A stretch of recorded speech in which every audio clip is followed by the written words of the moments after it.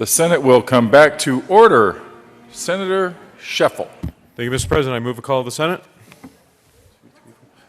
A call of the Senate has been moved. It has been sustained. Sergeants, please retrieve the senators and secure the exits.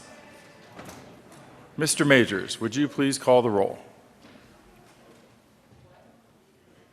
Senators Aguilar, Balmer, Baumgardner, Carroll, Cook,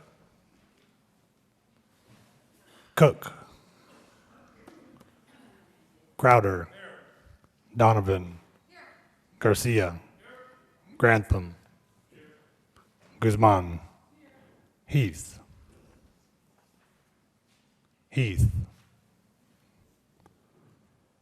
Hill, Hodge, Holbert, John, Johnston,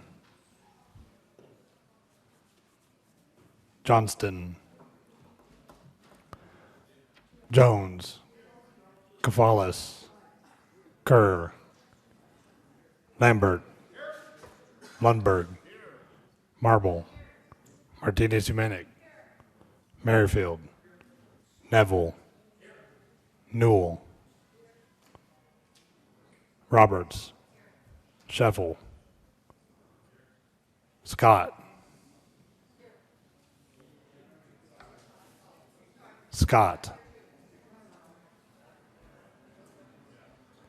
Sonnenberg, Stedman, Todd, Ulibarri, Woods, Johnston,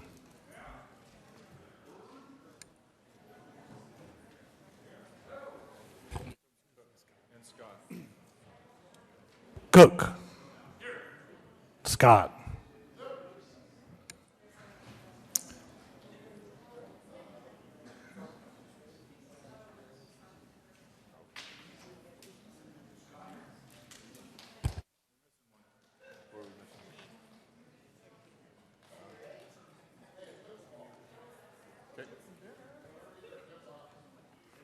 Heath.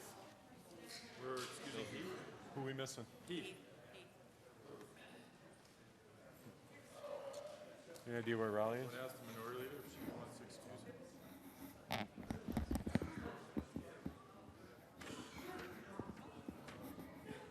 How will we pass all his bills? Is that it? That's it? Yes. Just Raleigh.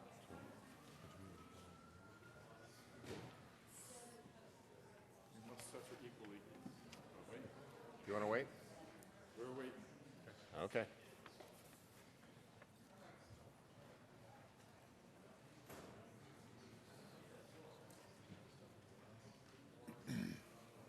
Yeah, mute it.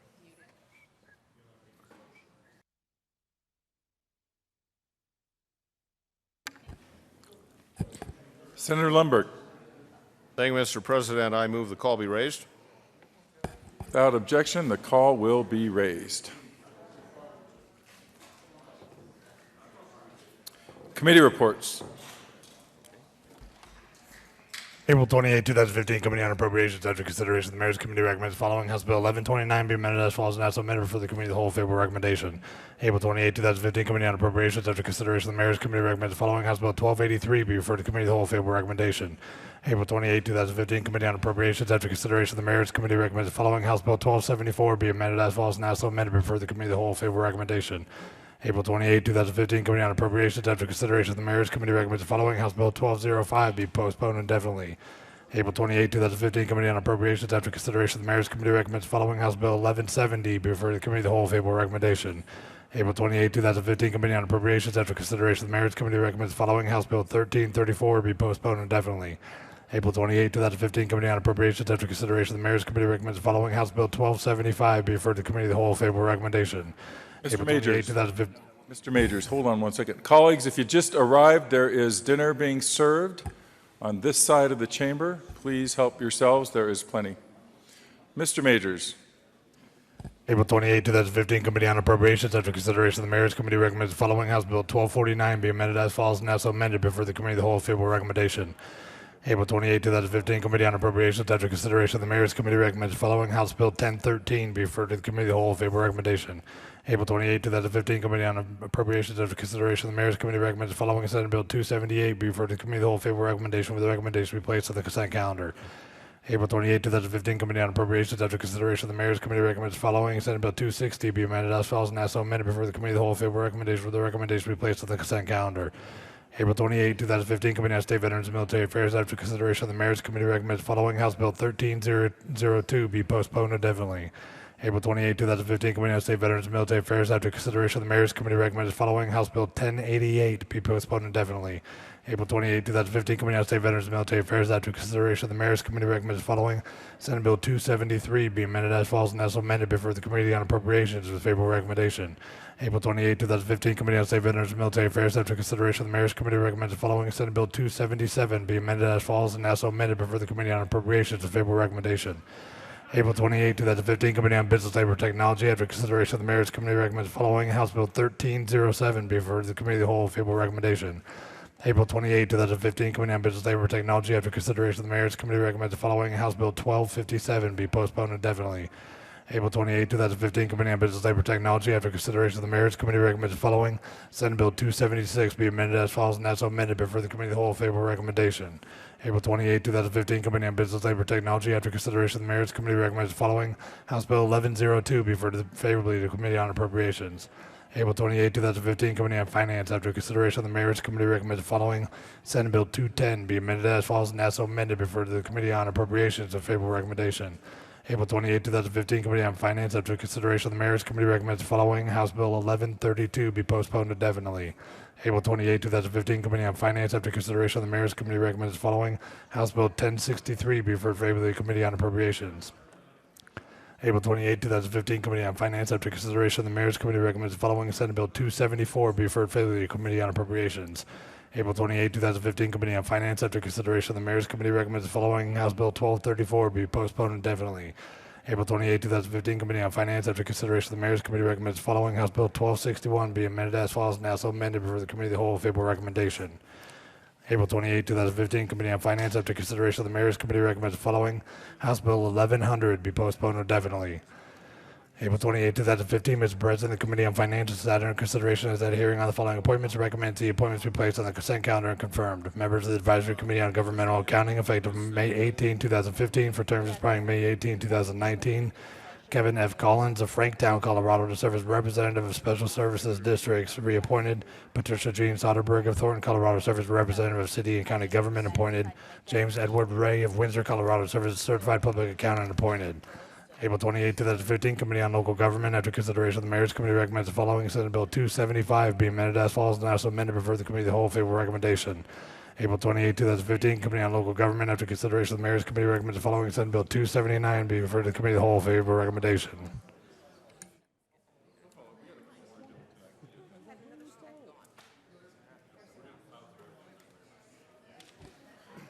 Message from the House. April 28, 2015, Mr. President, the House has passed on third reading and transmitted the advisory statutes. House Bills 1362 is amended, 1366 is amended, 1007 is amended, 1178 is amended, 1374 is amended, 1358 is amended, 1333 is amended, 1346 is amended.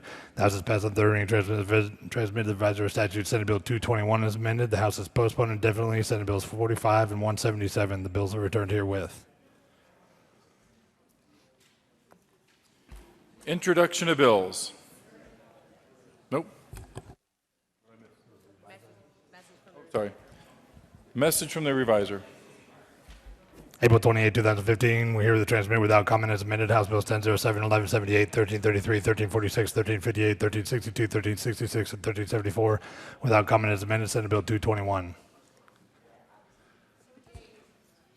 Introduction of bills. Senate Bill 284 by Senators Cadman and Sheffield and Representatives Vigil and Lundy, concerning a requirement that the voters of the municipality approve payments made from tax collections into the special fund of an urban renewal authority for all urban renewal plans covering an urban renewal area that includes agricultural land in connection with the existing statutory obligation to obtain the consent of each public body that levies an ad valorem property tax on the agricultural land for which the allocation between the base and increment tax revenues in accordance with the urban renewal plan has not taken effect as of May 7, 2015. Senate Bill 284 is assigned to the Committee on Judiciary. Senate Bill 285 by Senator Neville and Representative Neville concerning the creation of the Women's Reproductive Information Guarantee for Health and Transparency Right Act. Senate Bill 285 is assigned to the Committee on Health and Human Services. House Bill 1007 by Representative Singer, Senators Crowder, and Stedman concerning the authority of certain local governments to implement an excise tax on retail marijuana subject to approval by the eligible electors of the local government. House Bill 1007 is assigned to the Committee on State Veterans and Military Affairs. House Bill 1178 by Representative Sane and Humphrey and Senators Marble and Sonnenberg concerning the state engineer's authority to allow well users to lower the water table in the area of Gilchrist, Colorado that the state engineer determines is experiencing damaging high groundwater levels. House Bill 1178 is assigned to the Committee on Agriculture, Natural Resources, and Energy. House Bill 1201 by Representatives Rankin and Buckner and Senator Todd concerning providing centralized operating services through boards of cooperative services in connection therewith making an appropriation. House Bill 1201 is assigned to the Committee on Education and the Committee on Appropriations. House Bill 1333 by Representative Veal and Senator Baumgartner concerning the creation of a regional center depreciation account in the capital construction fund for maintenance of the state's regional centers in connection therewith making an appropriation. House Bill 1333 is assigned to the Committee on Finance. House Bill 1346 by Representatives Foote and Pedersen and Senators Jones and Todd concerning the taxation of a corporation's income that is sheltered in a foreign tax haven. House Bill 1346 is assigned to the Committee on State Veterans and Military Affairs. House Bill 1348 by Representatives Holding-Horse and Lawrence and Senators Heath and Balmer concerning modifications to statutory provisions governing urban redevelopment to promote the equitable financial contribution among affected public bodies in connection with urban redevelopment projects allocating tax revenues. House Bill 1348 is assigned to the Committee on Finance. House Bill 1356 by Representative Salazar and Senator Guzman concerning measures related to enforcing federal immigration law. House Bill 1356 is assigned to the Committee on State Veterans and Military Affairs. House Bill 1358 by Representative Singer and Senators Lumberg and Cafalas concerning creating a permanent differential response program for child abuse or neglect cases of low or moderate risk. House Bill 1358 is assigned to the Committee on Health and Human Services. House Bill 1362 by Representative Melton and Senator Carroll concerning a requirement that the Executive Board of a Common Interest Community created in Colorado before July 1, 1992 comply with the budget reporting provision of the Colorado Common Interest Ownership Act. House Bill 1362 is assigned to the Committee on State Veterans and Military Affairs. House Bill 1366 by Representatives Pabon and Willett and Senator Balmer concerning the expansion of the Colorado Job Growth Incentive Tax Credit to allow credits for businesses that enter into a qualified partnership with a state institution of higher education. House Bill 1366 is assigned to the Committee on Business, Labor, and Technology. House Bill 1374 by Representatives Court and McCain and Senator Stedman concerning the addition of a line of the state individual tax return form that allows the taxpayer to direct the state to invest the taxpayer's refund of state revenues in excess of the state fiscal year spending limit in state services and in connection therewith making an appropriation. House Bill 1374 is assigned to the Committee on State Veterans and Military Affairs. And in response to the exuberance that was displayed on all those committee assignments, I think we could waive one rule and we can go ahead and hear those tonight in committees as soon as we are finished with our floor work.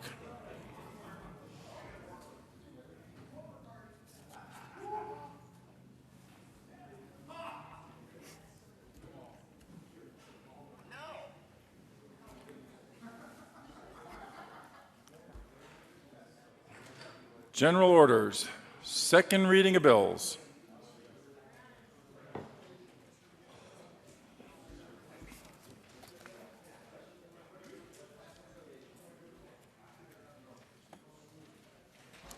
Senator Cook. Thank you, Mr. President. I move the Senate resolve itself into the Committee of the Whole for consideration of general orders, second reading of bills. You have heard the motion.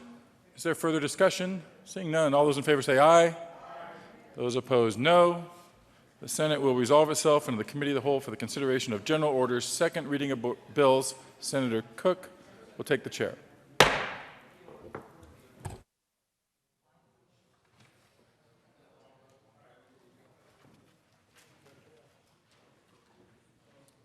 Committee will come to order and the court rules relax.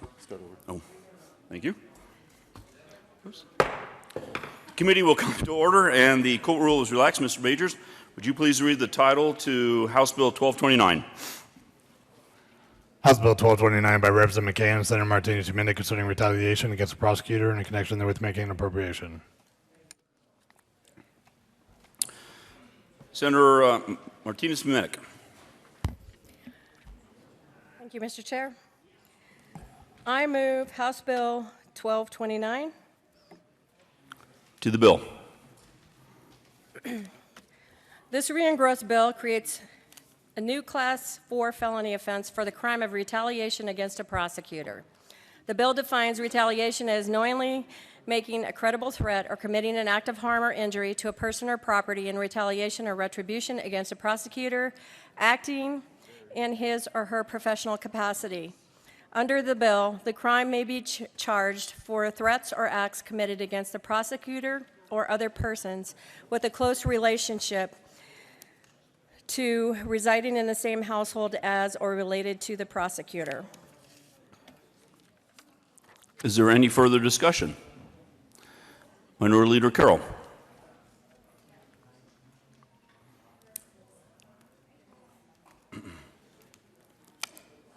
Senator Ulibarri.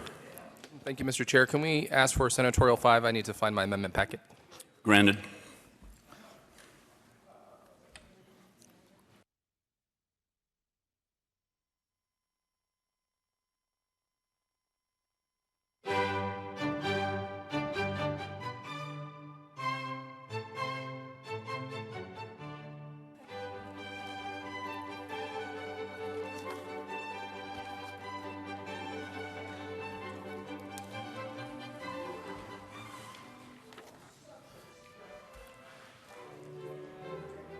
There is an amendment on the desk.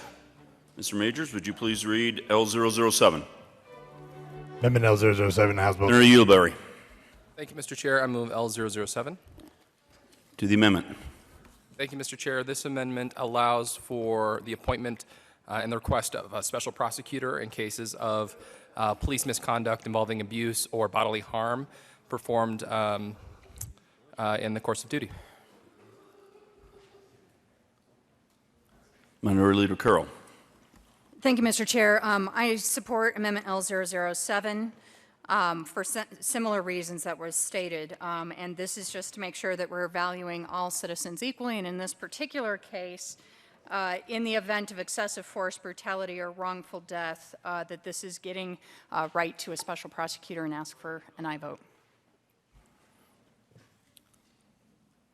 Is there any further discussion on L007?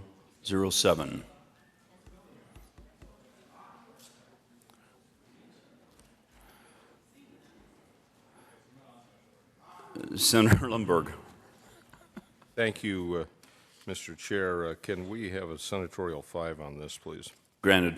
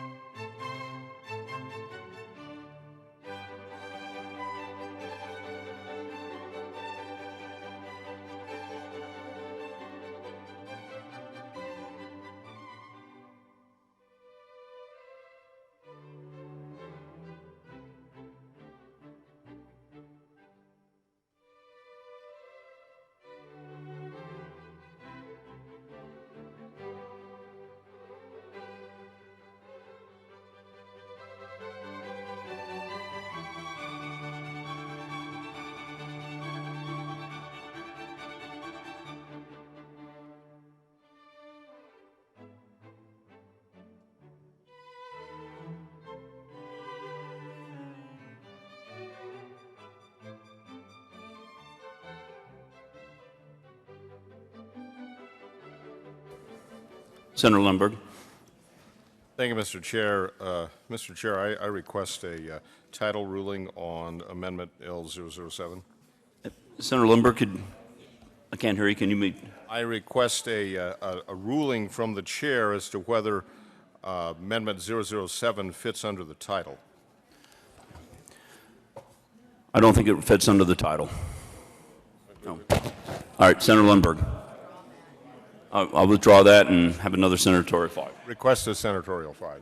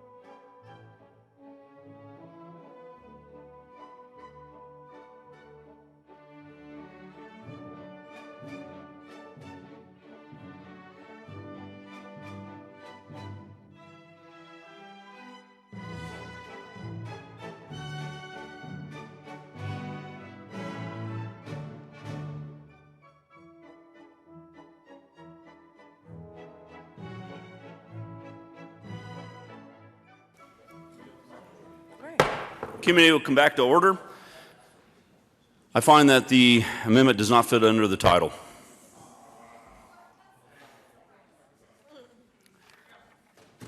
Senator Beth Minnick. Martinez, back to the bill. Thank you, Mr. Chair. This bill puts on notice to anyone that retribution against prosecutors in the criminal justice system will not be tolerated. The bill creates consistency with similar penalties for threats against judges and jurors and witnesses.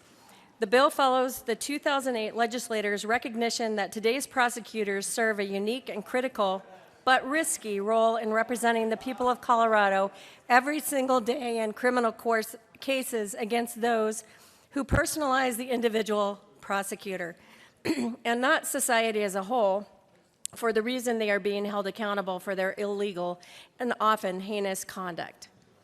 This bill also acknowledges to prosecutors statewide that the legislature recognizes the inherent and significant risk their service entails in dealing with the most harmful of situations and persons, and further are no less important than judges, jurors, and witnesses in criminal cases. And I would ask for an aye vote on the bill. Senator Roberts.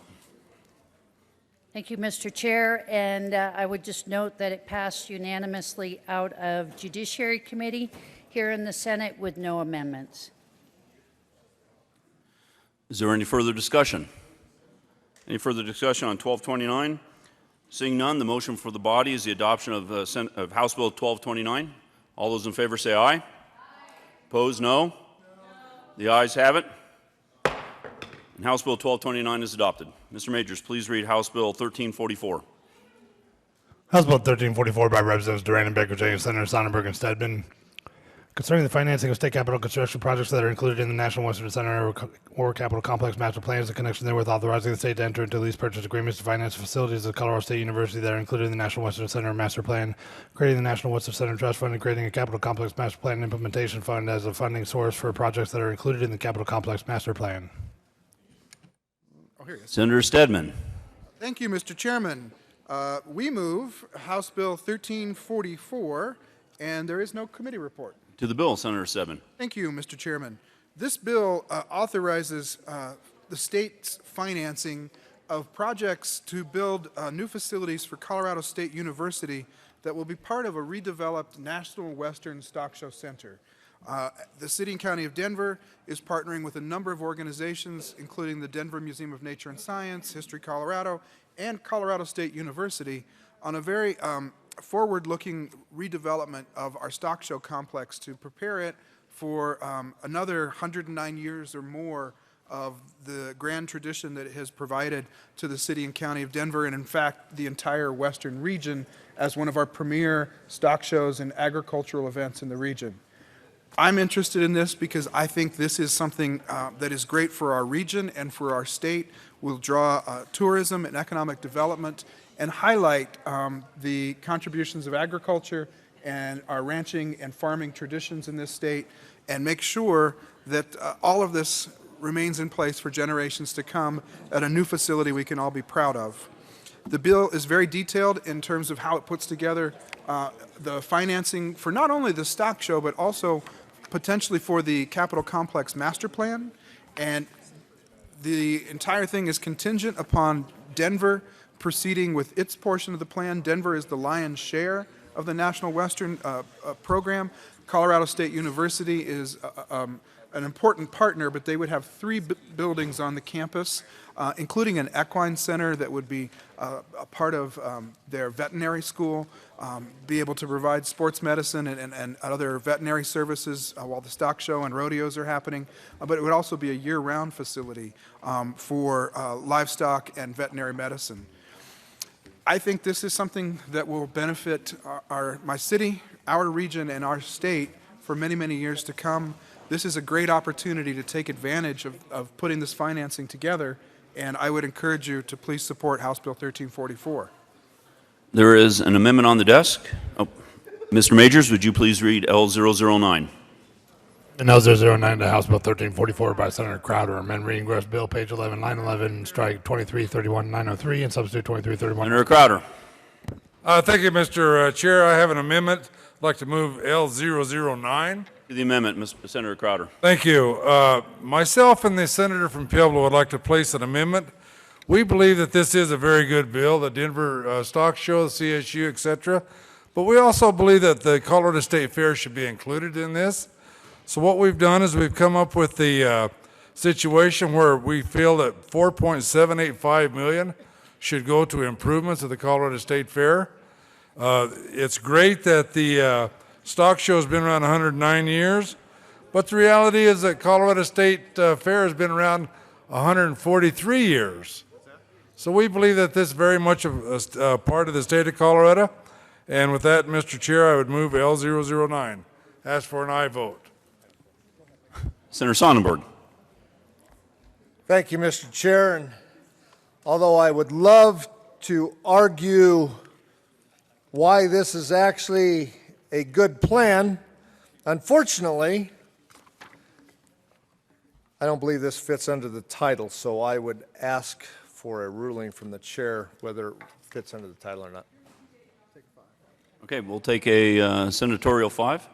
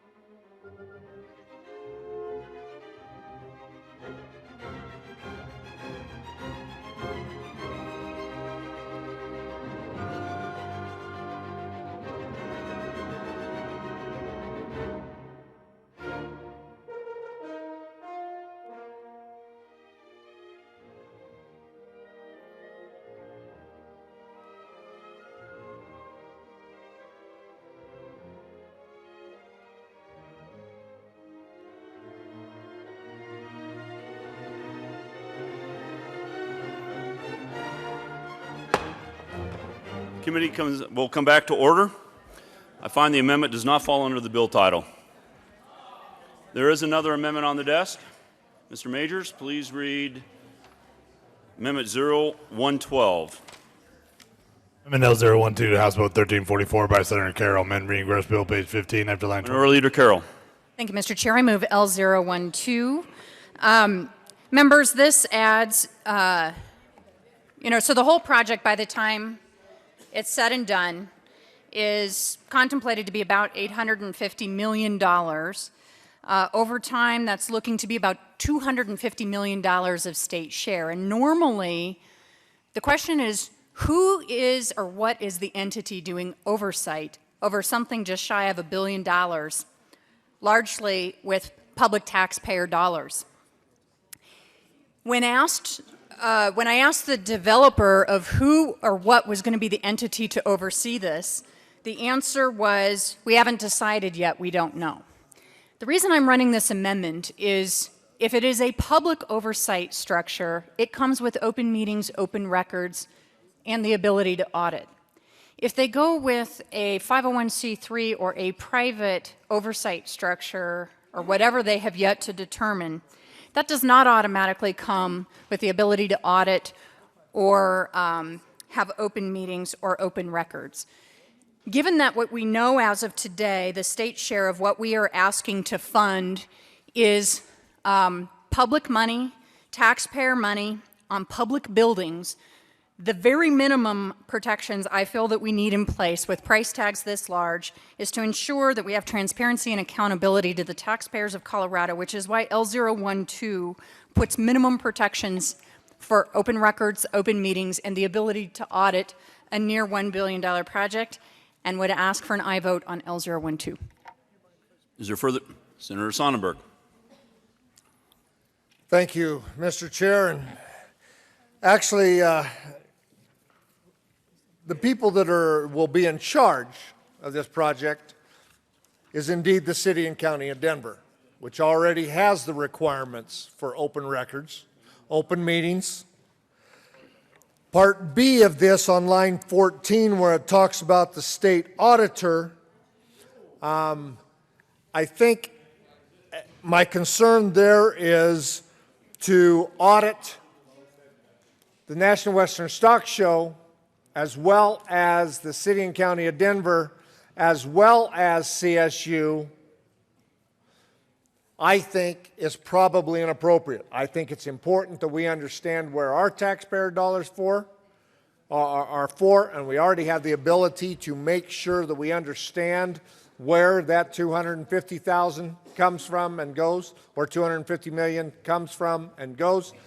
But Denver is in charge already, required to meet the open meetings and the requirements of the Open Records Act. Ask for a no vote on the amendment. Senator Jones. Thank you, Mr. Chair. Well, members, I talked to the staff member doing this project, and what we're talking about here with today's current interest rates, not inflated rates in the future, is $351 million that we're putting on the line on this. And if you look at the bill, and you go to line 15, or page 15, line 21, it talks about cooperative agreements for regional economic development, not limited. Nothing in this Part 9 limits the ability of the Colorado State University and the City and County of Denver to enter into cooperative agreements, including intergovernmental agreements with adjoining entities for the purpose of facilitating regional economic development and project enhancement. That's wide open, wide open. I think it's a modest thing that we say that the state money, $361 million of taxpayer general fund money that could potentially go to this project, be under the Open Records Act, so people can know what's going on. Along US 36, they went dead silent, and we have a result up there that is not what would have happened if we'd have had an open process, in my opinion. This is just open government. It's good government. If this is such a great project, nobody should have a problem with it. So I ask for a yes vote on this amendment so that people know what's going on with their taxpayer dollars. $361 million worth of taxpayers' dollars. Any further discussion? Minority Leader Carroll. Thank you, Mr. Chair. The problem with the argument that Denver's portion may already be subject to open meetings and open records, my issue is that if that's the case, at worst you think this is a redundant amendment. I can't understand a scenario where a public project with public dollars would not be subject to open records, transparency, or the ability to audit. When we have big projects that go wrong, it is because there is insufficient sunshine and accountability in these projects. Even though Denver is a partner, so is the state. And it is a hybrid of different actors pulling together for what will eventually be under some other umbrella, TBD, don't know. And the oversight structure that they're contemplate doing may or may not be subject to open records and open meetings. So on one hand, if you think that simply because Denver is part of the project that they're already covered, there's no reason to vote no because at most this is redundant. But if you believe that the overarching umbrella to a near $1 billion project, where, let's face it, even our best public projects sometimes come over budget, underperform, I think this is a minimal. People have a right to know how this project is going and to know that whatever the ultimate umbrella entity is, that they will be subject to open records and the ability to audit the project. To put that kind of sum of cash in the hands of some question mark of who is there in the future without putting these minimal protections in, I think is irresponsible. And so wherever you are ultimately on the bill, and particularly if the bill is going to pass, and when we have to look to voters and taxpayers in the future to know that we were doing sufficient transparency and accountability on a huge fiscal project, even our state share, huge. Who opposes open records and the ability to audit public funds on a public project? Ask for an aye vote. Any further discussion on L012? Seeing none, the motion for the body is the adoption of 012. All in favor, say aye. Aye. All opposed, say no. No. The ayes have it.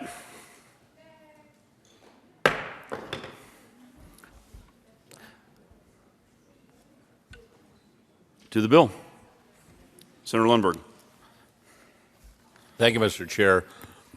Members, I think this is an intriguing project that seems to hold great promise in a lot of ways, and I might be inclined to vote for it if it weren't illegal, and that being a certificate of participation scheme. It violates the Constitution that requires the people to vote on long-term debt. This is long-term debt. Now, I understand that the Supreme Court came up with a very creative workaround with the certificate of participation, and it works this way. With a wink and a nod, we borrow all this money and then say, but we don't promise to pay it back. Of course, it does get paid back because it was with a wink and a nod.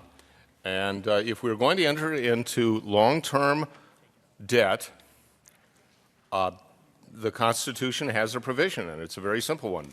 Take it to the people, get a vote on it, move forward with the project. Otherwise, vote no on the bill. Senator Jones. Thank you, Mr. Chair.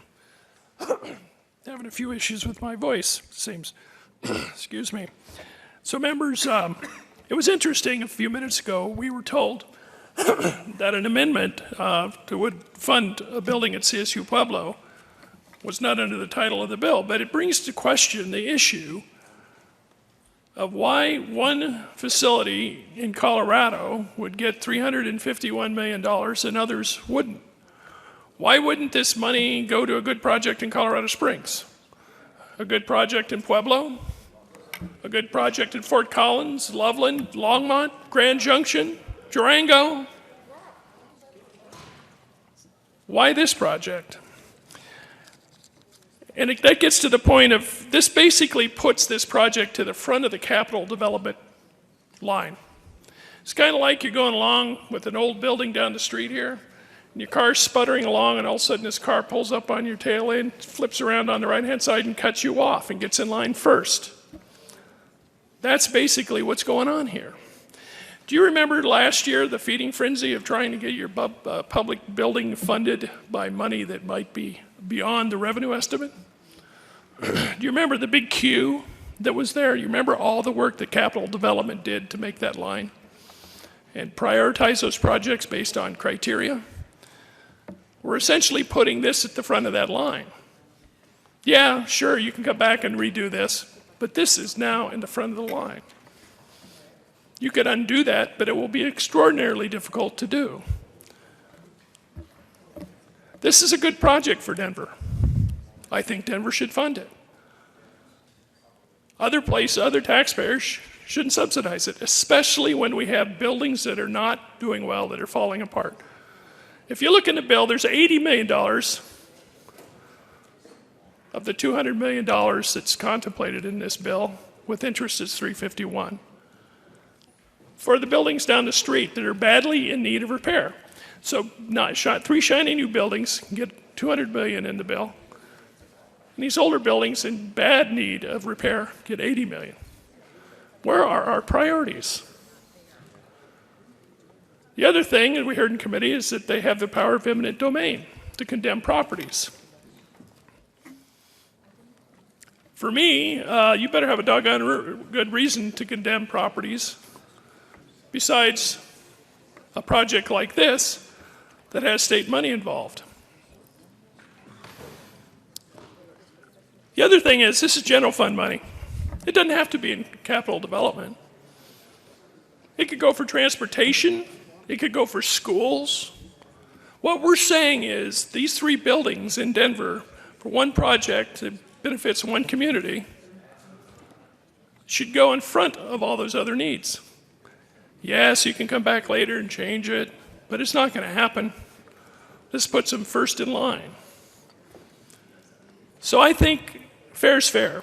If we're going to do this kind of thing, we should run it through the capital development process and not have this first in line idea. The senator from Berthoud and I stood at this well and agreed the last time on a flood issue, and now we're agreeing today. Maybe for a little different reason, but wouldn't your community need this $360 million? 351 million, excuse me.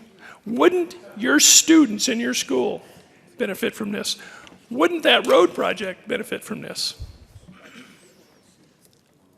Let's not put these first in line. Let's let them compete with all the other projects from all over the state that we all benefit from by saying no to this bill today. I ask for a no vote. Senator Garcia.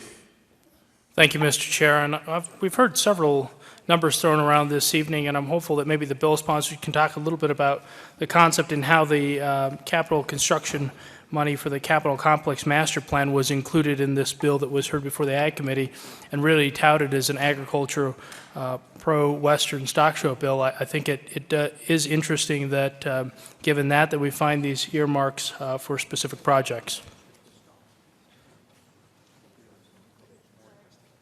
Senator Gonzalez.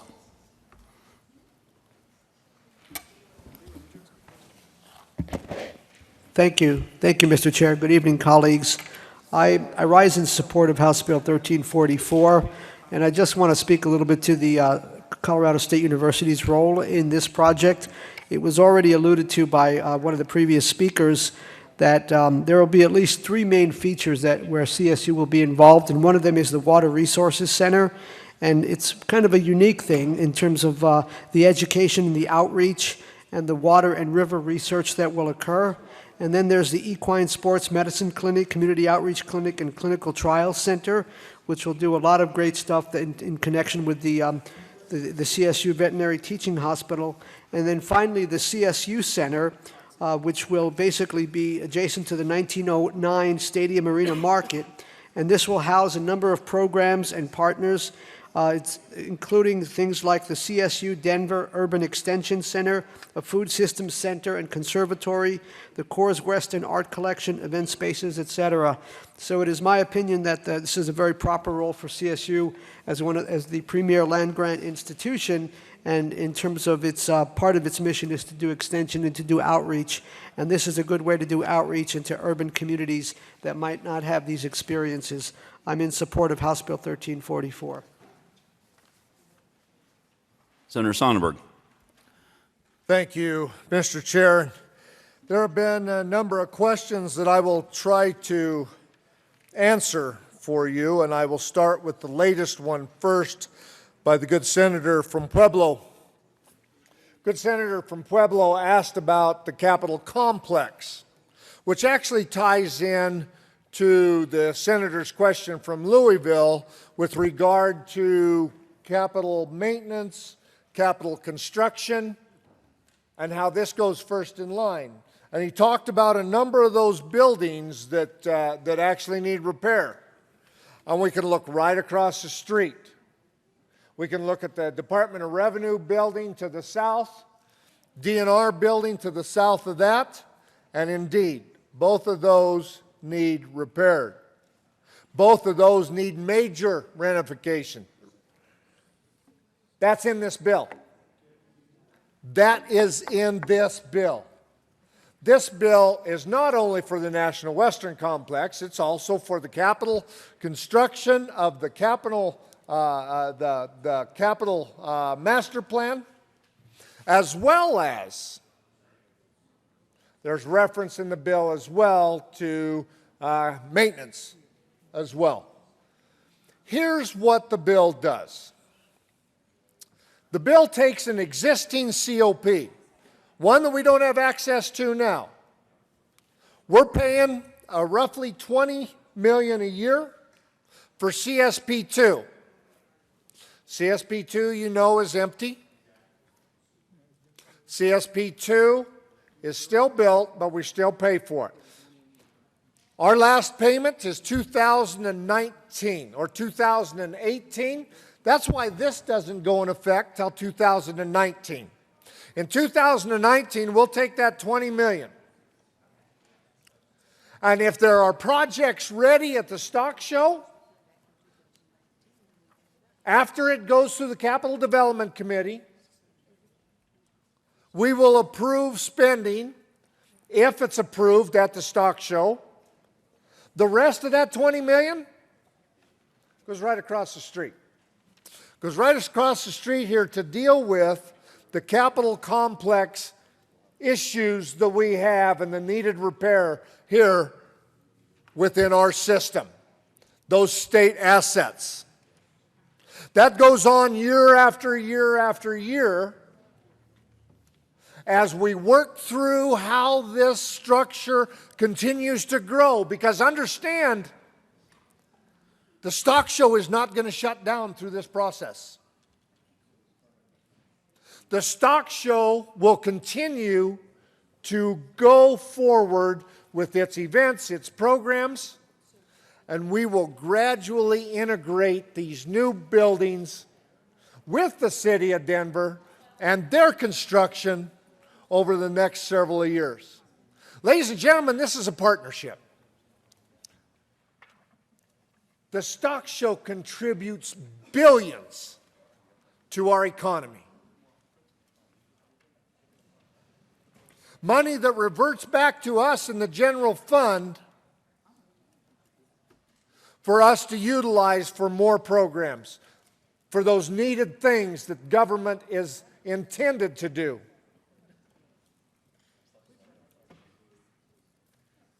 This stock show, in partnership with Denver, with CSU, with the legislature, this is the way plans should be done. And we have a prime example on how well it works. All you have to do is look at the Anschutz building, the Anschutz Center. Look at CU and the same idea, the same thing we did for Anschutz, that's what we're doing here. Now, this is being touted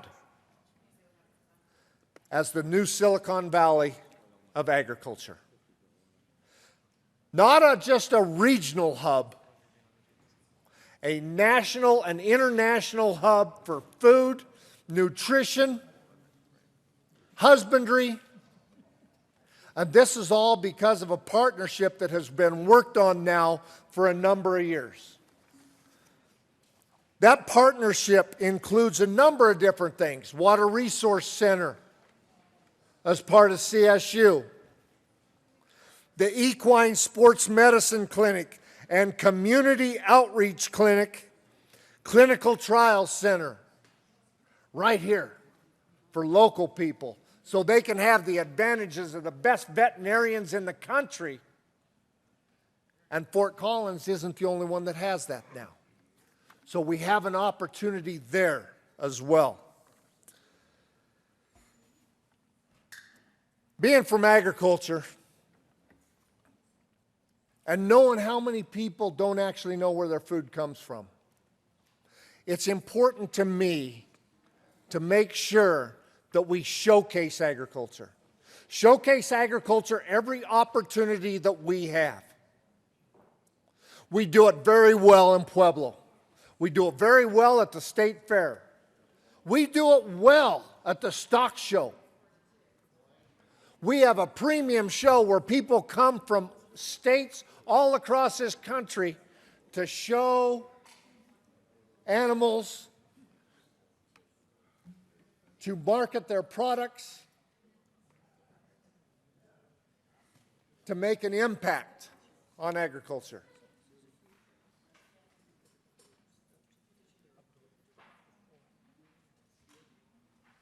I worry that one of those showcases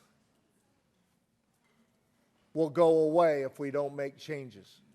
We know Denver will continue to make the changes it needs for the railway, the train, and that system that's going to go through there with the stop, and that's going to take some of this stock show land. We know that's going to happen. How do we adapt to that? How do we be a player in that? And how do we contribute and then reap the benefits from that? I can tell you, if we don't do something, if the stock show doesn't do something, I would place odds that the stock show will vanish from Denver before I leave as a senator in this great chamber. Members, this is a partnership. And I understand the arguments about COPs.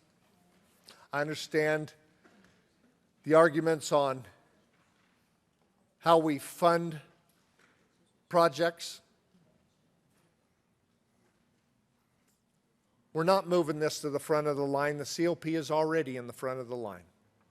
We're continuing the COP. Every one of these projects has to consistently go through the capital development process.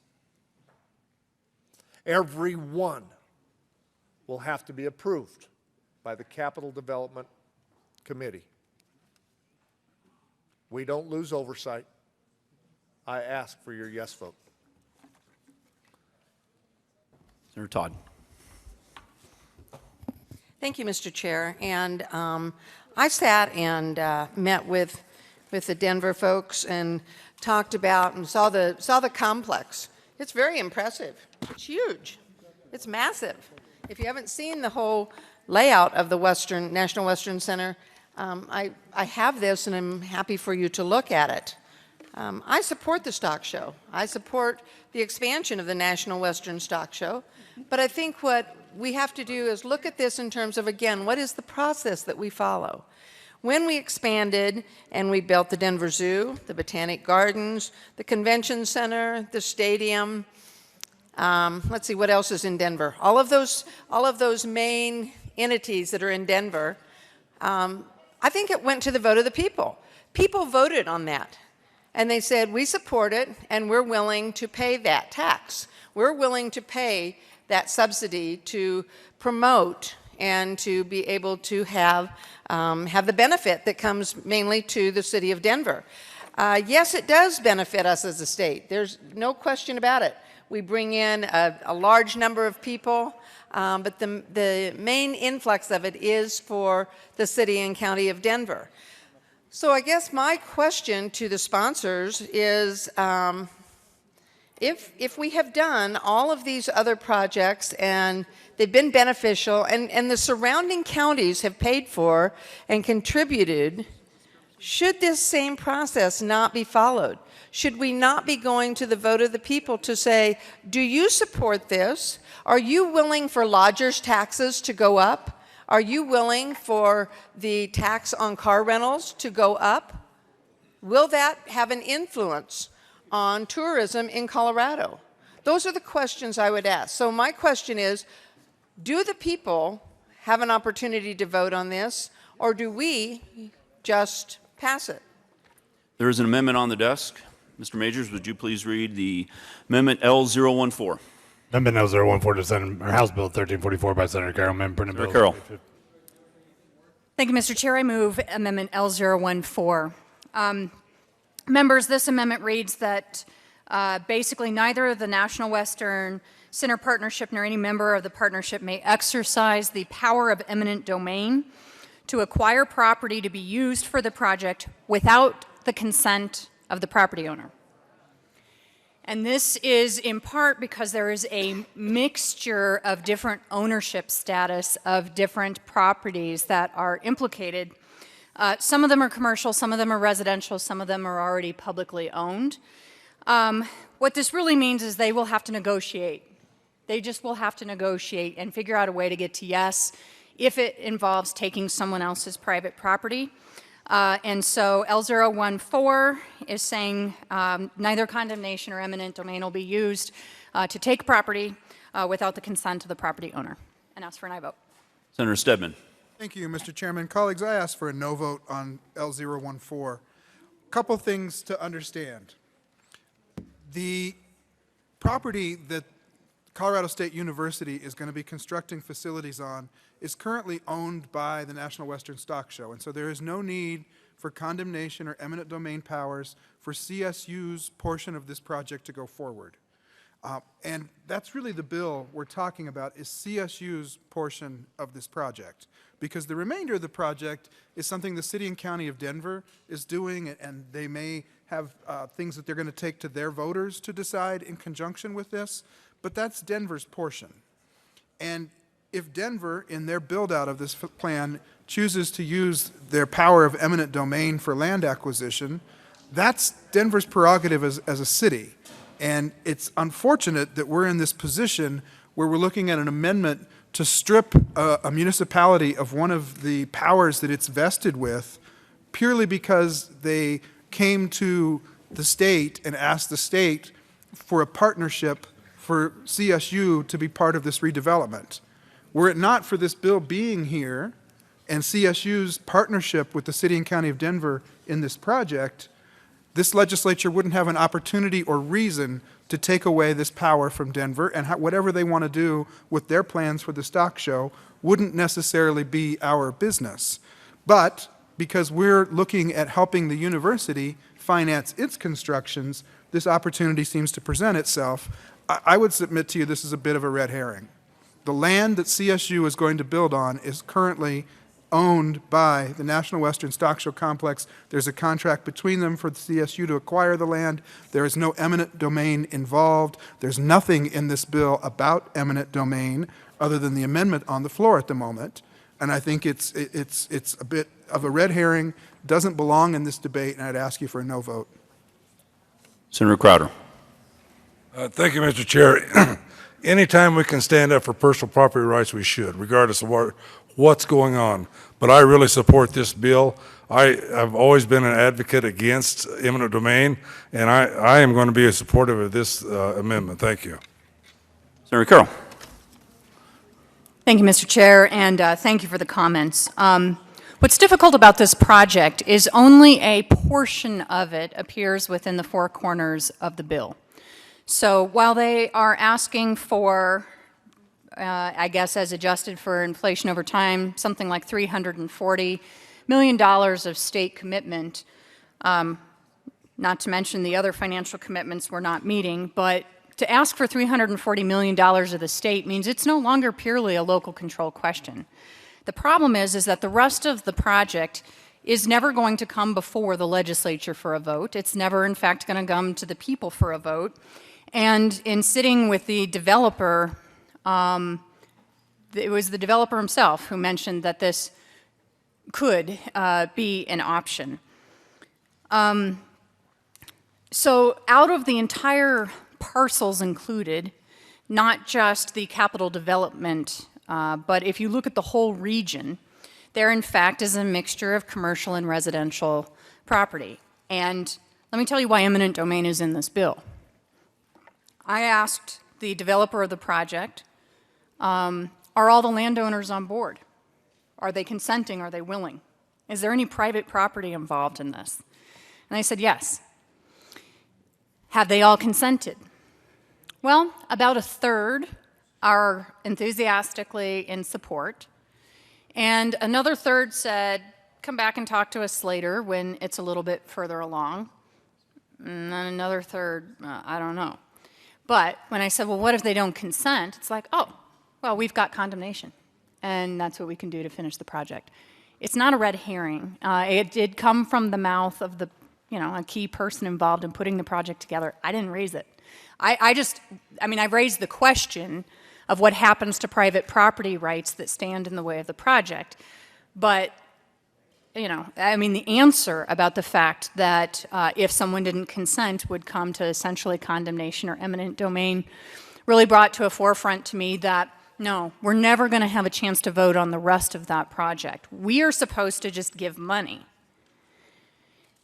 but not really have a lot of oversight on the rest of what is happening. But we are complicit in the good and the problems for the whole project, not just what we're voting on for the bill.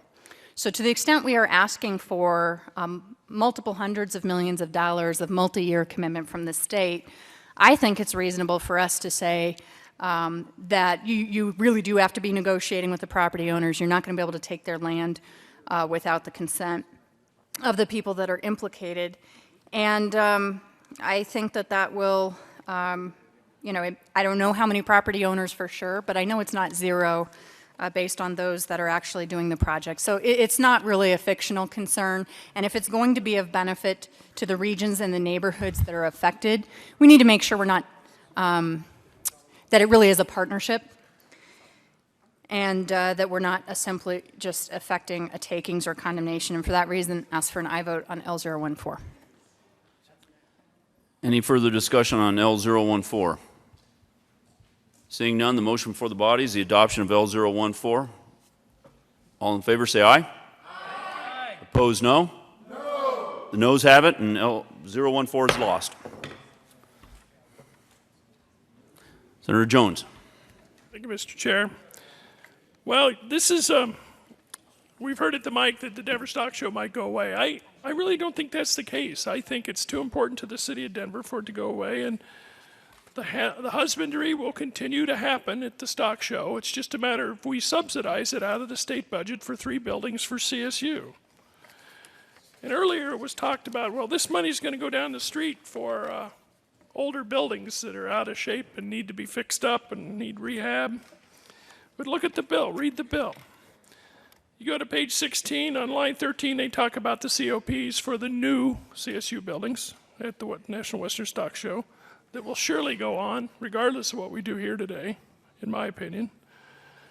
And then you get to the next paragraph of 21. If the state has not entered into 1 or more lease purchase agreements, then the fixing of the old buildings comes into play. They are in second place in the funding scheme here, and we're putting it that way in statute. That's my problem with this. Our Capital Development Committee works hard to try to prioritize projects, and we're putting this ahead, and we're putting ahead stock show buildings, new buildings ahead of buildings in bad need of repair, just down the street. Also, if you look at page 9, reading this bill is interesting because to get to anything of substance, you had to read through more than half the bill. And it gets towards the end, it says, it is necessary, appropriate, and in the best interest of the state to authorize the state acting on behalf to do these buildings. It is necessary. It's not necessary. It's nice. It would help that project. Is it appropriate? I guess if you're from Denver, it's appropriate. How about other places in the state? Is that appropriate?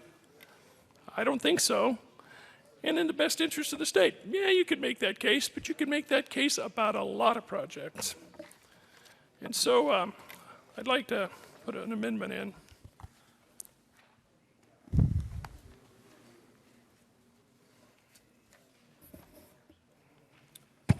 There's an amendment on the desk. Please read the amendment. Amendment L0. Senator Jones. Thank you, Mr. Chair. I move L015. Members, what this amendment does is says, notwithstanding any other provision of Part 9, lease purchase agreements may only be executed if the projects are to be financed will be located in all 35 Senate districts of the state. Why not Loveland? Why not Berthoud? Why not Longmont? Why not the Springs? Why not Grand Junction? Why not Durango? Why not Arvada? Why not Alamosa? It makes the point. The stock show is going to do well, and I hope it does. It's very important to Denver. And if I were in Denver, I'd probably vote for this too.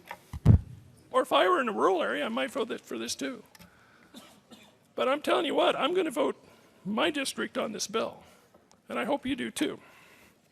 Senator Stedman. Thank you, Mr. Chairman. I'd request a ruling as to whether Amendment L015 fits under the bill title. Okay, we will have a senatorial flag.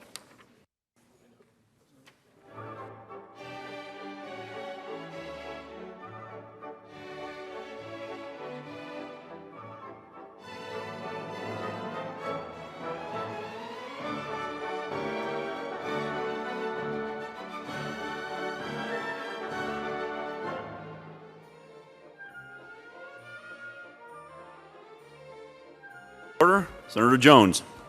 Thank you, Mr. Chair. I withdraw L015. Folks, I'm making a point. Why not Greeley having this? Why not Sterling? Why not New Raymer? We all represent districts that have needs like this. Please vote no on this bill. Let the capital development process work. Let the criteria drive the decision-making, not a bill in the final days of the session. I ask for a no vote. Amendment 015 has been withdrawn. Back to the bill. Senator Stedman. Thank you, Mr. Chairman. I'd like to speak just a little bit to the capital development process and also explain where the capital complex master plan fits in vis-a-vis the work that will be done at the Stock Show complex. The way this bill is constructed is that in years in which there are COP payments to be made for CSU buildings at the Stock Show, that's where the money will go. But if there is a lag time in between, after the expiration of the current COPs that are paying for the prison down in Canyon City that will soon be expiring, that this project steps into the place of, if there's any lag time during those years, half of the money, half of the $20 million a year, goes to the Controlled Maintenance Trust Fund, where that money is used to do controlled maintenance on state assets, putting new boilers in buildings, putting new roofs, new windows, repairing sidewalks and repaving parking lots, and all the other controlled maintenance projects that, frankly, our state has for too long neglected and pushed aside. Whenever the budget gets in trouble, controlled maintenance is one of the first things to go. This would actually dedicate $10 million a year in those years when we're not making CSU payments to the Controlled Maintenance Trust Fund.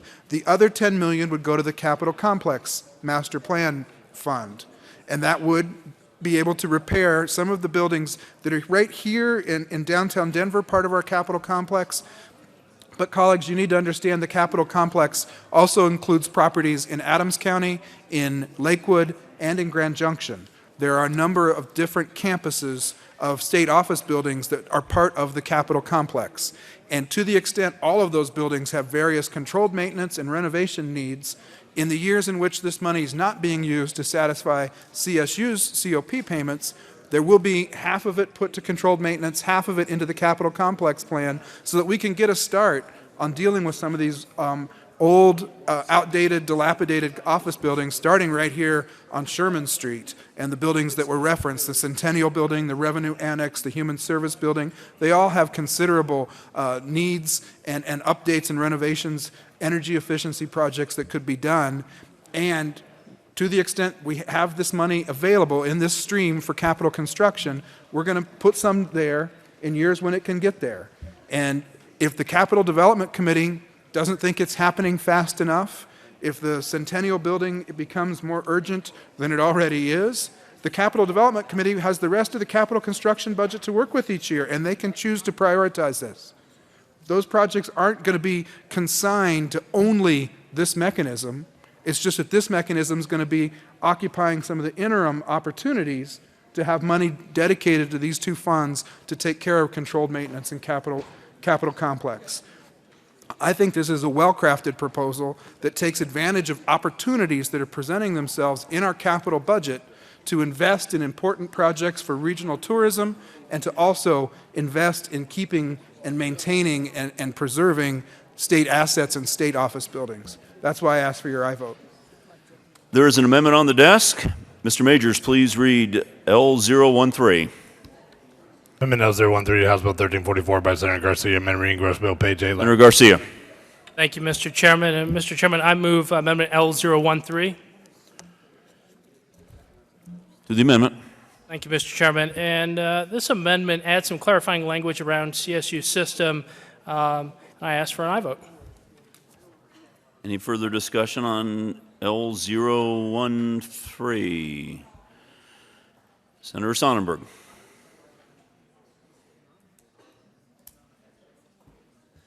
Thank you, Mr. Chair. I urge a no vote on the amendment.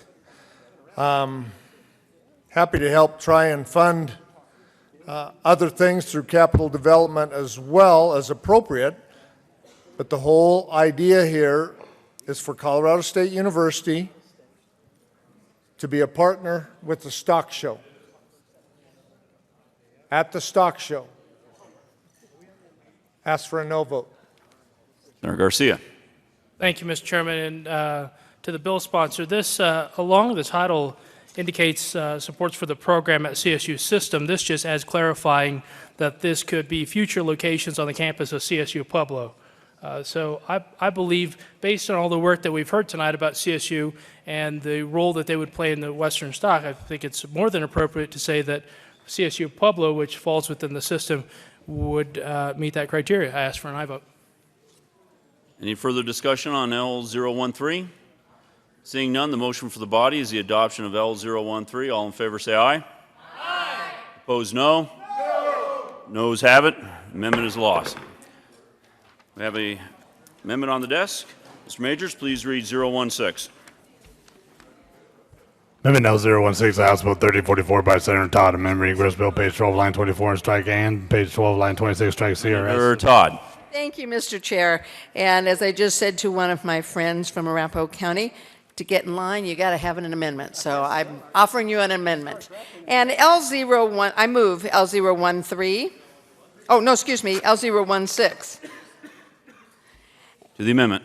Thank you, Mr. Chair. And L016 basically is asking us to, on page 12, line 26, to strike CRS and substitute CRS and approved for lease purchase financing by the voters of the state at a general election. And again, this is simply doing what we have done on other situations where we go to the vote of the people. And I ask for an aye vote. Senator Sonnenberg. Thank you, Mr. Chair. I would ask for a no vote on the amendment. I can tell you there are a number of things that have to happen, quite frankly, a number of votes that have to happen before the state ever kicks in $1. Those votes have to take place in the city and county of Denver, those areas in which they have taxes that they are continuing, or projects that they are continuing, and funding that they are continuing. Those have to be done before we ever put in 1 red cent. To have an election before that ever happens, I think doesn't make sense. And that's actually what they sent us here to do, is make decisions. Make decisions on how we spend our money. That's what we do with the budget. Make decisions on what fees are collected. That's what our decisions are. That's what the decisions that we make. I would argue they also want us to make these type of decisions as well. We've made them before. We'll make them again. That's why I ask you to be a no vote on the amendment. Any further discussion on Senator Todd? Thank you, Mr. Chair. And yes, it is my understanding that 673 million, or excuse me, 476 million of the 673 million is the lodger's tax, and it will go to the voters to ask. Again, what we're doing is incurring debt. We're incurring debt for the state. And so when we do that, when we say we're going to make that decision and we're going to go in debt, I believe voters should have the right to make that vote. We've done that respectfully, whether it has been a stadium, whether it has been a convention center, whatever the different facilities have been.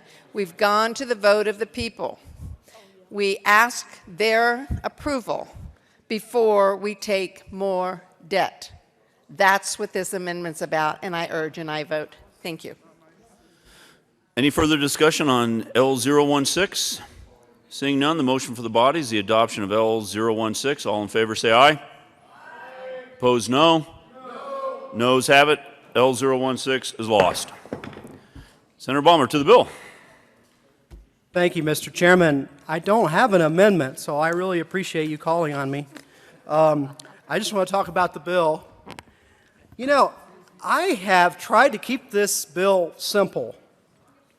There's a lot of discussions about, oh, we got to go through the RTA process, and this is going to be complicated, and that's going to be complicated, and we got to do this, and we got to do that. But what's being overlooked by this whole discussion is the economic impact of the stock show. Now, I've gone this entire session without wearing cowboy boots. Kind of proud of that. I'm not the only person in here that doesn't wear cowboy boots for like a whole session. Andy Kerr's right there. Okay, that's good. There's more than one.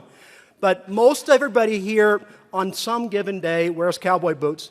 And I have cowboy boots at home. They're really dusty. I don't wear them anymore. I just can't pull it off. I'm not a cowboy. I can't pretend to be a cowboy. I'm just a regular guy, suburban guy, okay? I'm about dogs. I think you guys know that. All right, so, but if you try to go anywhere in my district in Arapahoe County and get a hotel room during the stock show, you will not find a hotel room. I found this out the hard way. Long discussion, which I won't go into, but we tried to have a family reunion. This is before I was in the legislature, and it happened to be during the stock show. We did not plan it to be. We ended up going to the stock show, but that was not why we had it for those dates. Well, anyway, we couldn't get any hotel rooms, but we still had it all at my house. The whole family at my house. And it was wonderful to have the whole family at my house. And so, the point is this. Every hotel room in the metro area, probably all the way up into the mountains, is taken up with people from other states, other countries. They come in with big, like Randy Baumgartner trucks, okay? And then behind the truck is a big, long thing that's got animals in it and stuff like that. And they park, okay, I told you I wasn't a cowboy, and they park in the hotel parking lots, okay?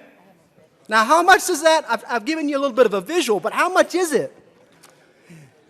It's over $100 million a year of economic activity from the stock show. Over $100 million a year of economic activity. And some of it's in my district, in Centennial, Arapahoe County. Everywhere in Colorado, every hotel room is full. Every restaurant is full. No way to get reservations. So if you're having that family reunion during the stock show, every meal is at home. You can't get a hotel reservation. You can't get a restaurant. You can't get into a restaurant. But you can go out to breakfast. That works if you want to do that. So, if you do $100 million a year, and let's back that up to 1906. Now, I don't think they were doing $100 million in 1906, but they were doing a lot of money back then, and every dollar was worth a lot more. But if you just go the last 25 years, we're way into the billions. So, since 1906, 109 years, billions and billions and billions of dollars of economic activity because we have this wonderful cowboy event that people love, and they come from all over the country to be here for it. So whatever we need to do to keep that great economic engine chugging along, I say let's keep doing it.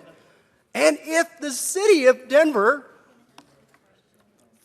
flush from their red light camera revenue, I'm sorry, did I say that? If the city of Denver wants to kick in this much money, they're paying for almost the whole thing. If they're doing that, then let's put our little part in, and let's get on with it. This is an economic development bill, and I hope you vote yes. And thank you for letting the non-cowboy talk about the stock show. Senator Baumgartner? Senator Baumgartner. Thank you, Mr. Chair. And members, I rise in support of this bill. And to segue into what, or piggyback onto what Senator, or this good senator from Centennial, I won't say that, said $100 million a year. So that's what the stock show brings in right now. we're talking about a year-round facility. And let's talk about tourism. The amount of people that's going to bring in from not only just Denver, but every state in this country, plus international tourism that will come here. It's also, this new complex is going to create a vibrant indoor and outdoor spaces that will have various uses throughout the year, just not the stock show, but they'll be using this facility year-round, which will include, and if you're looking into the future, which we have to, markets, offices, restaurants, retail shops, festivals, and the premiere of the year, which is the stock show. It's going to have educational programs, recreational, commercial, there'll be competitions, entertainment. Right now, $100 million. With this year-round facility and all these programs, look at the money, and again, to the Senator in Centennial, this is an economic bill. This is going to bring economics, bring money into the state of Colorado. So I stand in support of this bill. Senator Newell? Thank you, Mr. Chair. Well, I rise in confusion about this bill.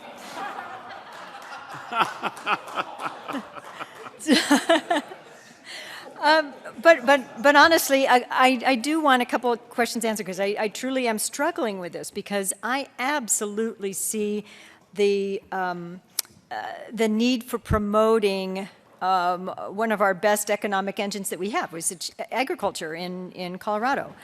I absolutely see that. I see that the National Western Stock Show Complex is in horrific shape and needs a lot of help. So I see those. But my question is that, is there another way to finance it where it doesn't push? Because how I'm looking at it is this list that comes down from the Capital Development Committee every year that pushes things like Arapahoe Community College is in my district. They are in desperate need of some refurbishments in some areas, but they never seem to get it done. So my question is that, is there another way to have to compete with our other community colleges and universities, and is there another way to finance it? So that's my question. And then I have one more question after that, Mr. Chair. Senator Sonnenberg? Thank you, Mr. Chair, and understand that your community college, as well as the ones in my district, will be in the same place then as they are now. They compete through the higher ed system for money. This will be outside of that. This will be separate from that. So the higher ed money, as they go through their process through the Department of Higher Ed, and they prioritize all of those, and I would agree with you, our community colleges usually get pushed down. I would also argue that this may help them bump up because it takes CSU and this complex out of that mix. So the money that is available now will still be available then in the future for these projects, and that will continue to go through the same process, and those colleges unfortunately will have to compete for example, this year was about $150 million. They will be a part of that process as well. That doesn't change. Senator Newell? Thank you, Mr. Chair. Thank you, Senator. So I understand that. So if this bill were not to pass, where do all of those dollars go from CSP after we finish paying off the COPs? Senator Sonnenberg. Thank you, Mr. Chair. And actually, if this bill doesn't pass, and in 2019, when we no longer have the COP, it would go to the general fund. It wouldn't revert to your colleges. It wouldn't revert to my colleges. And it wouldn't revert to the capital master plan. It would revert to the general fund. Senator Newell. Thank you, Mr. Chair. And then last question. The other reason why I was confused about the bill was that I thought that we had a single subject rule, and I didn't understand how you could have National Western Stock Show and Capitol Building Complex, or Master Plan in the same bill. I'm confused about that. Senator Stedman. Thank you, Mr. Chairman. And actually, I asked similar questions when I saw the bill. And I had a long conversation with the bill drafter who explained to me how, actually in this case, those two things are narrowing and further refining the scope of the bill. I asked the same question, and I said, do we need to write this bill title differently? And I was assured by the Office of Legislative Legal Services that this expresses a single subject and this is constitutional the way it is. Senator Carroll. Thank you, Mr. Chair. So as to the merits to the bill, I think a couple good points have been raised. The National Western Stock Show is important to Denver, and it is important to the region, and it is important to the state. I think all 35 of us would agree that it is critical. I would even go on to say that I think that there are changes to facilities in order to remain competitive and to become the attraction, really, that the potential has to be, that there clearly are some improvements that are needed to make it all it can be. But the problem we have is that while it can be true that the stock show is phenomenal, an economic driver, good for the state, and that it needs repairs, it does not automatically follow that this one hybrid, concocted, different mix of taxpayer-funded subsidies is necessarily the one and only solution. So let's just separate the problem and the solution. I agree with the goal, but we don't get to vote on. If we were to have a conversation today, if we could solve this in one of half a dozen different ways, let's figure out how we together, since they are asking for our time, money, support, and particularly money, it's not this or nothing. I mean, I do agree that improvements are warranted to the area. So I just don't want anyone to take the fact, I really don't think there's actually disagreement on either the importance of the stock show, its benefit, or the fact that there really are improvements that are needed. But we're being handed a take it or leave it. One of my colleagues from Arapahoe County brought up the point of what would happen to the CSPs on the COPs for CSP2 upon expiration. And I think one of the things that the sponsor brought up is if left to naturally expire, and if this bill did not pass, over the same period of time, we would have another $250 million that we could put to the negative factor. That money, by reverting to the general fund, when we've got about $1 billion debt obligation-ish to our schools, in 2019, the money that has frankly been wasted on CSP2 could revert back, and we could start to put it as a down payment on the negative factor towards our schools. So in part today, we're deciding between $250 million on some buildings, on this project, or would that $250 million over the same period of time go further on early childhood education, paying down the negative factor, paying for our schools? It's always a choice in a balanced budget state, always. So as laudable as the project may be, when we have fallen so far short of our current obligations to people around the whole state in all 64 counties, it is difficult to see putting in this much money into something that really doesn't have an oversight structure anticipated or set up yet. So I guess it is possible to both completely understand the need for some kind of improvements for the area and to completely understand the need and the benefit of the stock show, and not necessarily think that if you recognize those problems, you need to be a yes on the bill because this is the only way we can come about doing it. So those are some points I wanted to make on the bill because I do in fact agree that there is a need to make capital improvements to the area. Senator Guzman. Thank you, Mr. Chair. Just wanted to know that I just spoke with Willie Nelson and Garth Brooks, and they would like very much for the National Stock Show to be improved. Yeah, Julio Iglesias is very interested as well.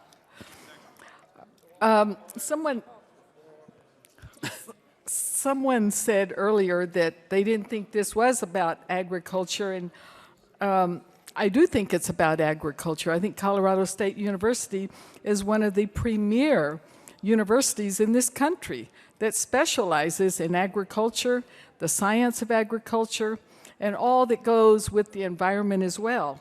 I'm from Texas, and I remember the great advancements that Texas A&M University provided the entire state of Texas. I see CSU being in this kind of a situation. You know, if the Western Stock Show, if the National Western Stock Show facilities were located in Pueblo, I'd vote for this bill. If it was located, let's say it was located in Estes Park, I'd vote for the bill.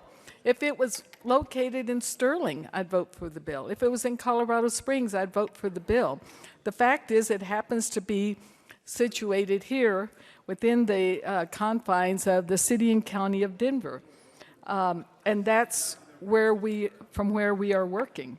But when you think about agriculture, and you think about veterinarian medicine, you think about the extension service that CSU provides, the scientific research going into seeds, the Renewable Energy Institute that's there, all of these entities that belong to CSU will enhance what we do at the National Western Stock Show. There is a concern I have because there are 3 major communities in my Senate district. The National Western Stock Show is in my Senate district. I've always been, for many years, concerned about the health and sustainability of Gloveville, Swansea, and Elyria. These are communities that are within the area of the National Western Stock Show. They have had a lot of concerns, whether it's pollution, whether it's all kinds of issues that have kept those neighborhoods down. I'm hoping that we really will take care of the needs, that we are particularly sensitive to what could happen to the people there, and make sure that as much as possible that they are part of this movement and that they agree with it. But I wholeheartedly support this movement and hope that you all will join in this major opportunity to make the National Western Stock Show a world-class institution, as well as all of the educational opportunities that it's going to provide for our students and future students in our communities. Senator Stedman. Thank you, Mr. Chairman. I just want to respond briefly to some arguments that you've heard, colleagues. And the first, it's important to understand the $20 million that we're talking about committing to this project is currently committed in our capital development budget. And if this bill passes, it remains committed to capital projects in our capital budget. Should those dollars be shifted over to the operating budget? That's a decision that we have. Sure, it would diminish the amount of the proportion of our budget that we do dedicate to capital, but that's an option the General Assembly has. Are these not going to the negative factor? True. Every dollar we spend in the long bill on anything but the school finance line item doesn't go to the negative factor. You know, all $8.5 million the Budget Committee was asked to placeholder this year for workforce development bills. That's money not going to the negative factor, folks. There are many competing state needs. And investing in infrastructure and our capital development budget is an important component of what it takes to, you know, form the totality of our budget. Not every dollar is spent on our top priority things. There are other things. There is capital development, controlled maintenance. There are other requirements for our funds, and every decision we make to commit dollars to one place or another, by its very nature, means we chose not to commit those dollars to other things. If you want to look at everything in the budget in competition with each other, you can look at it that way. If you want to look at it a little bit more holistically and say that there's some portion of our budget where we have money dedicated to the state's capital needs, and we should keep those dollars serving our capital needs and not shift them over to our operating budget, that's a way to understand what's happening with House Bill 1344. It is maintaining a commitment of money that is currently used to pay COP payments. It is continuing to use those same dollars to be committed in our capital development budget after those particular COPs expire. Senator Johnston. Senator Johnson. Thank you, Mr. Chair. You sound so excited when you said that. I was. Thank you, Mr. Chair. I want to make a couple quick comments in support of this bill. I was not here 20 years ago when we passed through this body the support for the bonds for CSP2 to build that in Canyon City. But here's what I hope didn't happen. I hope what didn't happen is that one senator from Canyon City got up and said, I think this is a good idea. And 34 others got up and said, how dare you try to take a pork barrel project down to Canyon City when this is the entire state we have to worry about? I wasn't there for that, but I can tell you I can do math, and I can tell you there is one senator from Canyon City. That meant there were 17 other senators not from Canyon City who said, I think this project is probably in the best interest of the state, and we ought to support that, even if it means we're going to send a lot of folks from my district down to your district to be housed there. Could have housed them right here in my district. Right? I was also not here when we passed the bonds for the Anschutz Medical Campus. But here's what I hope didn't happen. I hope folks didn't say, why would you go and put a giveaway like that into Aurora when you could do it in my own district? Maybe Aurora had what, I don't know, 2, 3 senators then? I do know the math, and they certainly didn't have 18, which meant there were 15 or 16 other districts who said, I think this is an important issue of statewide concern and we ought to do it. And I'll tell you what has never happened. What has never happened is I have never, when I've walked in the door of Children's Hospital with my child in my arms because I was terrified that they were sick, said, gosh, who built this Aurora tax boondoggle anyway? I've never said that. I've said, I'm delighted to have an institution of this caliber in my state that my family has access to.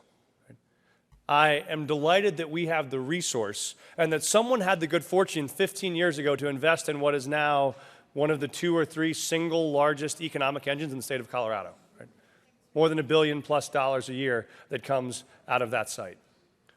So I would hope also that we have the foresight to say today, an institution that's been an intricate part of this state's identity for almost a century, over a century, that is now the single first stop on the U.S. rodeo every year, that is the first major livestock convention of the United States, that will, after improvement, attract 2.2 million visitors to it every year, is an entity worth keeping.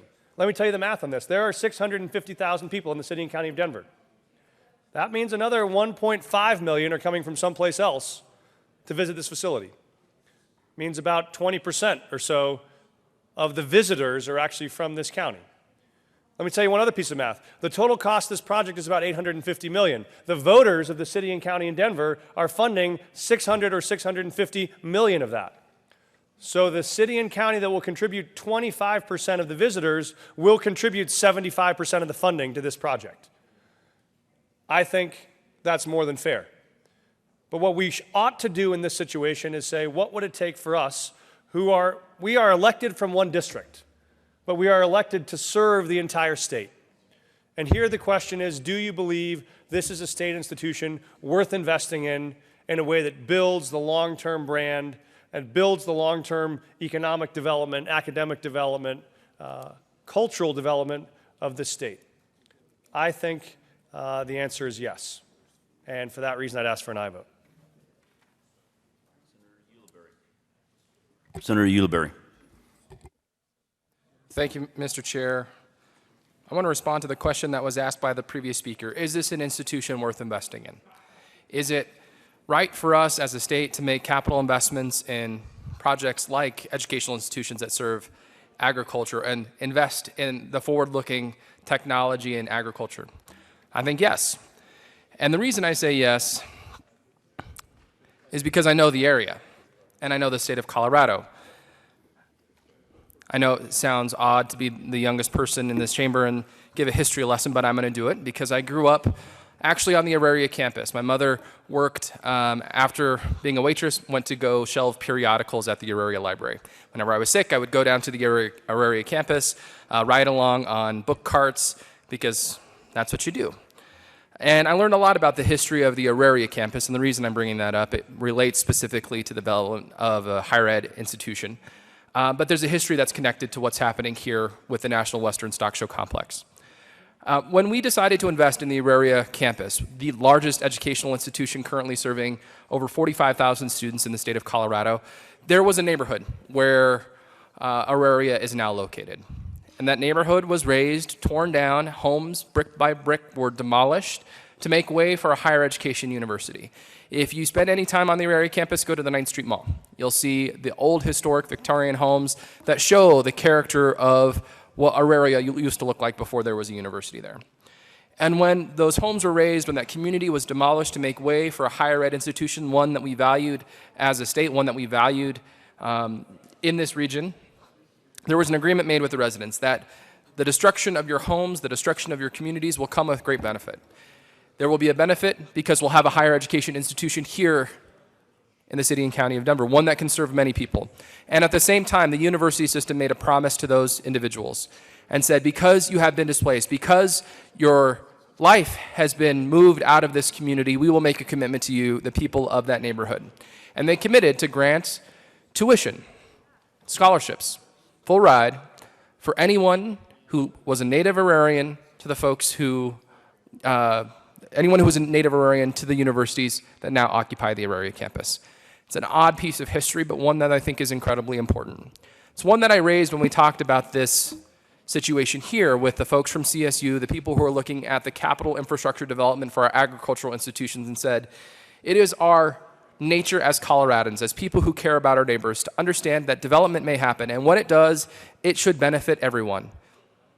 So let me give you another history lesson. If you don't know much about Globeville, Swansea, Elyria, and its northern neighbor, Commerce City, that neighborhood has been bound together by industry.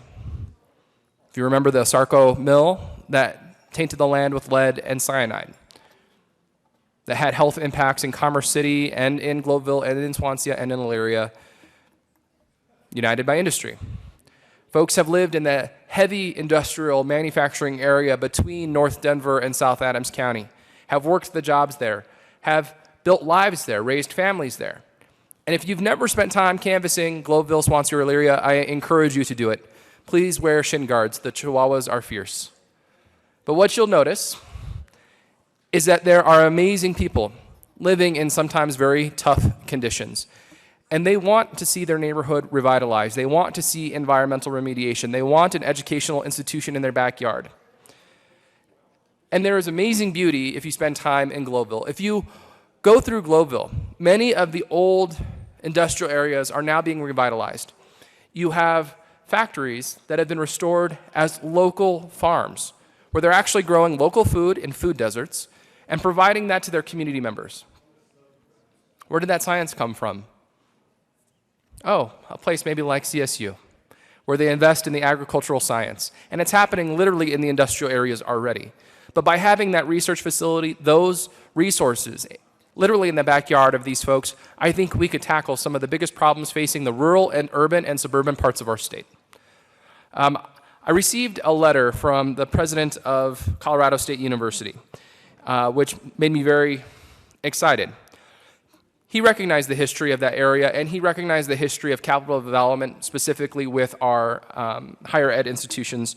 And what he said was, based on my understanding of the approach taken to the issue when the Auraria campus was developed, Colorado State University would support a similar tuition remission program for the dependents of families living in homes who might be potentially displaced by the expansion of the National Western Stock Show facilities.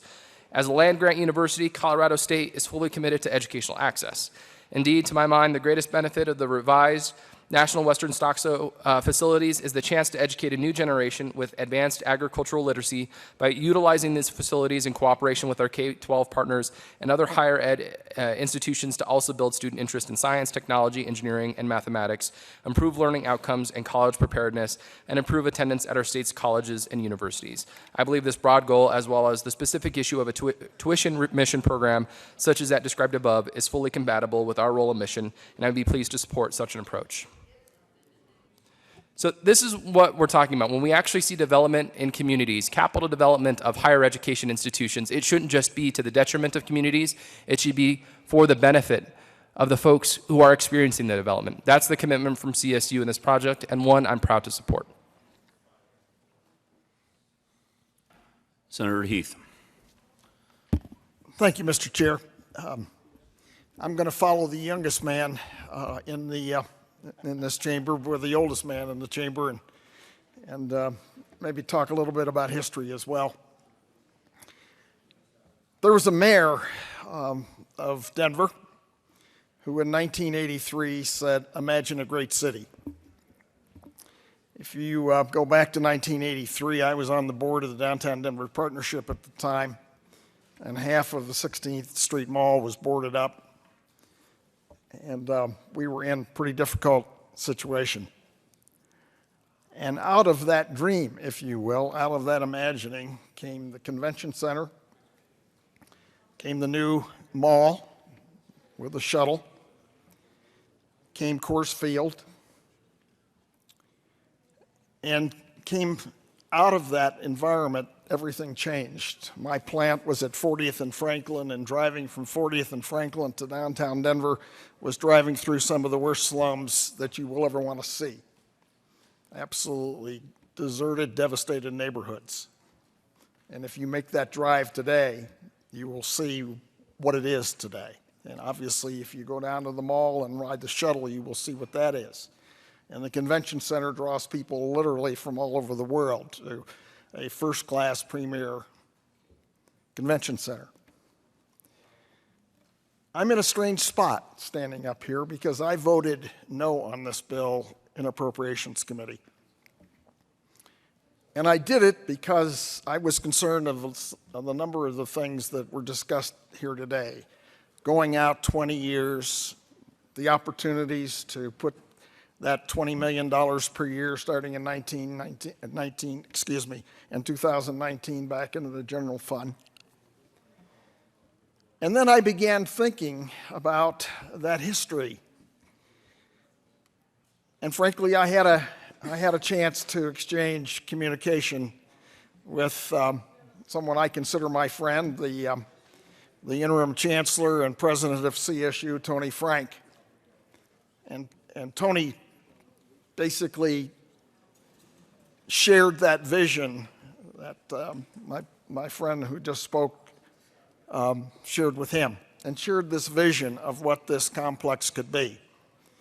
And he talked about it in relationship to the Museum of Nature and Science. And he talked about what a draw this would be for students and people from all around this great state to come to a complex to show off our agricultural economy, but as he expressed it, way beyond that, and going into the STEM programs as well, and what this would do in terms of the young people of the state. And frankly, he awakened that vision in my mind about this Imagine a Great City. My plant that I owned for 15 years was very, very close to this area. It actually adjoined the Globeville area. And I had a chance to spend a number of times at community meetings in Globeville and that whole part of our city. And if you've had that chance, you will know what this will do and what an incredible opportunity this will be if we do it right with those neighborhoods. So trying to balance that obviously has some issues. But after having the opportunity to share those thoughts with Tony and having had a chance to revisit this, I think this is also part of that dream. Also part of that dream was DIA. I happened to be the chair of the Speakers Bureau for DIA when people didn't believe we ought to move from Stapleton out into hinterlands of this state. And so I had the slings and arrows of that as well, and I think that project's turned out pretty well. So yes, there are concerns with this, and we shared them, and I share them as well. I wish this weren't April 28th. I wish it were March 28th or February 28th, and we had the time to give this large project the attention that it frankly deserves. But the problem is we don't. It's in front of us. We have to make a decision. I think this is part of imagining a great city, but not only a great city, I think what it will contribute to this great state. So I feel that this should be supported in spite of all of the concerns and all of the other places we could put $20 million a year. But I think it's worth it. I think it's worth the investment. And I will be a yes vote on this tonight.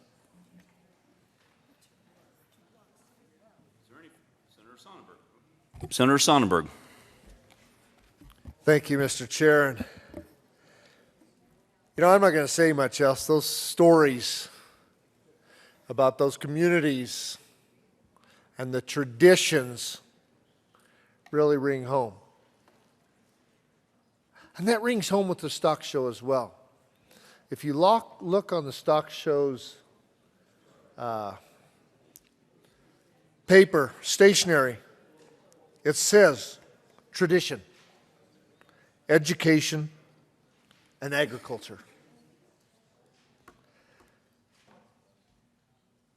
They do all of that right now in 16 days. And so you understand the impact. Their typical attendance is around 640,000 a year. This last year was 682,000 plus. Over $100 million a year of impact. Visitors from 38 countries. That's not states, that's countries. Of course, that includes Canada and Mexico, as well as China, Australia, Uruguay, Italy. This is known as the Super Bowl of livestock shows. 10 national shows of different breeds, including Highlanders and a number of other breeds.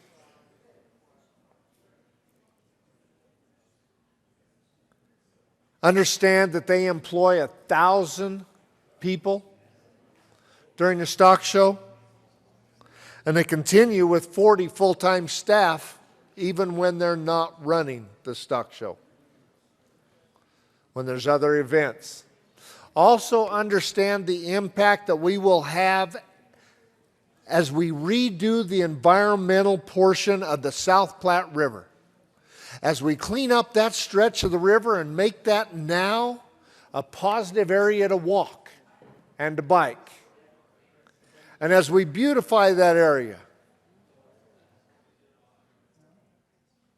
understand also that there will be construction jobs.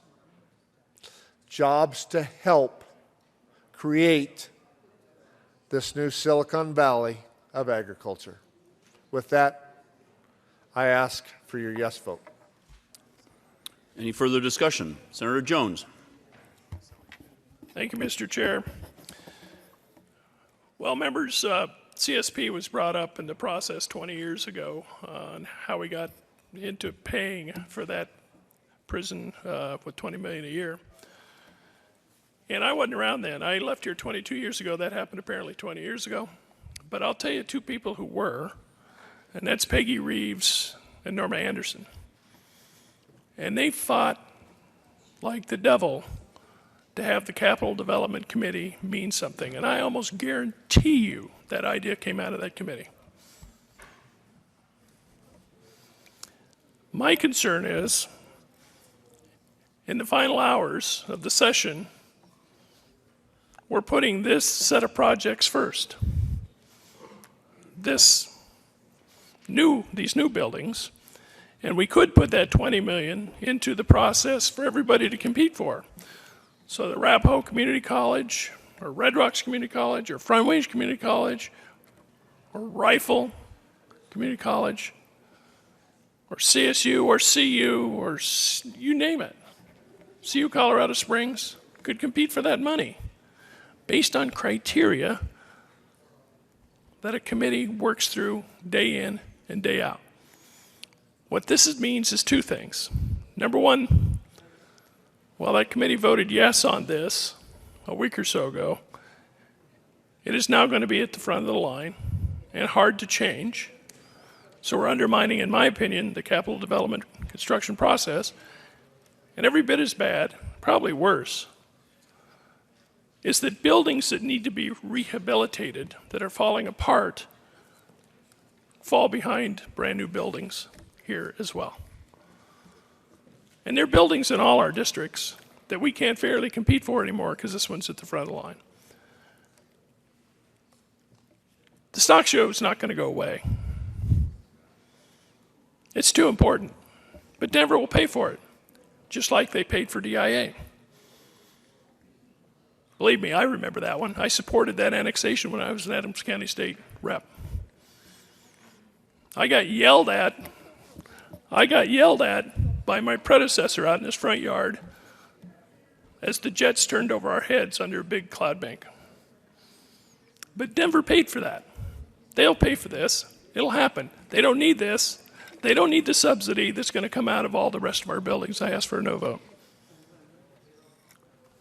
Any further? Senator Stedman. Thank you, Mr. Chairman. I'll just renew my call for an aye vote and say that this bill is an opportunity. It's an opportunity for the state. It's an opportunity for Colorado State University and its veterinary school.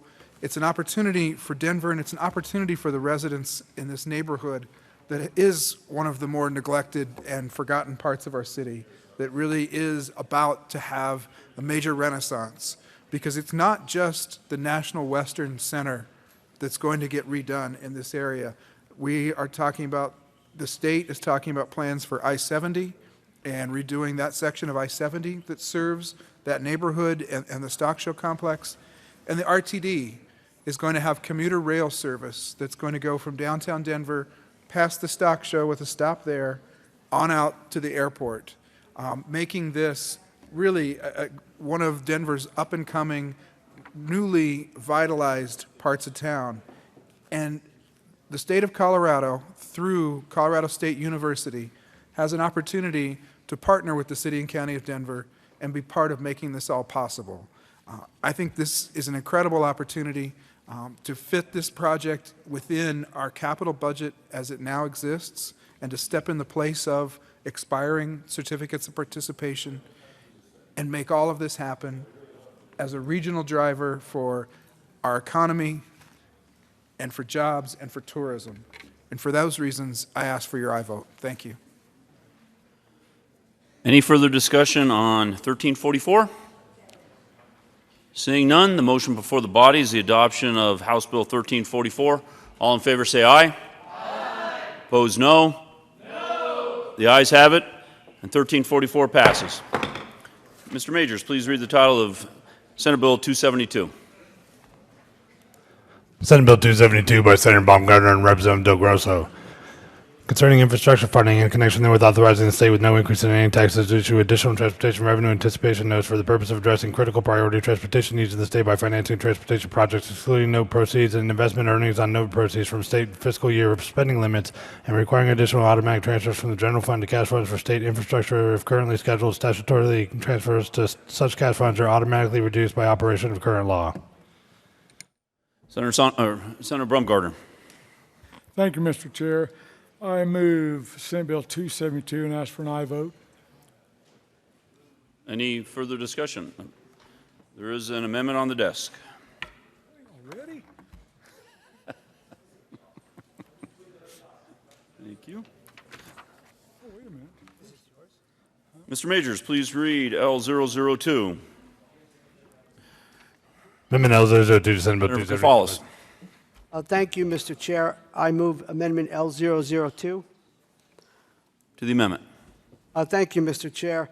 In the discussions with the bill sponsor and the proponents of the bill, I've suggested some things that I think will strike a balance, a better balance, in terms of what this particular bill is seeking to accomplish, which is to help improve our transportation infrastructure.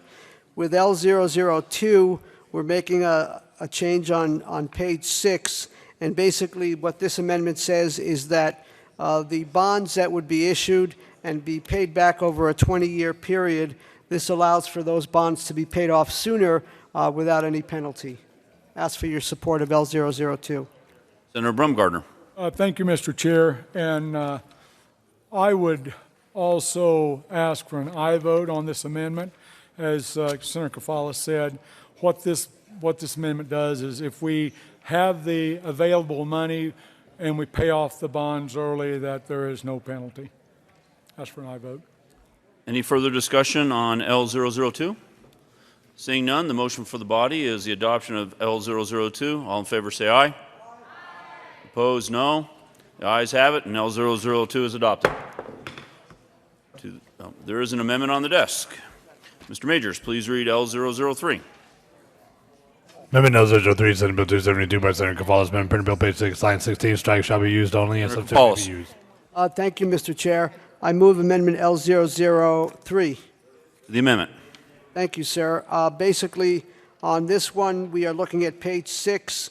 We're striking this section of the bill begins a list of transportation-related projects, and we're changing the language from shall be used only to may be used. So the intent of this particular amendment is to say that the projects that are being listed in this bill, that there would be greater flexibility as this, before this thing might be referred to the voters regarding the project. So we're changing a shall to a may.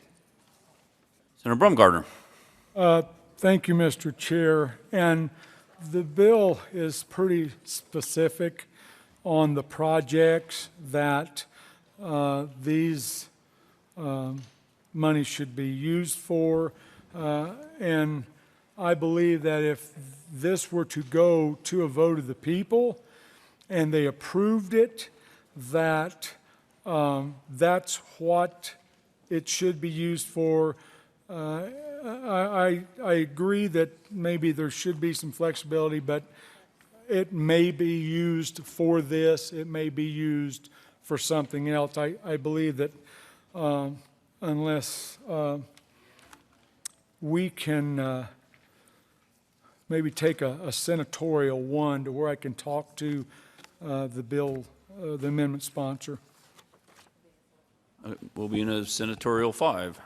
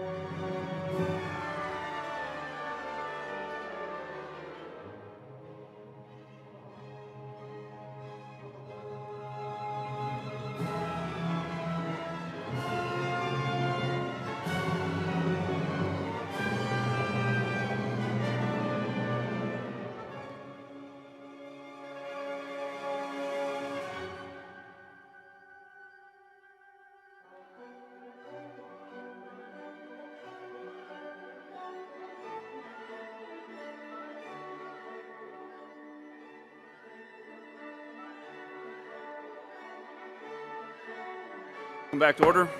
Senator Brumgardner. Thank you, Mr. Chair. And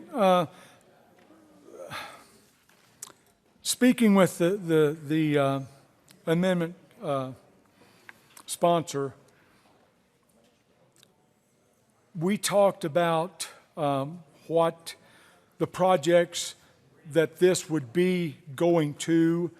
And back in 99, when Transportation Bonds 1 was passed, there was specific projects that were listed in the Blue Book.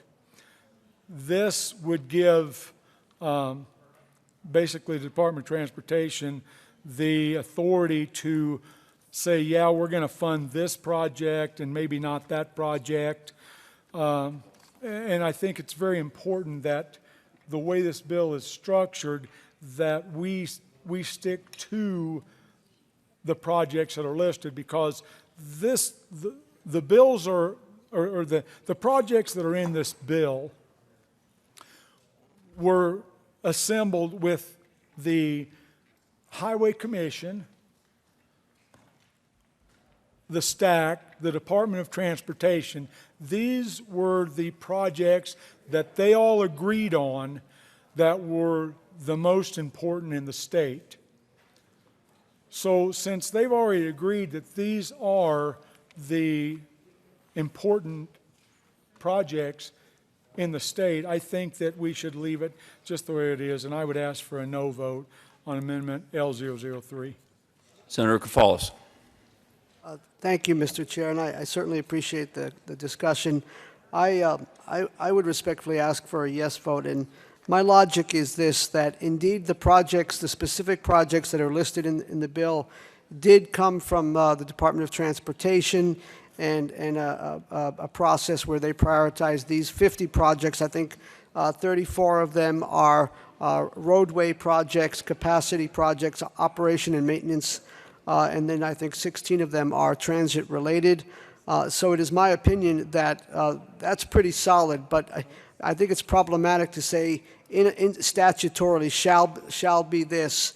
And so I think it is appropriate to have some degree of flexibility, knowing that this is a pretty solid list. But if something should change, then it would allow for the ability for CDOT and the stakeholders to come together as this is being referred to the voters, to come up with the final list of projects. So that's why I think there's still some logic to my amendment. Senator Martinez-Minnick. Thank you, Mr. Chair. Colleagues, I would ask for a no vote on this amendment. There are specific projects that have already been outlined and already know what they are specifically, and they are projects that include areas within the whole state. So the money really should go for the projects that have been identified as being the priority projects by each one of those areas that it would be getting the funding. So I'd urge a no vote on this amendment. Any further discussion? Seeing none, the motion for the body is the adoption of L003. All in favor say aye. Aye. Opposed, no. Noes have it, and the amendment is lost. There is an amendment on the desk. Mr. Majors, please read L004. Amendment L004, Senate Bill 272 by Senator Kafalis. Senator Kafalis. Thank you, Mr. Chair. Thank you, colleagues. I move Amendment L004. To the amendment. Thank you, sir. Currently in the bill, with regard to the what are referred to as the 228 transfers, the percentages or the split between roadway projects and transit projects is 90% of the dollars would go for roadway projects, et cetera, and 10% of the dollars that ultimately would be transferred through the 228 process would go for transit. And this particular amendment, L004, is basically changing the 90 to 70 and the 10 to 30. So we're changing it from a 90-10 split to a 70-30 split so that there can be more dollars dedicated to multimodal transportation transit projects. Senator Brumgardner. And thank you, Mr. Chair. And again, as the bill is constructed and as the way the system is set up now, 90% of this money goes toward the infrastructure of the highways, and 10% goes to transit. And if, I mean, I'm sure that you've all taken many, many hours and looked into this bill to look at the projects that's funded. So I'm going to ask for a no vote. There's going to be money for transit that is in this bill, but talking with constituents, talking with people all over the state, they have said, let's fix our roads. And that's what this bill is about, is fixing the infrastructure.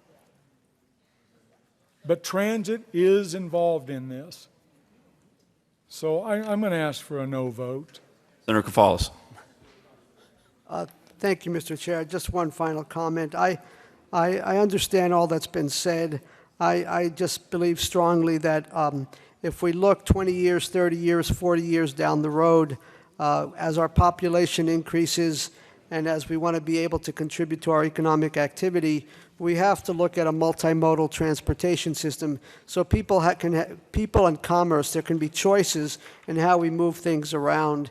And frankly, I think part of the solution is making sure that there are options that includes, for example, a passenger rail service that is cost effective and that can get people from point A to point B in an efficient manner. And that's why I think we need to be mindful of transit and multimodal transportation infrastructure. Senator. Martinez Domenic. Thank you, Mr. Chair. Again, I would encourage a no vote. These projects are very specific to the areas that they have been designated to, and a lot of work has gone into the selection of these projects, not only by the State Transportation Advisory Committee, but by CDOT, as well as the local communities that have brought forth these priority projects. So I would urge a no vote to this amendment. Any further discussion on L004? Senator Marble. Thank you, Mr. Chair. I also rise and ask for a no vote on L004. Colleagues, when you look at the importance of the road structure and how terrible and in disrepair most of our roads are, and how much money it will take to repair them for the future, we also have to look at the fact that it is our road and highway system to where we transport commerce. We cannot transport commerce on a rail system, and we do not have the population density around outside the Denver area to sustain that rail system, so I would urge a no vote. Senator Kafalis. Thank you, Mr. Chair. Final comment. I know that my constituents in my community in Fort Collins, they do want to increase the capacity, especially for North I-25, because the congestion is becoming intolerable. But I also know that they are very supportive of a passenger rail service, and that's why I keep pushing for multimodal transportation, and I would respectfully ask for a yes vote on this amendment. Senator Baumgartner. Thank you, Mr. Chair, and I understand the good senator's point, but again, the projects are specific. There is transit in this bill. So again, I understand. I understand the point he's trying to make, but I would still ask for a no vote. Any further discussion? Seeing none, the motion for the body is the adoption of L004. All in favor say aye. Aye. Opposed, no. No. The noes have it. L004 is lost. To the bill. Oh, there is an amendment on the desk. Just a few more. Mr. Majors, please read L010. Amendment L010 to Senate Bill 272 by Wallace. Thank you, Mr. Chair. Thank you, colleagues. I just have a couple more and I'll be done. And I think some of these... Wallace, can you move L010? Absolutely, Mr. Chair. I move Amendment L010. The amendment.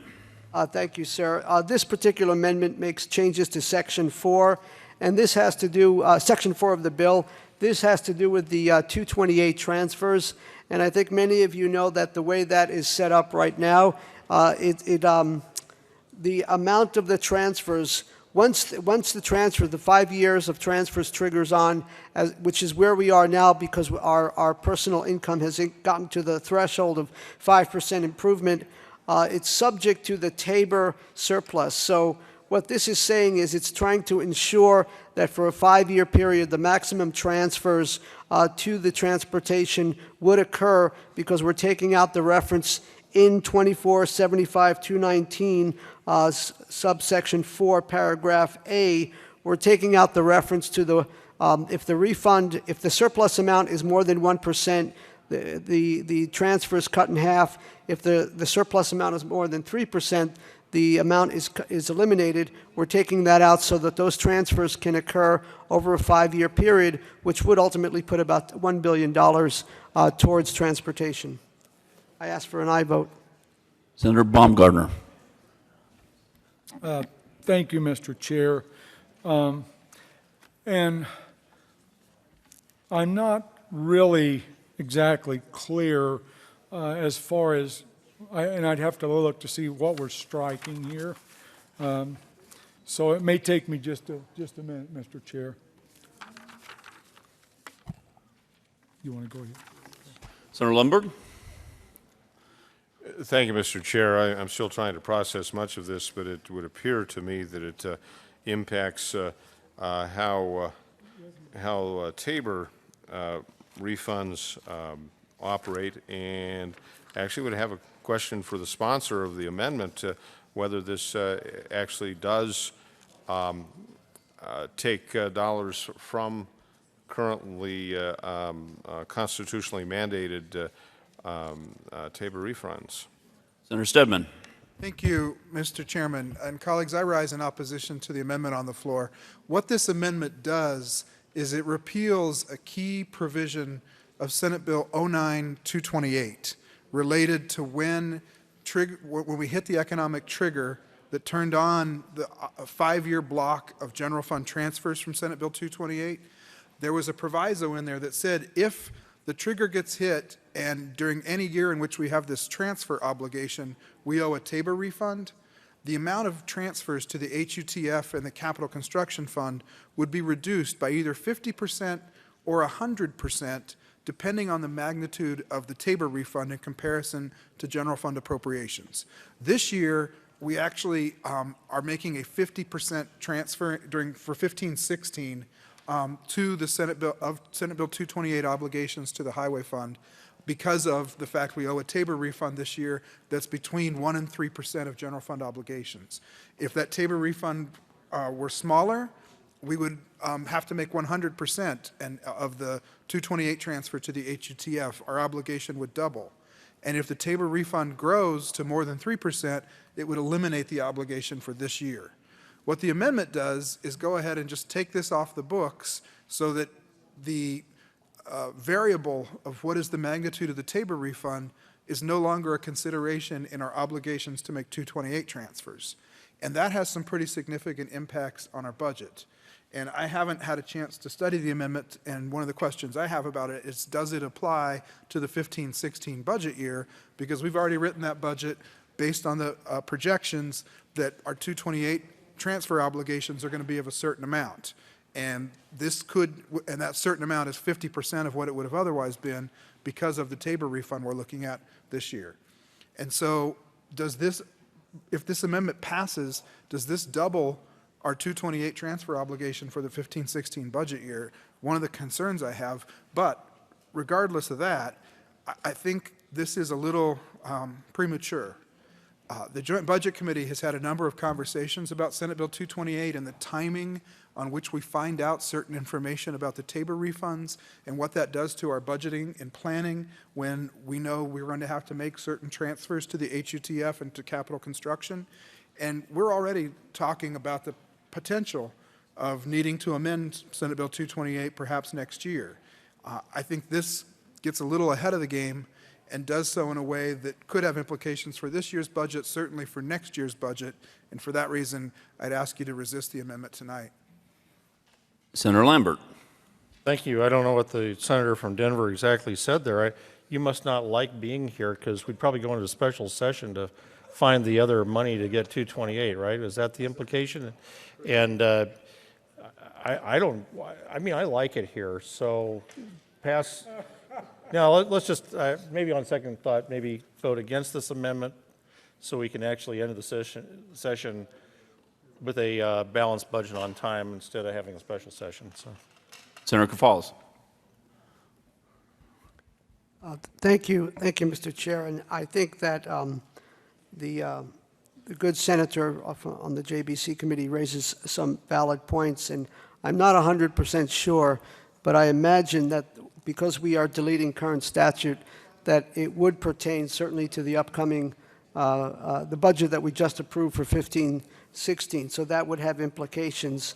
So I certainly acknowledge that. I just want to make it clear what my motivation was for offering this amendment. What we are talking about here in Senate Bill 272 is a transportation infrastructure bill, and I realize there's a lot of discussion about the mechanisms and so forth, but what I was trying to do with this amendment is to assure that the transfers that were instituted in law with Senate Bill 09-228 would actually occur at the maximum, at the 100%, and so that would generate dollars for operation and maintenance to address some of our transportation needs. So that's the motivation behind this bill, because there's been a lot of discussion about by the use of bonding to help with increasing capacity, that might undermine some of the operational dollars, and that is the motivation behind L010. But based on the conversation, Mr. Chair, with your permission, I'll withdraw the amendment. The motion has been withdrawn. I'm sorry, the amendment has been withdrawn. To any further discussion? Oh, there is an amendment on the desk. Mr. Majors, please read L013. Amendment L013 to Senate Bill 272 by Senator Cafals, amendment printed bill page 3 after line 3, insert paren A. Thank you, Mr. Chair. I move L013. To the amendment. Thank you, sir. This one, hopefully it's more acceptable, but this one is basically changing the legislative declaration. It's non-statutory, and it's putting some paragraphs in there referring to the increased population, the fact that the impact on our major transportation corridors, I-25 and I-70, and why, in order to preserve and improve Colorado's economic prosperity and quality of life, it is necessary to develop and maintain a modern, efficient, and cost-effective multimodal transportation system that can move people, goods, and information without undue delays or environmental consequences. That's what L013 does. Senator Baumgartner. Yes, Mr. Chair. Thank you. Can I ask for a senatorial 5? Senatorial 5 is granted.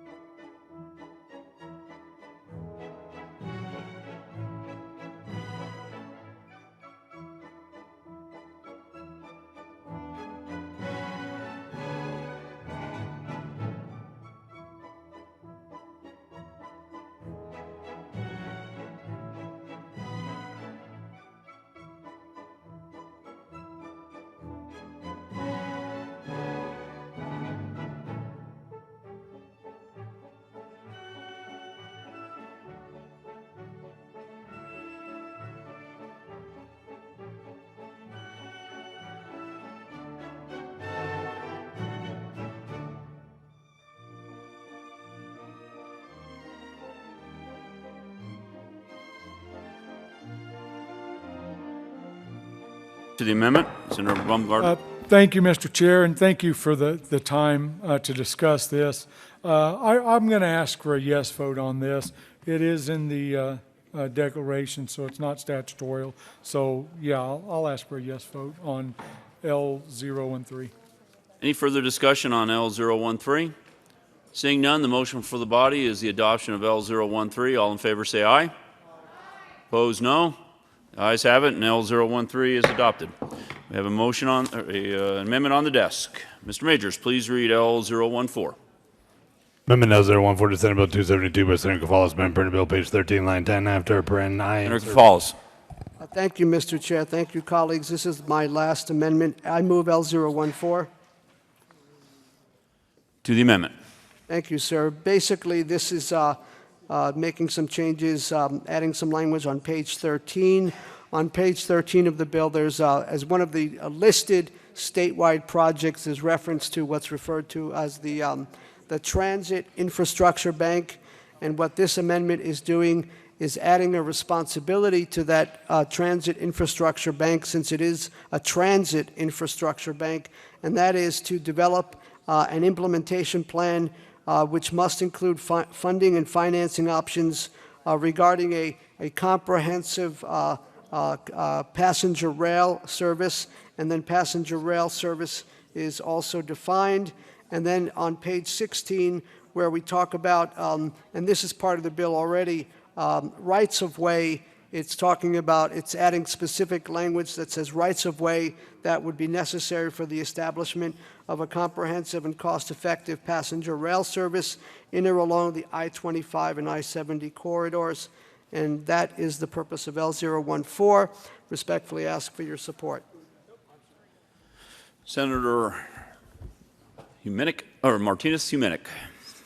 Thank you, Mr. Chair. Colleagues, I would ask for a no vote on this amendment. Again, this is specifically asking that these funds be used for something else, and these projects have already been designated by communities around the state as their priority projects. If we change this now to include all of this, I can tell you in the discussions that I've had, having a Rocky Mountain Rail Authority and having this type of transit system, there are not going to be federal dollars. There will not be dollars available for this for probably another 25 years. And we need to take care of the priority projects that have been identified to use these funds for now. So I'd urge a no vote on this amendment. Thank you, Senator Martinez-Humenick. Senator Gonzalez. Thank you, Mr. Chair. This amendment does not change any of the projects that are listed in the bill. All that this amendment does, it says that one of the responsibilities of the Transit Infrastructure Bank, is to develop a plan of action regarding a passenger rail service. There's been work that CDOT has done on this. There's been work that what's something referred to as the Rocky Mountain Rail Authority. There are various feasibility studies, and that's all that this amendment does, is ask that the Infrastructure Bank to develop a plan, and also to look at applying to the federal government in order to get designated rail corridors, which may allow us to draw down federal dollars for a rail system that I think would complement what we need to have in this state in order to move people and commerce. I ask for your support of L014. Thank you. Any further, Senator Baumgartner. Yes, thank you, Mr. Chair. And I'm going to ask for a no vote on this amendment. We're talking about the Rocky Mountain Rail Authority and Impact 64. These are projects that are years and years out. And also it talks about passenger rail service in or along Interstate 25 and 70. Those are just specific projects. And again, the bill speaks to all rail projects in the state. So again, I'll ask for a no vote on L014. Any further discussion? Seeing none, the motion for the body is the adoption of L014. All in favor say aye. Opposed, no. Noes have it, and L014 is lost. To the bill. Senator Baumgartner. Thank you, Mr. Chair. So let's chat about the bill for a little bit. What this bill does is that it, in 1999, transportation bonds were issued to fund not only T-Rex, but 24 other projects throughout the state. When we bonded for this $163, $170 million, we got 200, I think it was $205 billion. And over a period of 20 years, that was paid off, and it will be paid off in 2016, 2017. So what we would like to do is reissue those bonds, which we're calling it Trans Bonds 2, to reissue those bonds to bring in $3.5 billion, $3.5 billion, and which would and put about because of the 228 money that's coming in, and taking part of this money, putting it into maintenance to make sure that those maintenance dollars don't go away.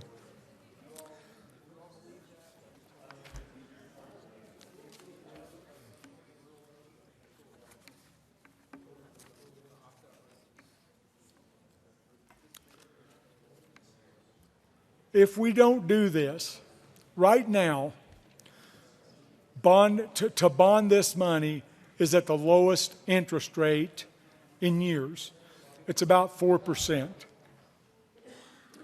And with taking that $170 million that would be coming back when these bonds run out, and bonding at 14% of CDOT's budget right now, 14%, that's not taking all their money away from them, 14%, and bond that money coming back, we would be able to get that $3.5 billion, which would be repaid over 20 years.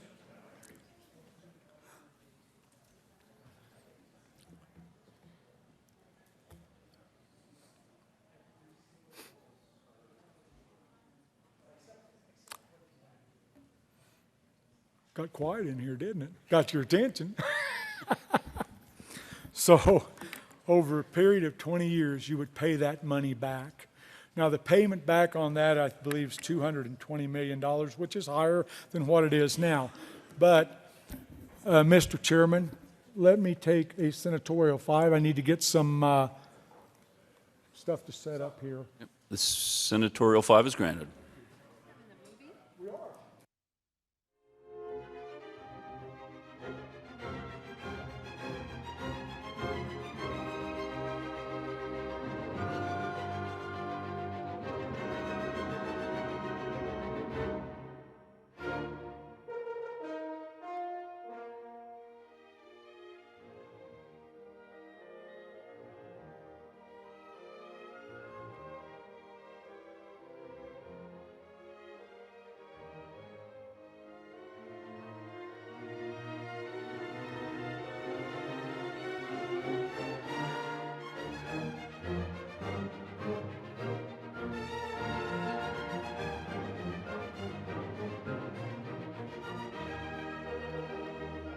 Mr. Chair. I'm going back to the bill. Thank you. So if you'll look at this graph, right now, if we borrow or if we bond against the money right now at 4%, 50% federal gas tax over a period of 20 years, we will be paying this off, and we will be able to bond for the principal payment of $3.5 billion, which when we bond, you have to pay the interest on that. That brings it to $5.5 billion, basically. All right, that's at 4%. If we wait, and it was brought up in committee, well, why don't we wait? And I asked the question, I said, well, if we don't pass this bill, what would the Department of Transportation do when they started getting this $170 million back, they said, well, we'll bond against it. Well, they can't bond against it without a bill run by the legislature that says, yeah, you can bond against it. So, that being said, let's go back to this chart. If we don't borrow the money now, and we wait, and that interest rate goes up 1.5 points, the repayment time is the same, the amount of money is the same, the payment every year is the same, paying these bonds off, but with that, we can only bond for $3.7 billion, which is about $500 million less that we would get for these projects. So you're losing project money, and the cost is going up.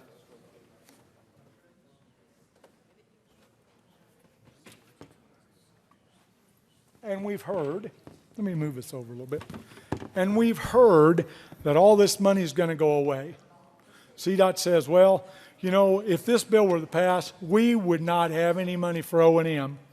So if we go back here and we look at the 1999 trans-bond annual payment of $167 million, if we used, and at that time there wasn't any two-way transfers, but if there was, that would be $100 million that went into O&M.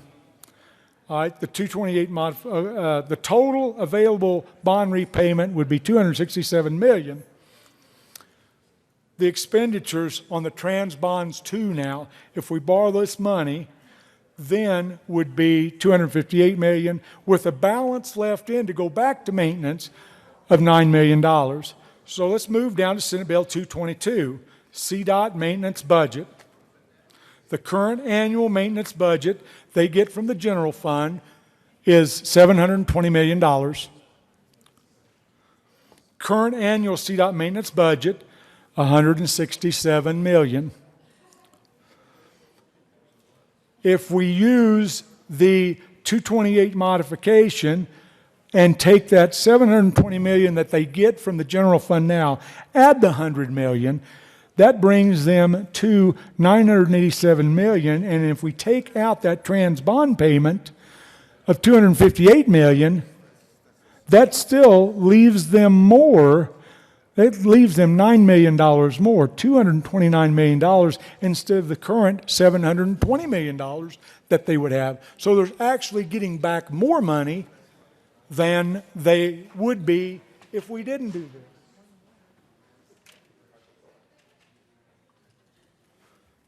Thanks, Chris, for turning it upside down for me, all of it. I've got great help here, Mr. Chair. So just a few more quick facts here. Over the past 20 years, according to the Transportation Deficit Report 2015, Colorado's population has increased 46%, from 3.7 million people to 5.4 million. An additional 2.4 million people are expected by 2040. Travel on the highway systems increased by 43%, and that goes from 19.8 to 28.4 billion miles that the vehicles travel in this state. Congestion, and I'm skipping through some of this. Congestion is costing commuters in Boulder, Colorado Springs, and Denver almost $2 billion annually. The statewide average of the work commute is going to increase by 7.5 minutes in 2 years. 2012, 17 minutes. 2014, 24.5 minutes. And what this says is the congestion is getting more on these highways. What this bill does, it expands those lanes. We're back to the project. That expands lanes for better access, better travel times. We all know how congestion's been. And it's only going to get worse. If you're stuck in traffic, the cost is about $21 in wasted time and fuel per driver if you're stuck in traffic for 1 hour. So what this bill does, again, is answer some of those questions about moving along the highways, how we're going to do that. The rising cost of construction. Again, we're going to talk about the price. Now's the time to buy. Now's the time to bond, because the interest rates are going to go up. We know that.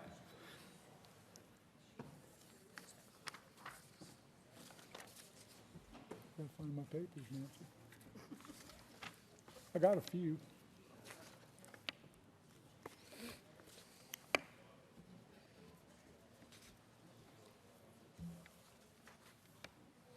We talked about the list that the Transportation Commission come up with. We talked about the list that CDOT agreed to, and also that the stack talked about. These were projects that were all agreed to by all of these entities.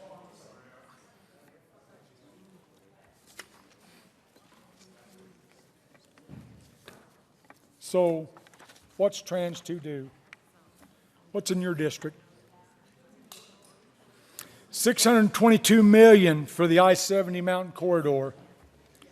Full funding for all the projects that encompasses the I-70 record and decision minimum program for improvement at $522 million combined. These important congestion relief projects are required to be complete before any additional work can be done for the larger I-70 fix. An additional $100 million included to the jump start for the next phase of the I-70 solution. Over $1 billion in the Dr. Cog region. $577 million for rural Colorado, critical passing lanes, shoulders improvements, making travel better for rural Colorado. Pueblo, Colorado Springs, priorities, project fundings, $315 million for expansion of Pueblo US 50 and US 50 freeway and economically important interchanges replacement in Colorado Springs. Funds to pay off nearly half of US 36P3. Yeah. No, I'm about done. $161 million in transit projects. We had a lot of amendments that addressed the transit projects. So $161 million to transit.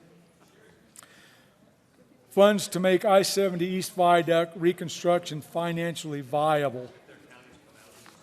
This bill touches every part of the state, every county in the state.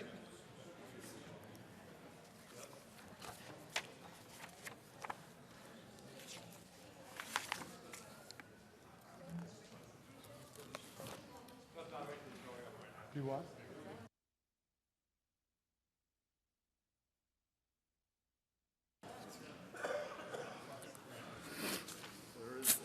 There is an amendment on the desk. Mr. Majors, please read L011. That's Amendment L011 to Senate Bill 272 by Senator Baumgartner. Senator Baumgartner. I withdraw L011. Where is it? Yeah, no. Hang on. We're good. I'm sorry. Yeah, I did. You heard me too. The amendment is withdrawn. Back to the bill. Senator Baumgartner. However, there is another amendment on the desk. Mr. Majors, please read L007. Amendment L007 to Senate Bill 272 by Senator Baumgartner. Senator Baumgartner. Thank you, Mr. Chair. I move L007. The amendment. This speaks to a part of the project which is already in the bill, but also expands that to a managed lane between 136th Avenue and State Highway 7. And that's what the amendment does. It just, it lets them use the money a little different to, on this one section of the highway. Is there any further discussion on L007? Seeing none, the motion for the body is the adoption of L007. All in favor say aye. Aye. Opposed, no. The ayes have it. L007 is adopted. Back to the bill. Good bill, vote yes. With that, and because of the time, because of the hour, we could talk about this for hours. I don't think anybody really wants to talk about it for hours, but I would move 272 and ask for an aye vote. Senator Todd. Thank you, Mr. Chair. And I'll start off. If you think this bill is too good to be true, you're right. I think when we heard the bill in committee and even heard the proposal before, there's no question. The good senator from Hot Sulphur Springs and I agree on a couple of things. Number one, the public does recognize a need. No question about it. The roads are in dire shape for the state of Colorado. We are 37th in the nation, which is very alarming and very concerning to me. So we're in agreement with that. We are in agreement to the fact that I think it's important that the citizens have input to be able to vote. I think that we are in agreement too, and 272 does afford that. However, the next piece of it is what really concerns me. I think when we offer a choice to our public, we need to be very clear. This is a comprehensive plan or it's a temporary fix. And bonding on money that we are counting on from the federal government is an uncertain fund. It is an uncertain, there's no guarantee. And I think we might even agree on that one as well. But I think we're seeing where the T-REX project was very successful. And CDOT is about to retire the bond payments that were incurred from 1999 in the T-REX project. The last payment of $167 million is due in 2017. That's just right around the corner. CDOT is not opposed to bonding. I'm not opposed to bonding. But T-REX project was a success on many different levels for different reasons. The main reason it was successful was the work done prior to the referendum sent to the voters. There was a lot of work. There were a lot of community meetings. There were a lot of discussions. There was a lot of stakeholders coming together to figure out what is the best way to go before the voters. In 1997, the General Assembly passed Senate Bill 1, which allowed for additional funding for CDOT and to help prepare for the department of the upcoming T-REX project. 2 years later, the public approved that project. So in that period of time, and that was under Governor Owens, I remember many meetings, many different discussions all over the state to have that conversation. Is this the best way to do it? Is this the best path to follow? The federal government actually supplied $400 million for the highway portion and $525 million for the light rail portion in 2000. Local governments contributed about $30 million matching funds, and construction actually began in 2001. So when we heard contractors and engineers come before the committee and say, we can't support this. We cannot support making a proposal that is only part way. The greatest fear I have is that when we propose something such as this, the public then decides, okay, transportation is now fixed. We don't have to worry about it. We don't have to do anything more. The problem is that we would be investing all of our money on new roads, but nothing on maintenance and operations. And so when we continue to build new roads, but we don't have any money left to do the operations and maintenance, then that is where we see the continuation of a fall down. That is where we need to make sure that whatever presentation we make to the public, whatever we ask of people to step forward on, is that if they know they are going to be borrowing money, basically, through a debt process of bonding, that we will have to pay it back. This is not free money. This is not just a gift that's coming to us and saying, woohoo, we won the lottery, and so now we can take care of roads in Colorado. The biggest concern is, according to the Federal Highway Administration, Colorado, as I said earlier, is the 37th worst pavement conditions in the 50 states of the United States. 37th. That means we've not invested. There is a great conversation, and I know that many of us have attended different transportation meetings all over the country to figure out what have some what have some states done. Wyoming just raised their gas tax to 10 cents in a very Republican state, but they raised their tax to 10 cents. And they recognized that because they knew that they had to invest on the front end. I'm not proposing that for Colorado, but I am proposing us to have a comprehensive conversation. The impact of bonding is huge. I want to go back and talk about, because maintenance and operations is what people say they want to be sure are taken care of. It would be fabulous for us to be able to expand and build larger and more fancy and wider roads. We all want that. We all want people's transportation to be on good, safe roads throughout the state of Colorado. Right now, CDOT maintains, this is just maintenance and operations, 23,000 lane miles of highway, 1,317 geohazard sites, 2,024 intelligent transportation system devices, 21 tunnels, 6,668 culverts, 3,454 bridges, 3,299 vehicles. Those are the maintenance that needs to be paid for. We need to allocate funds to take care of.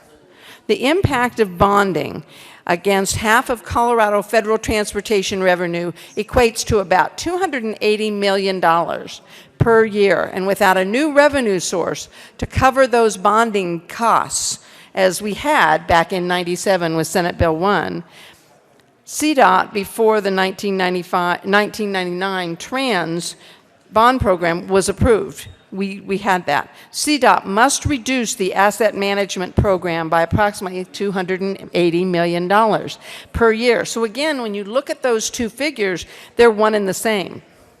Bridge funding right now is largely protected under FASTER, and annual maintenance such as snow and ice removal would be expected to be preserved, leaving the other $370 million in asset programs to absorb that $280 million in program costs. When we start talking numbers, I'm sure some of you are turning me off right now because you hear numbers. I know you're not. I know you're not. We hear numbers and it kind of goes in one ear and out the other. The bottom line is, when we go to the voters and we say, we hear you, we understand your hue and cry for a need for good quality roads and bridges, and we want to do something about it, but we want to do it on a permanent basis. We don't want to do it partway and then the following year come back to the legislature and say, oh, you know what, we didn't get it quite right, now we need to increase that money. It is a matter of taking the action of responsibility and also making sure that we are looking at a comprehensive plan.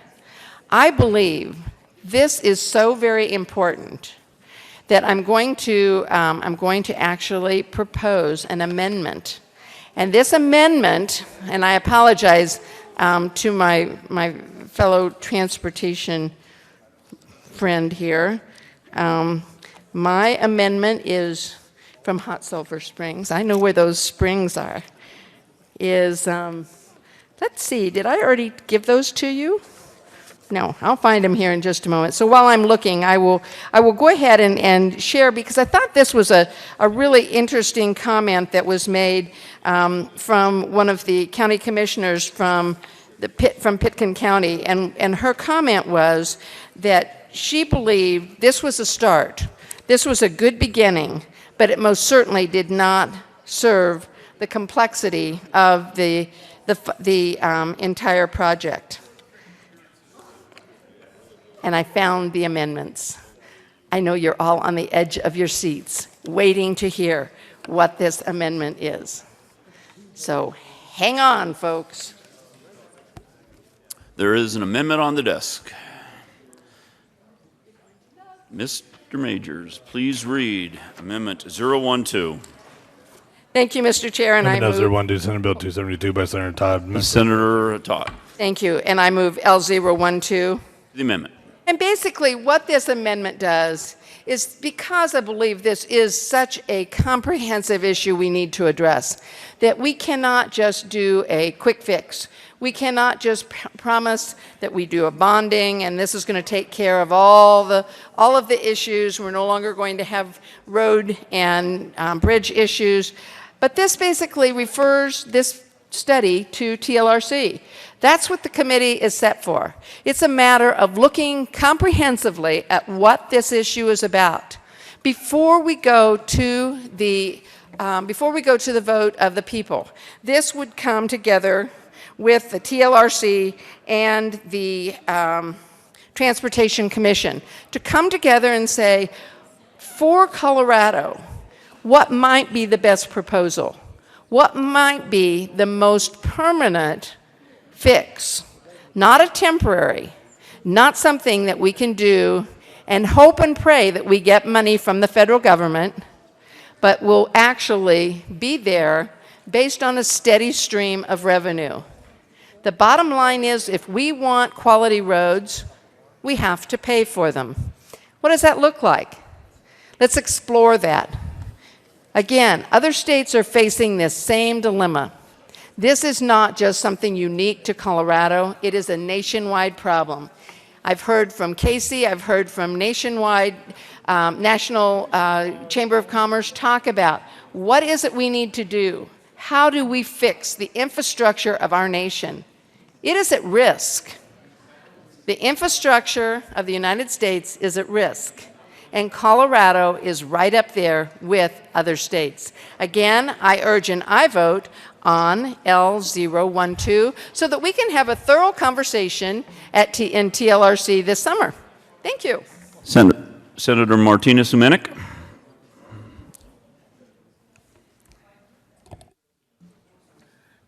Thank you, Mr. Chair.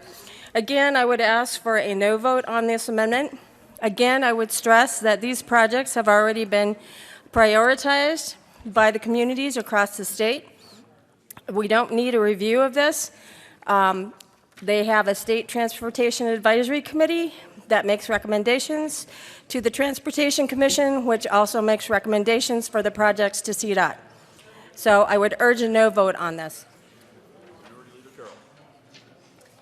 Thank you, Mr. Chair. Members, I support this amendment. We have referred plainly more mundane issues, more everyday issues, more cleanup issues.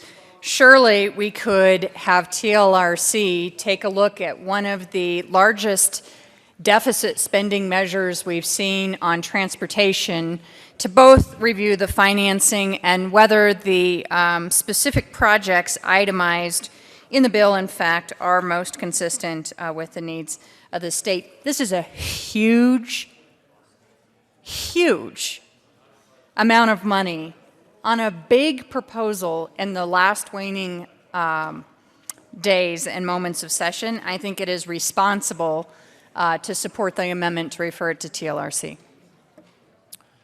Senator Baumgartner. Thank you, Mr. Chair. I ask for a no vote on L012. Any further discussion on L012? Seeing none, the motion for the body is the adoption of L012. All in favor say aye. Opposed, no. Noes have it, and L012 is lost. To the bill. Minority Leader Carroll. Thank you, Mr. Chair.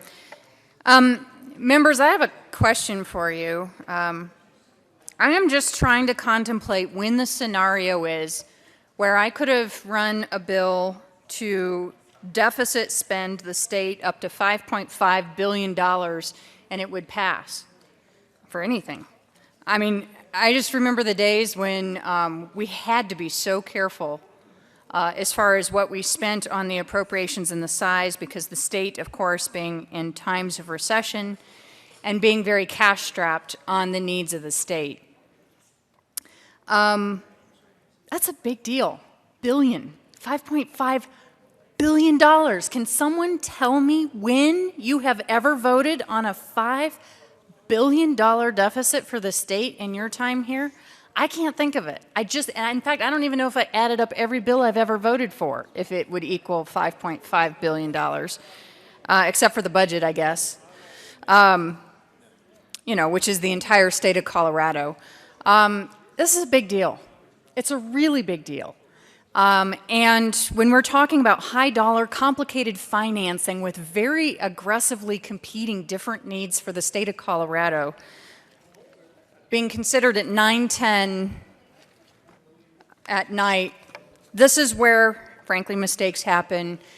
And I think that this is fairly stunning to me, that we are actually looking at contemplating passing a bill with $5.5 billion in debt, and would ask for no vote.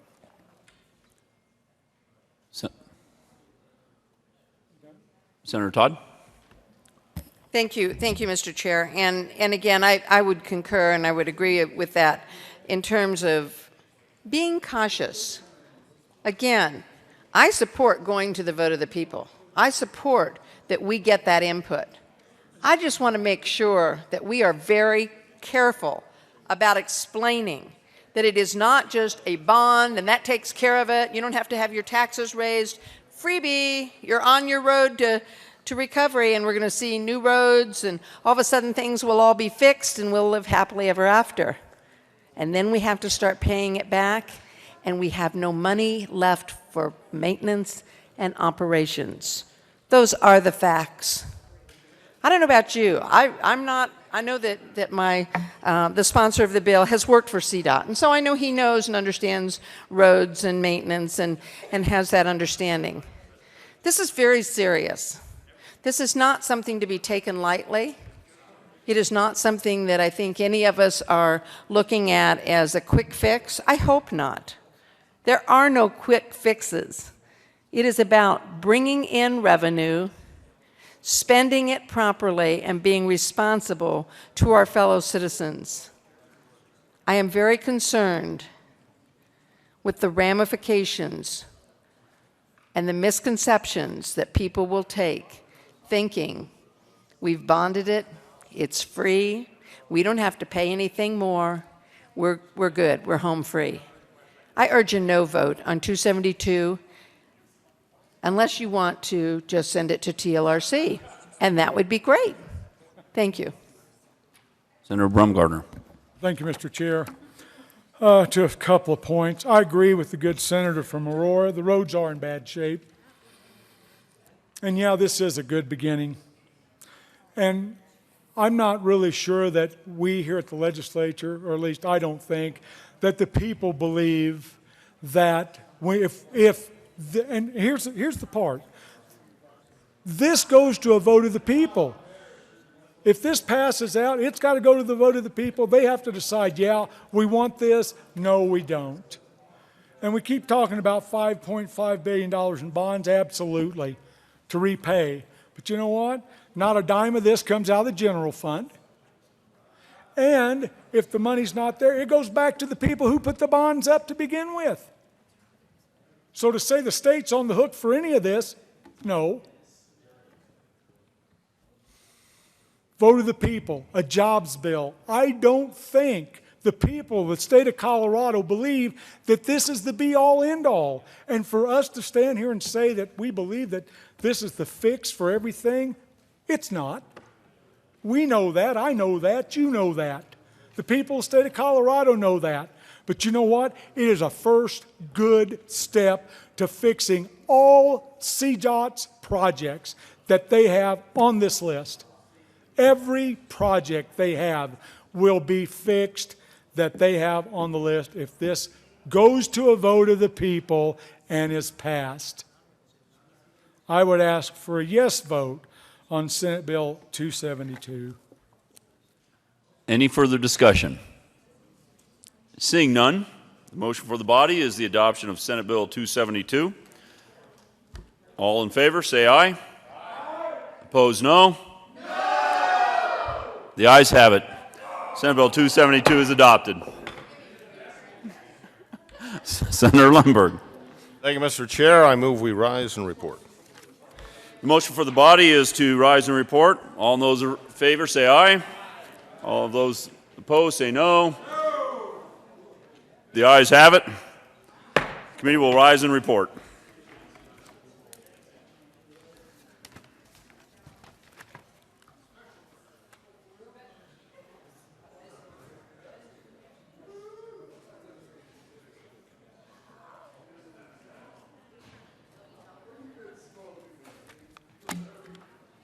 Should I do my Ellen President Cap?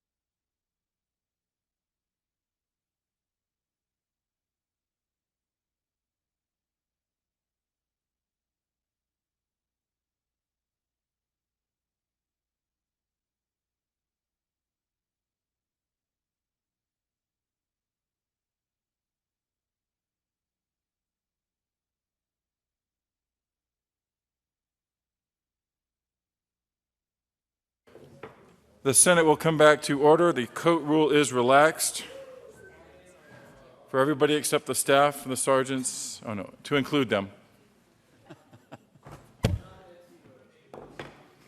Everybody except, let's see, the senators from districts.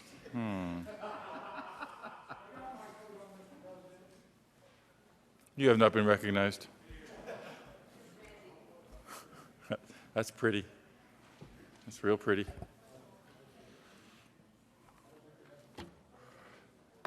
Senator Cook, what's happening? Well, Mr. President, we've had a number of bills under consideration. Well, you took long enough. We just got started, and I would ask that Mr. Majors, would you please read the report? April 28, 2015, Mr. President, your committee holds the reports that are in consideration of the following tax bills. Because second reading, the makes following recommendations are on. Senate Bill 272 is amended, passed on second reading in order and gross place account for third reading and final passage. House Bill 1229, House Bill 1344 is amended, passed on second reading in order to revise place account for third reading and final passage. Senator Cook. Thank you, Mr. President. I move for the adoption of the report.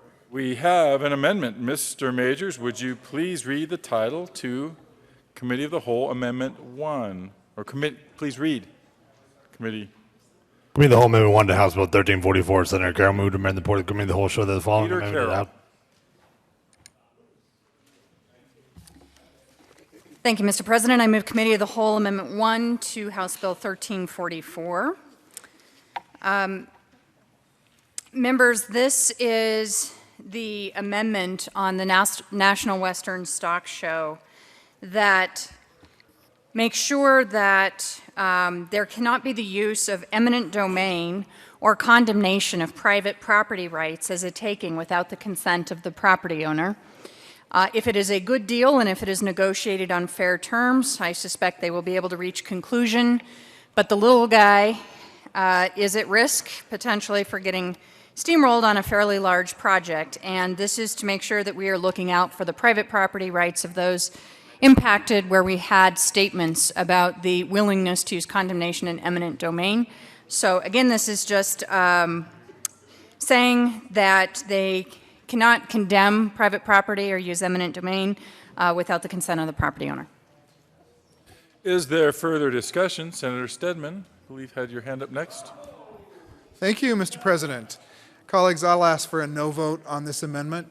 You know, it's one thing to oppose the project, and it's another to lace the bill with poison pills. And that's what I think we're doing here tonight. And I'd ask you to just step back and think about the policy at hand. Denver should not be punished because it wants to partner with Colorado State University. And that's what this is about. If the university were not a partner in the redevelopment of the Stock Show Center, then how Denver proceeds with its redevelopment of that would be of no concern to this General Assembly, and its exercise of its eminent domain power would or wouldn't happen according to whatever is going to happen to make the project go forward. The only reason why we're able to be in this posture where we want to take away a legitimate power of the city and county of Denver, a power that municipalities all across the state have, is because we see this partnership coming together that requires legislative approval for the university and the city and county of Denver to jointly participate in this redevelopment. The property that the University of, or Colorado State University will build on is property that is currently owned by the National Western Stock Show Association, and it is not something that needs condemnation and eminent domain powers for that property to be titled to the university and have the university's projects built on it. That is not the Colleagues, issue. please bring the level down a little. Senator Stedman, please continue. Thank you, Mr. President. I'll just ask for a no vote and suggest that, you know, there are other ways. There are other ways to do this, and this isn't one of them. I'll ask for a no vote. Is there further discussion? Senator Crowder. Thank you, Mr. President. If in fact this is about eminent domain and there is another way to do it, I think they could purchase the land outright. But anytime we can limit eminent domain, I think we're better off. And I understand what you're saying. But the thing about it, you know, there's personal property rights at issue here that may be bigger than the project. So, and if that property is available, then they can negotiate that for a purchase, buyer and seller. But as far as eminent domain, I think it should be. Anytime we can, we should limit that. Thank you. Further discussion. Senator Sonnenberg. Thank you, Mr. President. And I would agree with my good senator from Southern Colorado, except that the city of Denver already has those powers. And for us to now say, City of Denver, you're the only government agency in Colorado that can no longer have eminent domain, I think that's wrong. Now, if you want to do that, that's probably another bill for another day. But when it comes to eminent domain, as my good friend, the co-prime on this bill said, eminent domain will not be used for the CSU buildings, for those buildings not appropriate, the National Western, but to take the tool away from the city and county of Denver for their development process, however they want to use it, quite frankly, is none of our business. I ask for a no vote. Senator Sonnenberg, your request for another bill is denied. Is there further discussion? The motion before us is the adoption of Committee of the Whole Amendment 1. Are there any no votes? Senator Johnston, Senator Stedman, Senator Guzman, Senator John, Senator Aguilar, Senator Kerr, Senator Donovan, Senator Sonnenberg, Senator Hodge, Senator Hill, Senator Scott, Senator Balmer, Senator Martinez-Humenick, Senator Grantham, they're here for you, Senator Baumgardner, Senator Cook, Senator Woods, Senator Kafalis, Senator Holbert, Senator Scheffel. Please add the president. With 14 ayes, 21 noes, 0 absent, 0 excused, the amendment is lost. Mr. Majors, would you please read Committee of the Whole Amendment 2? Committee of the Whole Amendment 2 to House Bill 1344. Senator Todd moved amendment. The report of the Committee of the Whole show that the following Todd floor amendment L016 to House Bill 1344 Senator did. Todd. Thank you, Mr. Chair. And I move that. $2. Oh, I didn't know you were back. That's $4. Thank you, Mr. President. Write it down, Madam Secretary. That's $4. Senator Todd. It was worth every dime. Well, it just got worth another $1. That's $5. Thank you, Mr. President.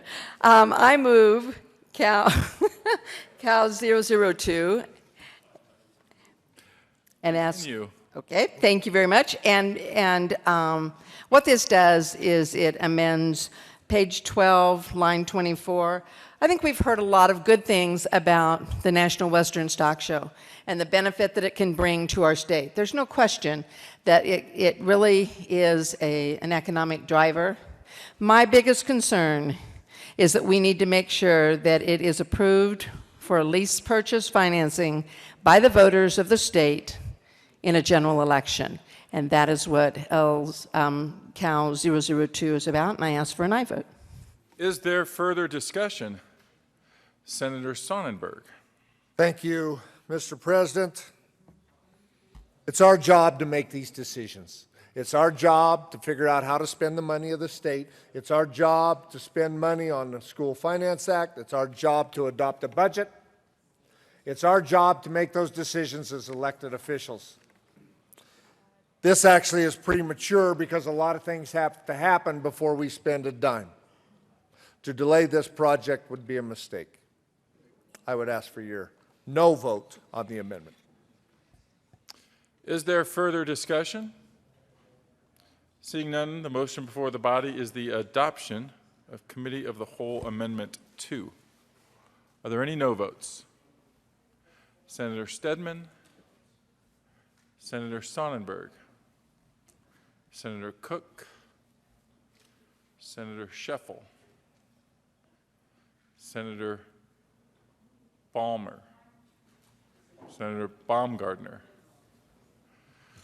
Senator Johnston, Senator Aguilar, Senator Neville, Senator Kerr, Senator Ulibarri, Senator Grantham, Senator Guzman, just in time, Senator Donovan, Senator Woods, Senator Martinez-Humenick, Senator Heath, Senator Kafalis, Senator Holbert, Senator Scott, Senator Hill.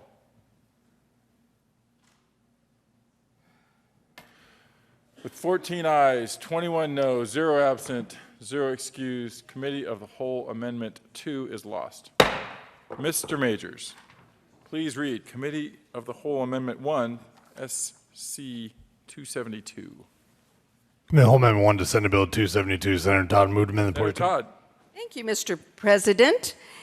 And I move Cal 001 amendment to the Committee of the Whole on Senate Bill 15272. And this amendment moves to amend the report of the Committee of the Whole to show that Senate Bill 15272 as amended did not pass. And I urge an aye vote. Is there further discussion? Seeing none, the motion before the body is the adoption of Committee of the Whole Amendment 1 to Senate Bill 272. Further discussion? There is further discussion. Senator Baumgartner. Thank you, Mr. President.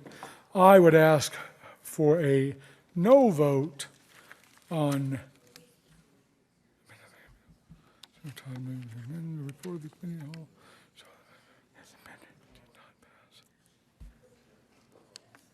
Is there further discussion? Seeing none, are there any no votes? Senator Baumgartner. Thank you. Ask for a no vote. Right. Senator Scheffel. Senator Cook. Senator Lundberg. Senator Martinez-Humenick. Senator Woods. Senator Neville. Senator Lambert. Senator Sonnenberg. Senator Holbert. Senator Baumgartner, I gotcha. Senator Scott. Senator Balmer. Senator Roberts. Senator Grantham. Senator Kafalis. Senator Hill.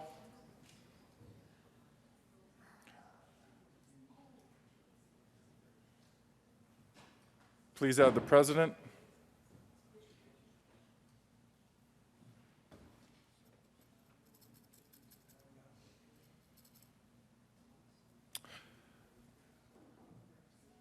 I got you.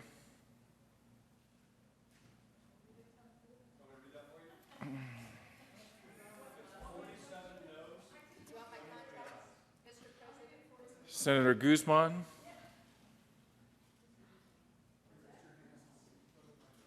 With 17 ayes, 18 noes, 0 absent, 0 excused.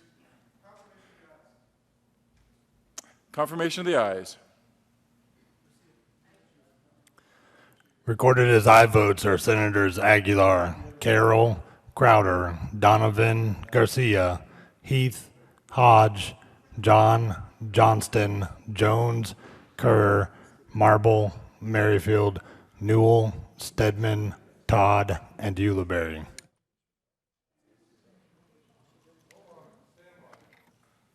Senator Guzman. Thank you, Mr. President. I'd like to be recorded as a aye vote. Senator Guzman will be recorded as an aye vote. As an aye vote.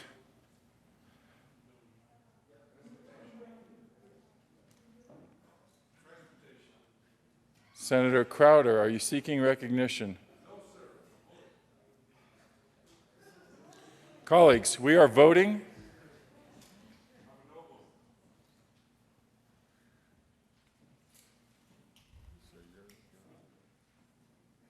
Senator Crowder is a no vote. Senator Crowder, could you please come to the mic? We have a confirmation of the ayes, which confirmed that you were an aye. Just let the body know how you would like to be recorded. I'm a no vote. Thank you. This is on Committee of the Whole Amendment 1 to Senate Bill 272. 17 ayes, 18 noes, 0 absent, 0 excused. Committee of the Whole Amendment 1 to 272 is lost.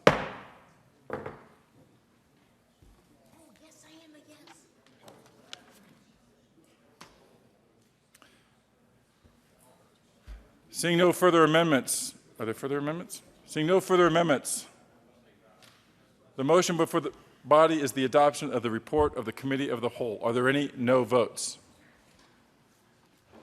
With 35 ayes, 0 no, 0 absent, 0 excused, Committee of the Whole report is adopted.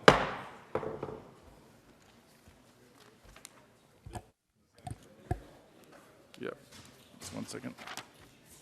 Hang on, I got buried. I got it. Senate Bill 272 is amended, passed on second reading, and ordered, engrossed, and placed on the calendar for third reading and final passage. House Bill 1229, House Bill 1344, as amended, passed on second reading, and ordered, revised, and placed on the calendar for third reading and final passage.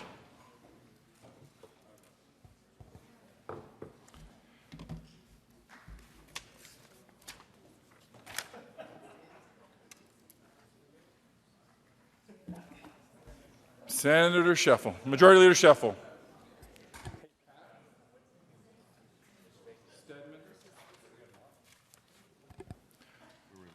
Senator Lundberg. Thank you, Mr. President. Members, you've had distributed on your desks the preliminary copy of special orders. I wish I could say that we were ready for the seventh inning stretch, but I fear that with 3 down and 10 to go, that's not quite correct. Therefore, and the special orders are necessary even at this late hour, but bear in mind there are 10 of them. So we've got a full calendar tomorrow and the next day and the next day and all the way to the end in one way or the other, but it's necessary to plow through these that are before us. Therefore, at the hour of 9:40 p.m., I move that we take up special orders, second reading of bills, including Senate Bill 232, House Bill 1181, Senate Bill 141, House Bill 1219, House Bill 1129, House Bill 1274, House Bill 1170, House Bill 1275, House Bill 1249, and Senate Bill 278. You have heard the motion. All those in favor say aye. Aye. Those opposed, no. The Senate will, at the hour of 9:40 p.m., the Senate will resolve itself to take up special orders. The Senate will resolve itself into the Committee of the Whole to take up special orders.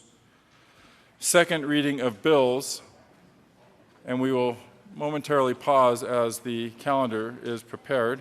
Oh, I thought they did. The Senate will stand in recess.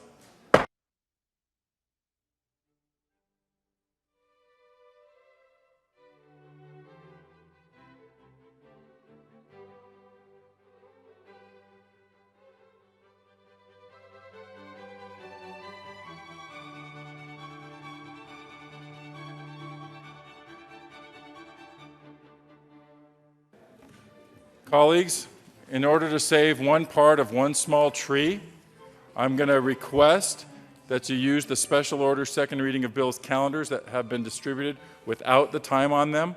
Take out a pen and write 9:40 p.m., and we will save a partial ream of paper. If there is objection, please donate paper money to the secretary. Is there objection to this? Because it would only take another 20 minutes to get it done. Thank you.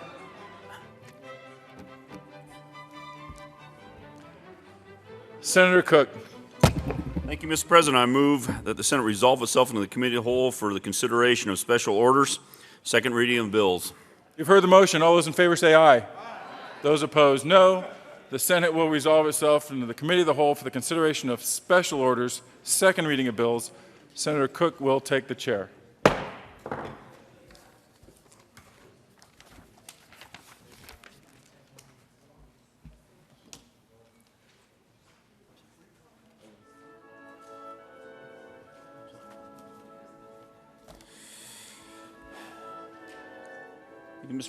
Thank you, Mr. President. The committee will come to order and the court rule is relaxed for staff and sergeants as well. Mr. Majors, please read Senate Bill 232. Senate Bill 232 by Senators Baumgartner and Sonnenberg and Representative Quorum concerning the creation of the Colorado Federal Land Management Commission to study the transfer of public lands to Colorado from the federal government to the state. Senator Baumgartner. Thank you, Mr. Chair. I move Senate Bill 15232. Do the bill. Ask for an aye vote. This bill sets up a study commission to look at the availability of the states having control of federal lands. It's just a commission to study if it's worthwhile for the state to be in control of the federal lands. Ask for an aye vote. Senator Jones. Thank you, Mr. Chair. I ask for a no vote for 3 reasons. One is, this is probably, we would be studying something that's probably illegal. We would be studying something we probably couldn't afford, and we'd be studying something that Coloradans, I don't think, want. To that first point of being illegal, a lot of people in testimony talked about Teddy Roosevelt and the land movement that went along with the early 1900s. But it goes far more back farther than that. Anybody know when we became a state? Anybody know when we became a state? Which one? August 1st, 1876.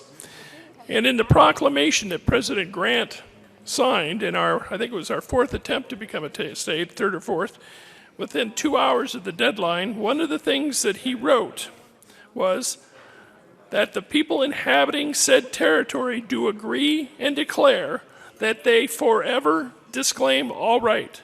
Let me say that again. Forever disclaim all right and title to the unappropriated public lands lying within said territory, and that the same shall be and remain at the sole and entire disposition of the United States. We became a state based on that proclamation.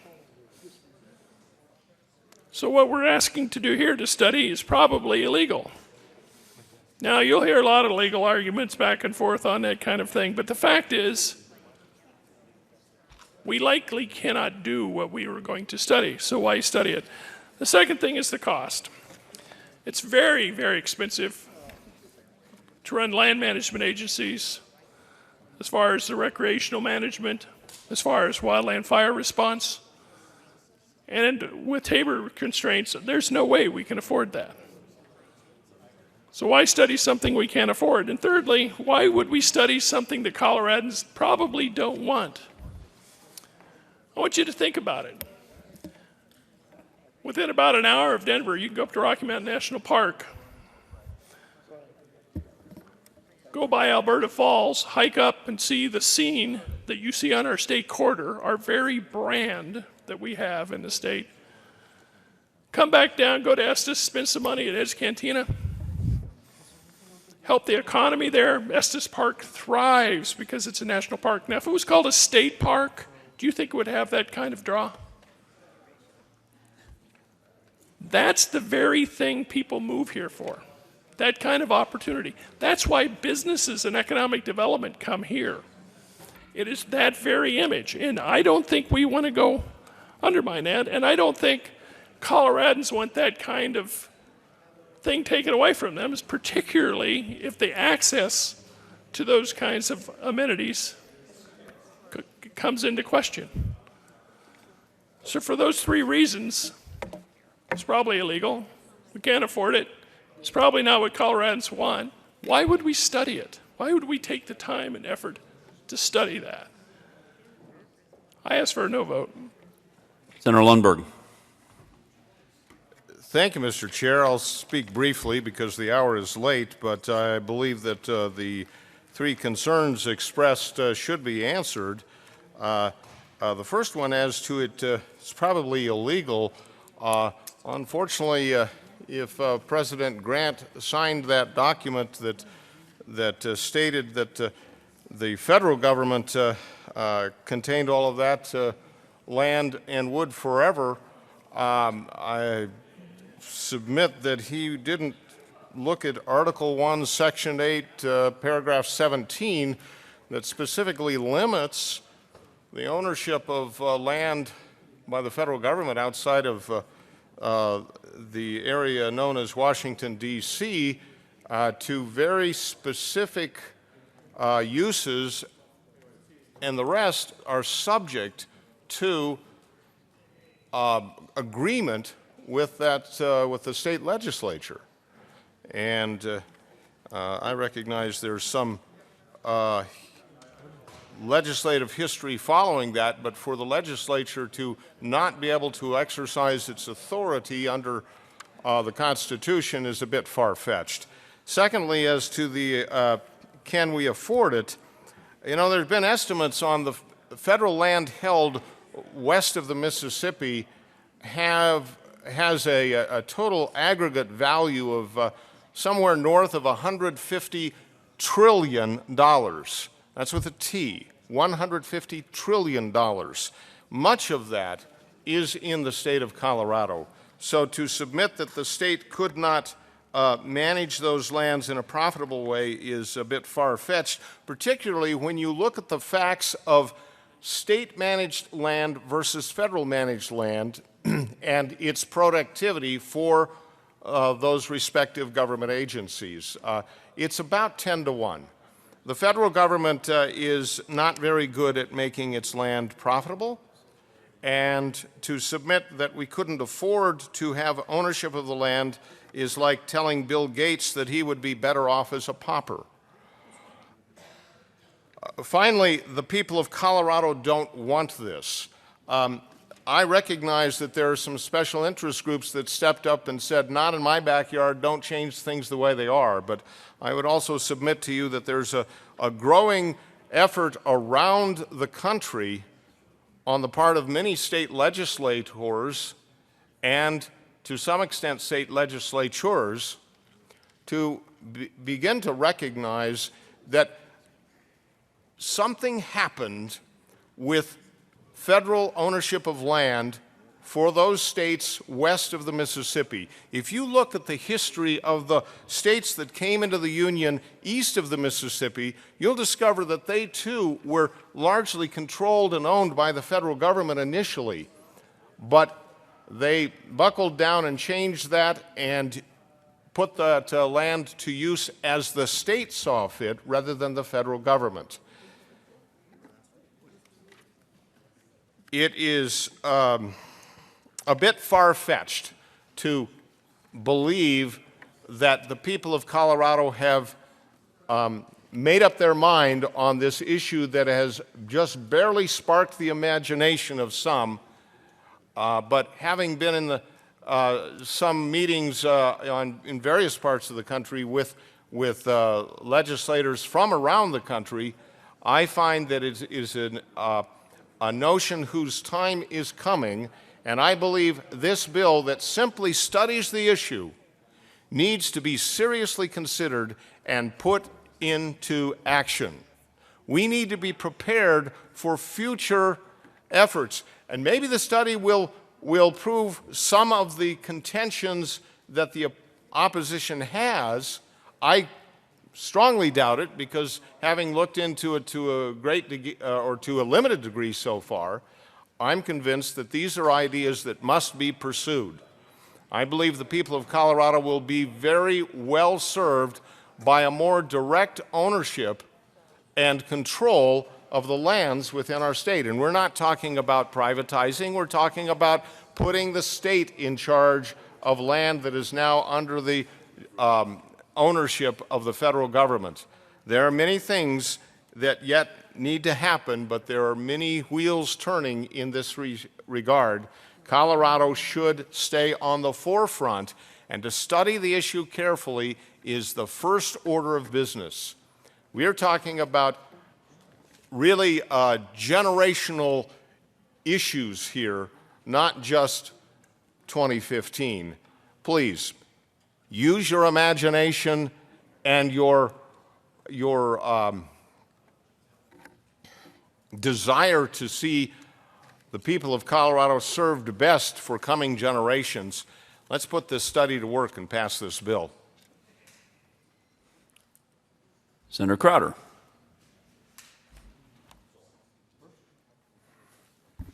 I'm not opposed to this bill, and I'm not in favor of it. I just don't have enough information.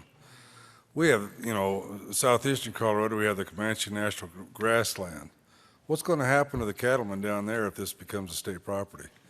You know, we have the national forest up here, the same thing, cattle grazing. Until we have a specific direction on where the state is going with this, I don't see how I can support it. We know where it's at right now. We have grazing rights. We have uses of the land. We have the Monte Vista Wildlife Refuge. It's used for, they have a tremendous amount of water. I mean, if this is going to be state-owned, what's going to happen to the land at that time?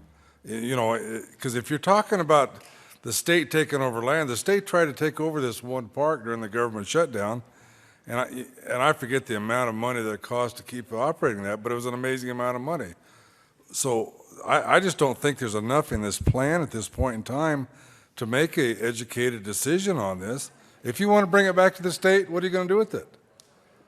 You guys can smirk all you want, but this is serious business to me. And, I just need to make sure that the cattlemen and the farmers are protected. Senator Sonnenberg. Thank you, Mr. Chair. This changes none of that. This changes nothing. This is simply a study. This is a commission that is put together to figure out, are there better ways to manage our federal lands? Is one of those ways for counties or the state to look at that? That's all this does. It's simply a study. It puts a commission together of county commissioners from across the state to evaluate all the different aspects of public lands. Access. Evaluate whether we would have increased access or decreased access if state had public lands, or if the state or somebody else had management duties of those public lands. Education funding. If the states or counties had management duties of the federal lands, would that increase or decrease education funding? Those are the questions we're asking. It's simply a study. It takes no land from nobody. It transfers no land from nobody. It's simply a study. And the study comes from concerns over the last 20 years that access to public lands has decreased. Proven fact, it's decreased. There's areas now you can't go that you used to be able to go. There's areas you used to be able to drive in that you can no longer drive in. There's areas that you can no longer use a four-wheeler. That's what this is to study. There are also lands now that we have limited access for agriculture. Limited grazing. The animal units have been reduced. The time frame in which your permit is to be utilized has been reduced. If the state or somebody else managed the lands, would that be better? Would access increase or would it decrease? This bill just asks that question and says, let's find out the answer. We don't have to move in any direction. Let's just find the answers. Let's do the same thing that Nevada has done. Let's have the study. Let's do the same thing Montana's trying to do. Let's have the study. Let's gather information so we can make an educated decision down the road on what this means. It does not take land from one entity, gives it to another. It does not do any of that. It is simply a study. Ask for your yes vote on this study that has zero fiscal impact. The county commissioners with federal lands in their counties want this so bad they want to do it without state money. They want to do it on their own. They want to have this tool. Ask for a yes vote. Senator Donovan. Thank you, Mr. Chair. Over the years, we have all certainly had experiences that have led to frustrations with the federal government's management of public lands. We have seen our favorite four-wheel drive road being closed off, plans for wildlife management that ignore on-the-ground realities, and policies that often seem to be made in a DC vacuum that complicate municipal, county, state, and federal land planning. These types of frustrations that I heard from my district and across the state encouraged me to be part of a solution, and happily we passed a bill just last week to help with local control and help rural municipalities have well-crafted plans to deal with federal land management decisions. SB 232 proposes to study the transfer of federal lands to the state. It places the responsibility of conducting and completing this extensive and intensive study 100% on the counties. As written, the county's budgets and staff and resources will have to support the burden of looking at consequences of transferring federal lands to the state. In committee, we heard many concerns over the idea proposed in the bill, as well as the study itself, and I'd like to share some of those comments we heard in committee with you all on the floor tonight. We heard about fiscal concerns of taking tax dollars to fund a study that has shown to be economically and constitutionally unviable. We heard about federal lands being a common pool of resources that belong to all Americans. We heard about the freedom provided only in the United States to have access to millions of acres to hunt or to fish on. We heard that the study seems to have a predisposed idea of transferring lands instead of an open-ended conclusion. It does not study if it is a good idea or not, but instead of how to do it. Testimony tonight is on the same track. It's a study to reach a goal of transfer. We heard about the heritage of hunting and fishing, and that this study muddies that message of how we see our public lands in the future. But even without the extensive testimony against this bill in committee, I can also cite a recent survey that brings more of Colorado's voice to the debate. 84% of Colorado's residents, according to a CC poll, identify the ability to live near public lands as a significant reason why they live in Colorado, 84%. The same survey tells us that 72% of Coloradans believe that Colorado public lands are American lands. This does not sound like a special interest idea, it sounds like a Colorado idea, and that these lands belong to everyone in the nation. These survey numbers are convincing and present clear statements that we value and love our public lands as they are currently. I am therefore not sure what is compelling us to study changing what we love. We are changing what is critical to rural Colorado. We are studying changing what brings in millions of dollars to our small towns and to our great states. We are changing, frankly, what makes Colorado, Colorado. Public lands are part of our shared heritage. The study proposed by 232 predisposed conclusion of how to make a transfer work. This leads me to think of possible outcomes of what would happen if the state controlled all of our public lands.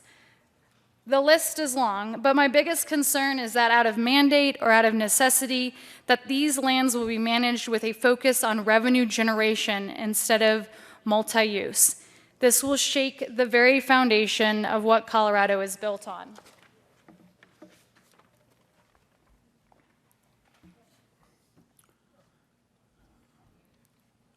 We have an amendment on the desk. Mr. Majors, please read 003. Amendment L003 to Senate Bill. Senator Donovan. Thank you. I move L003. To the amendment. Thank you, Mr. Chair.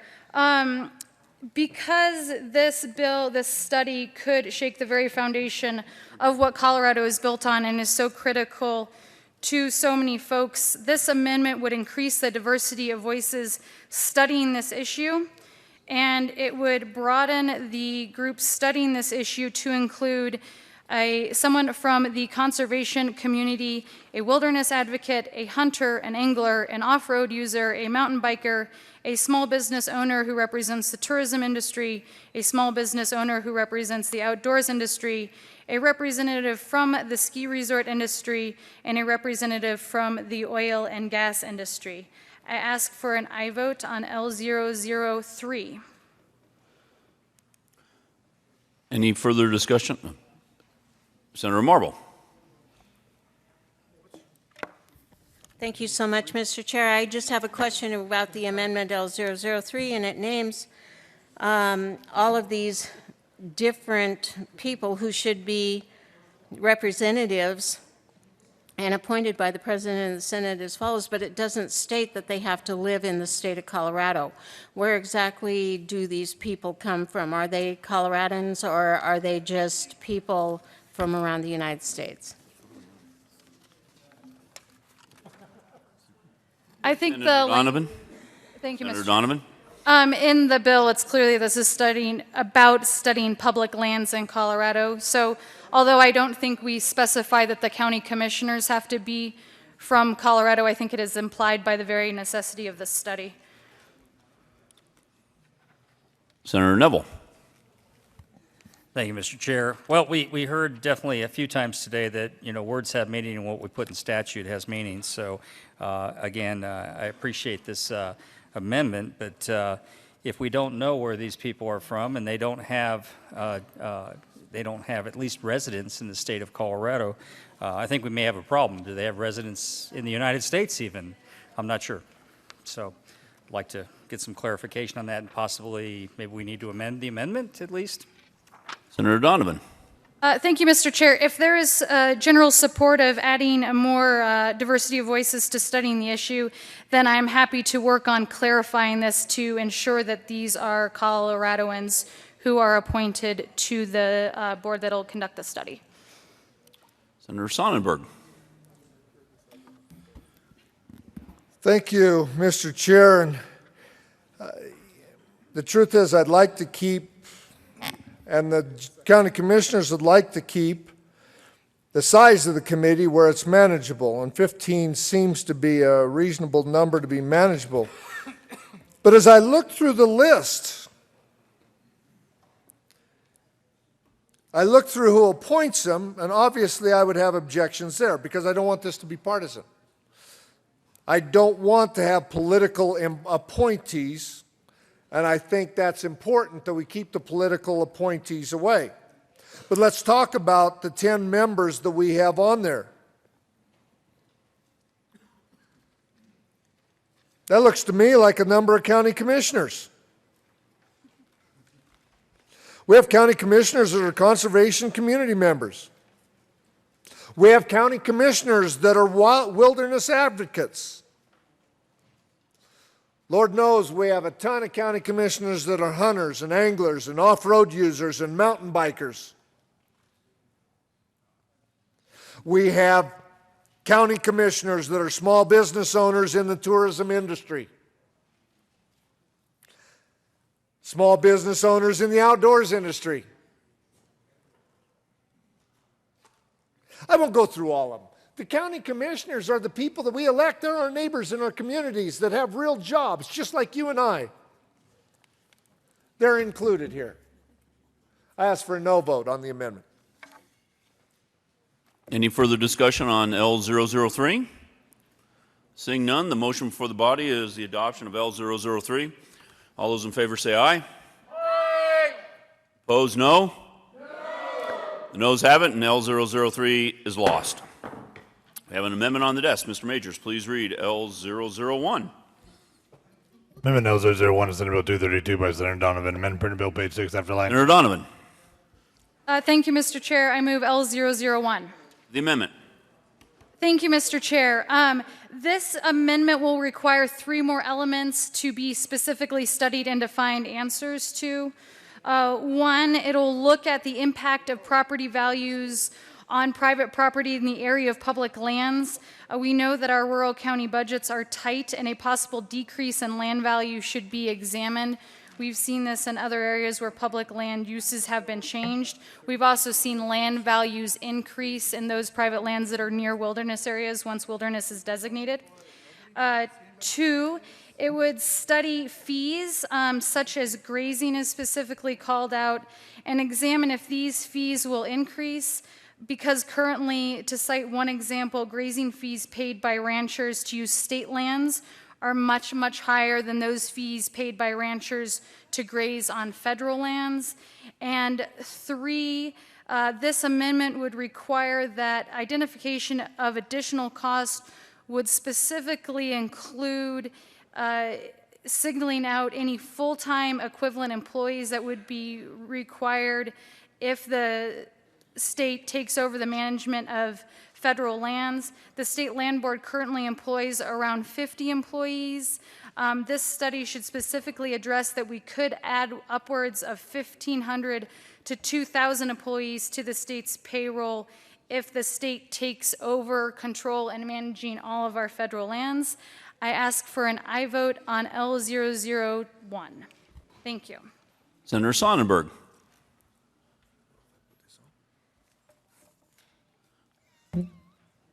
Thank you, Mr. Chair. Actually, those are great questions. Those are questions that need to be added. And quite frankly, this bill was never intended to restrict the number of questions. I ask for your yes vote.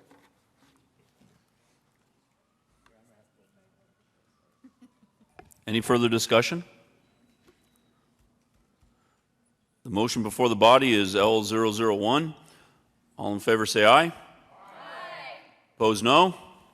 The ayes have it, and L001 is adopted. There is a motion or amendment on the desk. Mr. Majors, please read L002. Amendment L002 to Senate Bill 238. Senator Donovan. Thank you, Mr. Chairman. I move L002. To the amendment. Thank you. I heard from many of my counties that their budgets are already tight, and to ask our rural counties to shoulder the full and complete financial burden of funding this study is not fair. Therefore, I ask for support of L002, which will reimburse these committee participants at the rate that their county would reimburse them. I ask for an aye vote. Any further discussion on L002? Senator Sonnenberg. Thank you, Mr. Chair. The county commissioners were very explicit that they wanted to have a study. They did not want to have a fiscal note that killed the study, and they were willing to travel on their own means through their county reimbursements, or even if they didn't have county reimbursements, they want to do this. Let's let them do it. Ask for a no vote on the amendment. Any further discussion on L002? Seeing none, the motion for the body is the adoption of L002. All in favor say aye. Aye. Opposed, no. No. The noes have it, and L002 is lost. There is an amendment on the desk. Mr. Majors, please read L004. Amendment L004 to Senate Bill 232 by Senator Carroll. Senator Carroll. Thank you, Mr. Chair. We heard loud and clear Senator Carroll, could you move 004, please? that I should move L004. Thank you. And not only that, I move L004. Thank you to the amendment. A deep and abiding concern that we might have out-of-state people elbowing their way in to be appointed to a study. So what L004 does is it takes the community representation of the variety of different interests we have in Colorado public lands, and it adds the words from the state, which in Colorado law means we're talking Colorado conservation community member, a Colorado wilderness advocate, a Colorado hunter, a Colorado angler, a Colorado off-road user, a Colorado mountain biker, a Colorado small business owner in the tourism industry, a Colorado small business owner in the outdoors industry, a Colorado representative from a ski resort, and a Colorado representative from the oil and gas industry, thus removing the concern of out-of-state appointments, and respectfully ask for an aye vote on L004. Senator Sonnenberg. Thank you, Mr. Chair. Groundhog Day number 2, except from the state, and I appreciate that, but the same arguments still apply. The arguments against that we do not want this political, we do not need political appointments, and the county commissioners fill every single one of those 10 slots. We already have those on there. They don't have to be designated. Ask for a no vote on L004. Senator Donovan. Thank you, Mr. Chair. I do ask for support of this amendment because it does clarify what I thought was implied, that of course people talking about transfer of state lands would be from the state. But additionally, I will point out that the bill does not, it is predominantly county commissioners, but it also has language in it that brings in other groups.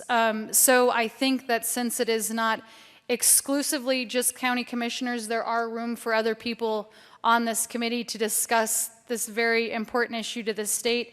And I would hope that we would empower many voices to be on this committee, and therefore I ask for an aye vote on the amendment. Senator Jones. Thank you, Mr. Chair. Well, we just heard that we don't want to bring political appointments into it, but by definition, county commissioners run for office and are political, win political office, where all these people would not be political. They would just represent their interest. So this actually makes it less political and makes it more people involved, so we get a better result if this were to happen. Senator Neville. Thank you, Mr. Chair. Just to make a note, county commissioners are actually elected by their constituents, so they are there to represent their constituents. Whether they are members of one political party or another, they are there as elected representatives of their constituents. Senator Stedman. Thank you, Mr. Chairman, and I'd like to concur with the comments of the previous speaker and say that that's exactly why I favor this amendment, because the county commissioners are there to represent the interests of their constituents and their county. And it may be that some of them are mountain bikers or anglers or hunters, but they're not sitting there trying to juggle which hat they're wearing at a given moment. They're there representing the constituents that elected them in the county that they serve. And I think it would be a great idea to have someone there who doesn't have this ambiguity about which hat am I wearing at the moment. I'm a county commissioner who's also, a business owner or a mountain biker or a hunter or an angler. I think it'd be great to have somebody who's there to represent the interests of hunters and fishers and mountain bikers and off-road users who aren't conflicted in what hat they're wearing and trying to answer to a constituency in addition to the interests that they've been asked to represent at this table. So I think this is a great idea and would ask for an aye vote. Senator Marble. Thank you, Mr. Chair. I would have to be a no on L004, mainly because even though these 10 different additions to the commission seem advantageous, it doesn't stipulate that they cannot have a financial interest in that sector in which they represent, because you wouldn't want to stack the deck and have special interests gain control of the lands which we are trying to get back from the federal government. So I would definitely be a no vote on L004. Senator Jones. Well, I think somebody who hunts just represents that interest. It's not necessarily a special interest. It's somebody who enjoys the outdoors and does it through hunting. Same thing with an angler who likes to fish. Off-road user likes to use a motorized vehicle to experience the outdoors. Mountain biker. These are regular people. Why wouldn't we want them on the board that don't have a political agenda aside from keeping their access probably? And that it's a big part of why they're in our state. So I don't know why we wouldn't add this. It makes eminent sense to me. I ask for a yes vote. Senator Lundberg. Thank you, Mr. Chair. Members, I ask for a no vote on this, and it's not that I don't want these interests to be represented, but this is a very incomplete list. I believe that that we will do ourselves a disservice if we try to box it in like this. And you know, I want to give you a little bit of my perspective on this, because I dare say few, if any, others in this room have spent as much time on the mountain trails in this state as I have had the privilege of doing through the years. I've, you know, probably logged, I don't know, somewhere between 1,000 and 2,000 miles on my feet, or skis, and I don't mean downhill. And I've had a great deal of experience. And one summer I actually went all the way from Wyoming to New Mexico along the divide. And here's what I observed is I ran into some hunters and some anglers and some off-road users and some mountain bikers, some from the tourism industry and ski areas. Of course, it was summer, we were there most of the time in that one remarkable year. But who I ran into the most, and we were walking on federal lands for the most part, were the ranchers and in many ways ranching and farming together. And I don't see any of that represented here. And then I'm sure that arguments can be made for others as well. Representation from the commissioners, to me, is the fairest way to do this. I don't want to encumber this study commission with so many particulars that they cannot get down to the business of really sorting out what would this look like, how would this work. And I assure you, I am in no mood to take and lock up these lands so that the people of Colorado don't have access to it. I just recognize that the world changes, and in the 21st century, we don't have the same realities as in the 1890s, or more specifically in 1876, when the state of Colorado was first formed, and neither do the other states in the western U.S.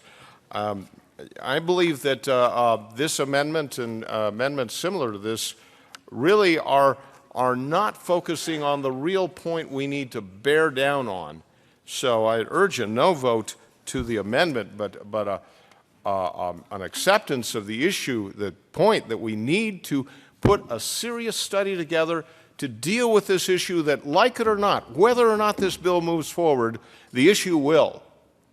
The question is, will the legislature of Colorado understand that we need to be proactive in this very significant direction that I do see the western United States taking? Is there any further discussion on L004? Minority Leader Carroll. Thank you, Mr. Chair. I reiterate and urge for an aye vote on this. This is a legacy that belongs to every Coloradan in the state of Colorado.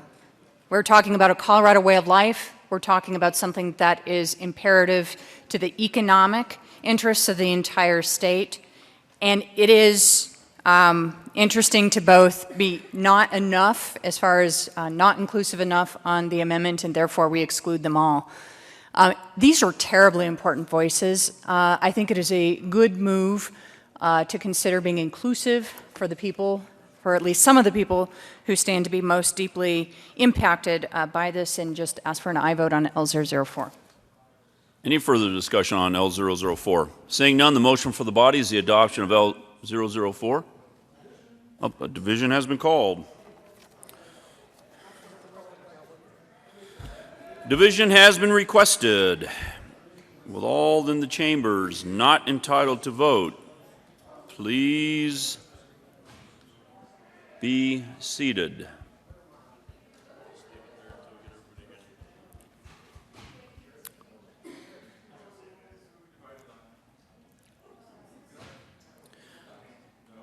The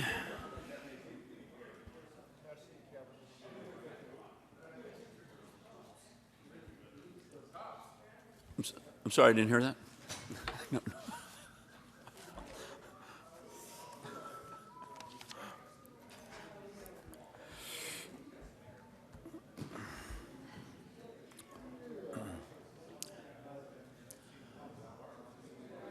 I lost my place in the script. So, the division has been requested.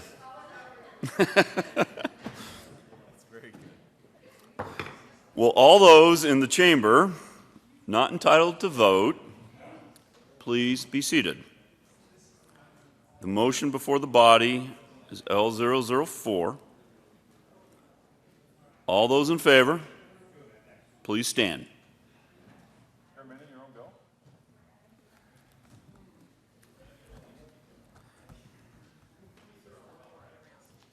I'm sorry?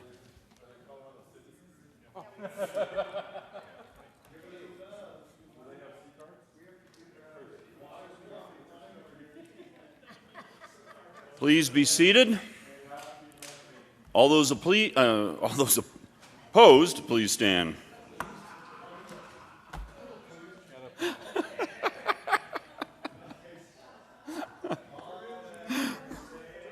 What's that? Please stay seated, or please stay where you're at. Please don't move. That's $2.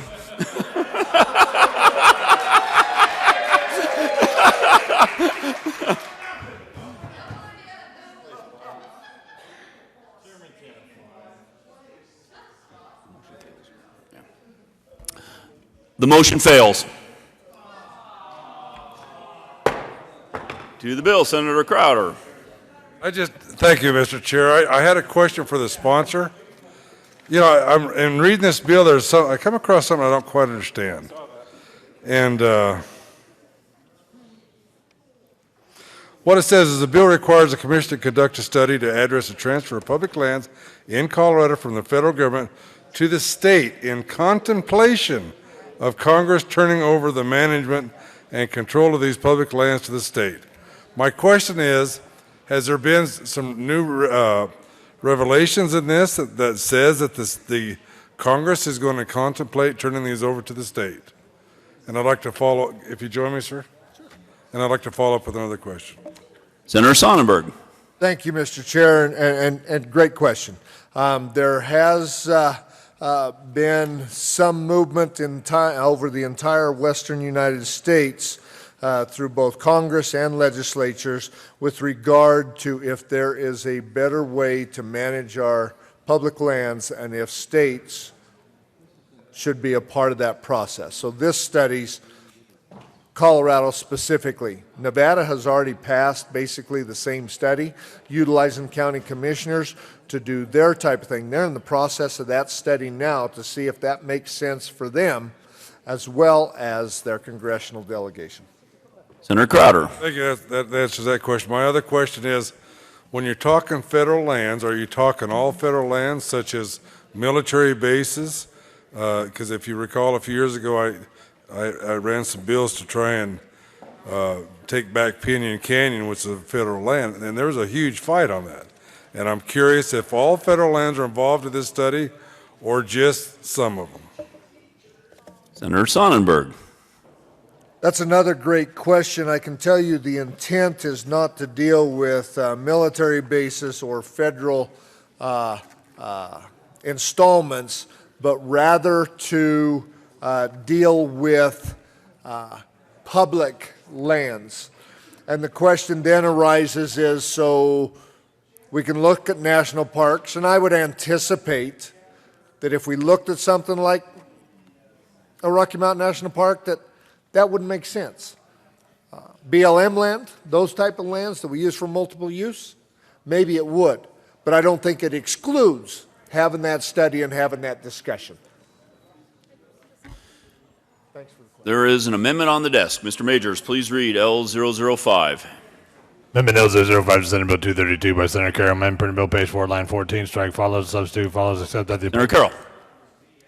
Thank you, Mr. Chair. I move L005.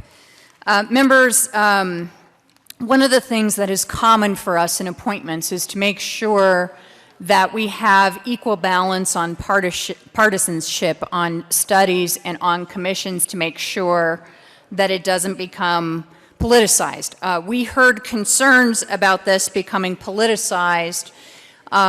The bill as written right now is very prescriptive with only certain regions basically that would be included. And in order to make sure that this isn't partisan or isn't political, L005 says that appointments shall be made in such a way to ensure equal representation by Republicans, Democrats, and unaffiliateds on the commission. This is reflective of the makeup of Colorado, and this is the only way to ensure partisan balance on this bill. So I ask for an aye vote on L005 on Senate Bill 232. Any further? Senator Sonnenberg. Thank you, Mr. Chair, and I appreciate the intent. But what it does is this amendment then creates another layer in which we are trying to put a less expensive study by those that want to participate in the process from the county commissioner level. I don't know if there are 5 unaffiliated commissioners that would serve. I think that makes it almost impossible to meet this requirement. As I said, we don't want it to be a partisan issue. Let's don't put partisan language in. I'd ask for your no vote. Senator Carroll. Thank you, Mr. Chair. You can't add partisanship by removing partisanship in an amendment. The question I would have for the sponsor is, do you think that the current makeup of this has partisan balance? And if you do, you have nothing to lose by explicitly putting equal partisan representation in the bill. If this isn't meant to be a stacked study, that in fact, when you look at who is getting appointed, is tilted, why would you oppose an amendment to have equal partisan representation? So I think it's important that it be explicit, and I guess I have a direct question of, do I have your assurance that this has equal partisan balance in looking at this issue? Senator Sonnenberg. Well, thank you. You have my assurance that it's a nonpartisan. I want the county commissioners to decide on who they should elect or who they should select to be on this commission. I don't know what the county commissioner breakdown is by election, by party. I re-emphasize that I would find it hard to believe that there are 5 unaffiliated commissioners willing to serve. I don't know if we have 5 unaffiliated. This makes it unwilling and impossible, I think, to meet. That's why I asked for a no vote. Any further discussion on L005? Seeing none, the motion for the body is the adoption of L005. All in favor say aye. Aye. Opposed, no. No. The noes have it. L005 is lost. To the bill, Senator Jones. Oh, wait, we have an amendment on the desk. Oh, that's not me. Mr. Majors, please read L006. Amendment L006 to Senate Bill 232 by Senator Donovan. Amendment per the bill, page 4, line 13, after members of Senator Donovan. Thank you, Mr. Chairman. I move L006. To the amendment.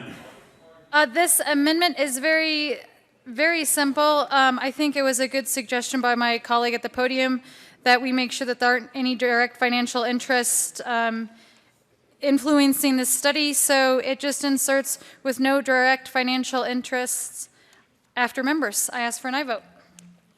Senator Sonnenberg.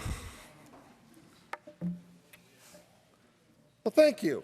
Now it's becoming a little clearer. I'm a little slow. I'm from Northeast Colorado. I'm from the country, and it takes me a little bit to catch on.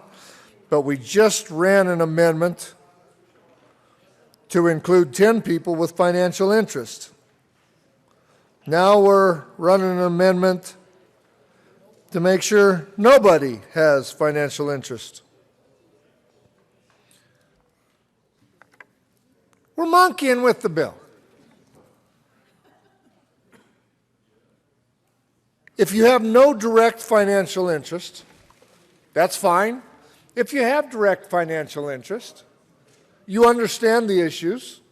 Direct financial interest, the ski resort person that you had, would they have a financial interest? Yeah, I think it would be important if we had a county commissioner that had interest in a ski resort for them to be on there. That's why I would ask for a no vote. Any further discussion on L006? Seeing none, the motion for the body is the adoption of L006. All in favor say aye. Aye. Opposed, no? No. Noes have it, and L006 is lost. To the bill. Senator Baumgartner. I know. Thank you, Mr. Chair. I renew my motion on Senate Bill 232 and ask for an aye vote. Senator Jones. To the earlier question from the senator from Alamosa of whether this would pertain to military lands, if you look through the bill, public lands is not defined, and so you go to page 6, line 4, the commission shall conduct a study to address the transfer of public lands in Colorado. That would be military lands. That would be Fort Carson. It's not defined out of this bill, and that's the other thing we'd be studying in this bill. It's another reason to vote no on this. Senator Sonnenberg. Thank you, Mr. Chair. Actually, I don't believe that's true. Public lands does not include military bases. Public lands are just that, public lands that are used for public access. Any further discussion on 232? Senator Jones. Thank you, Mr. Chair. Well, I think the people think they own those lands as a group, military lands that the military gets to use. So I would think they are public lands. But let me talk a little bit about agriculture, what this could mean.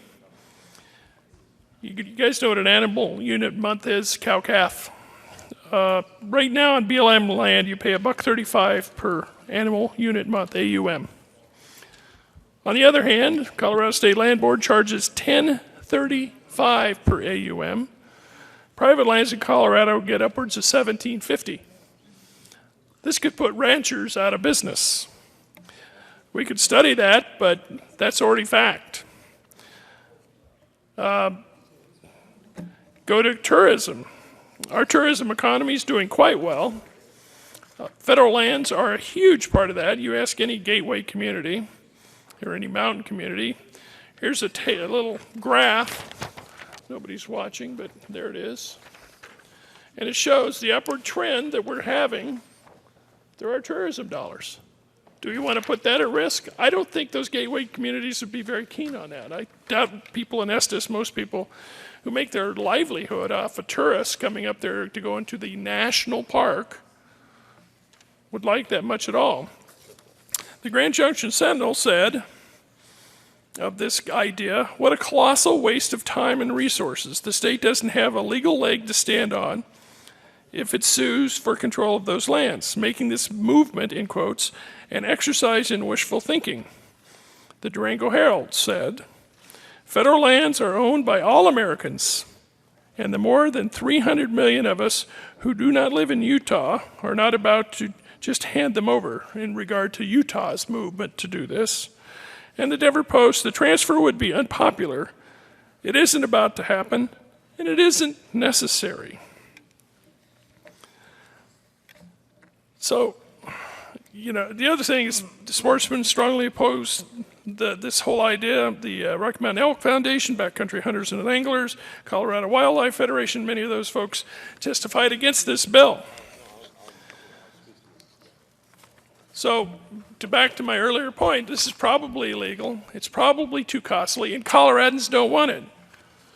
74% of Colorado voters oppose giving away public lands. Oppose it. Giving away, well, you'd say, well, they're transferring to the state and they can still have access. Can you imagine going to Rocky Mountain State Park? How many of you guys know about Muir Woods out of San Francisco? Beautiful, beautiful place. Very handy. Very, very busy. Almost too busy. There's a state park that's right next door. It's every bit as big. It's actually bigger and every bit as nice. Do you know the name of that park? Do people visit that? Nope, not Golden Gate. The point is, people go to the national park. It's a magnet. It's an economic driver. We shouldn't be messing with this. We shouldn't even be studying it. For me, it's a waste of time because it's probably illegal, it's probably expensive, and Coloradans just don't want this. I ask for a no vote. Senator Lundberg. Thank you, Madam Chair. Mr. Chair. It's getting late. That'll be $2. It's getting late, and it'll get later with the next 9 bills if we aren't very quick at this, so I trust we will be. Hint, hint. But it's not illegal. It could very well be very cost-effective, and in fact, we don't know what the people of Colorado really think about this unless we actually ask the question. And it's necessary that we go down those roads. Just one observation. I find it really fascinating that those who don't want to study this want to apparently put their heads in the sand and say, I guess it's not there, have this abiding trust in Congress having more wisdom and more ability to deal with the lands within the borders of Colorado than Colorado's legislature. And this coming from the Colorado Senate. Remarkable, isn't it? I trust we can very quickly come to a conclusion on the vote on this and move on, but let's vote for it.